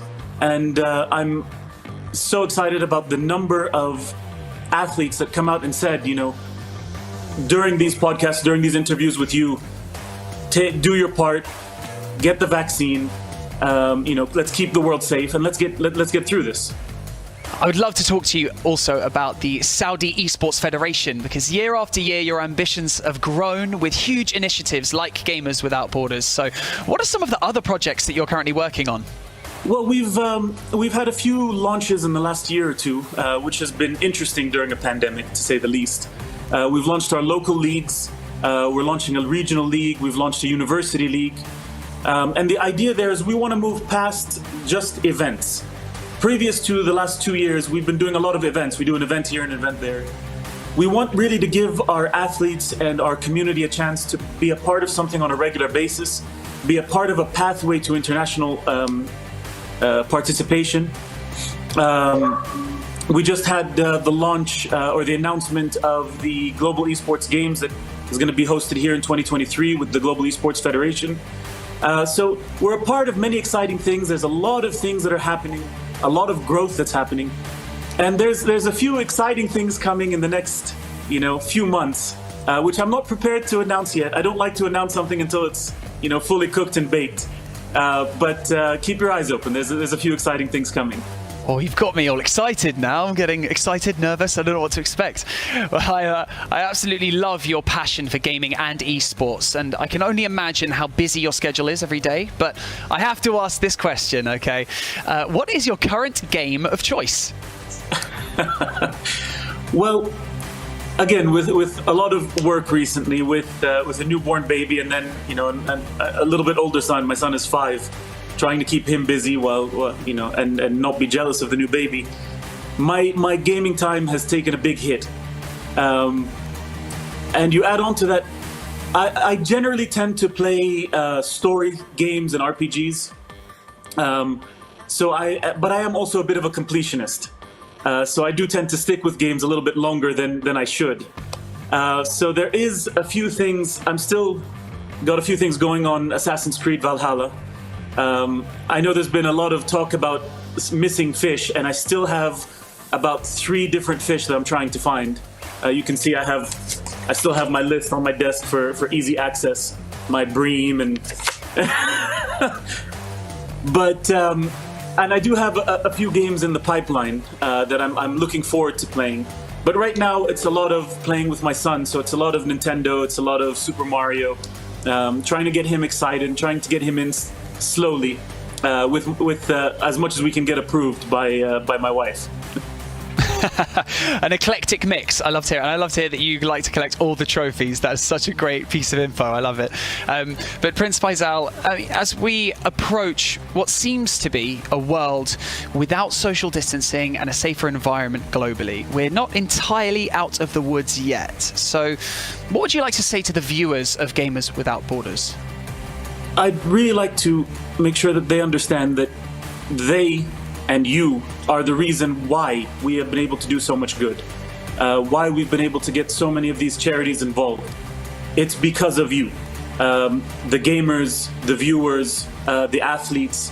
Don't underestimate the impact of what you can do. Get vaccinated, stay safe, stay healthy, donate to the cause, and make sure. There are many around the world that really need your help right now. So, do your part. And if I may, I was thinking about this, as I was logging into the call.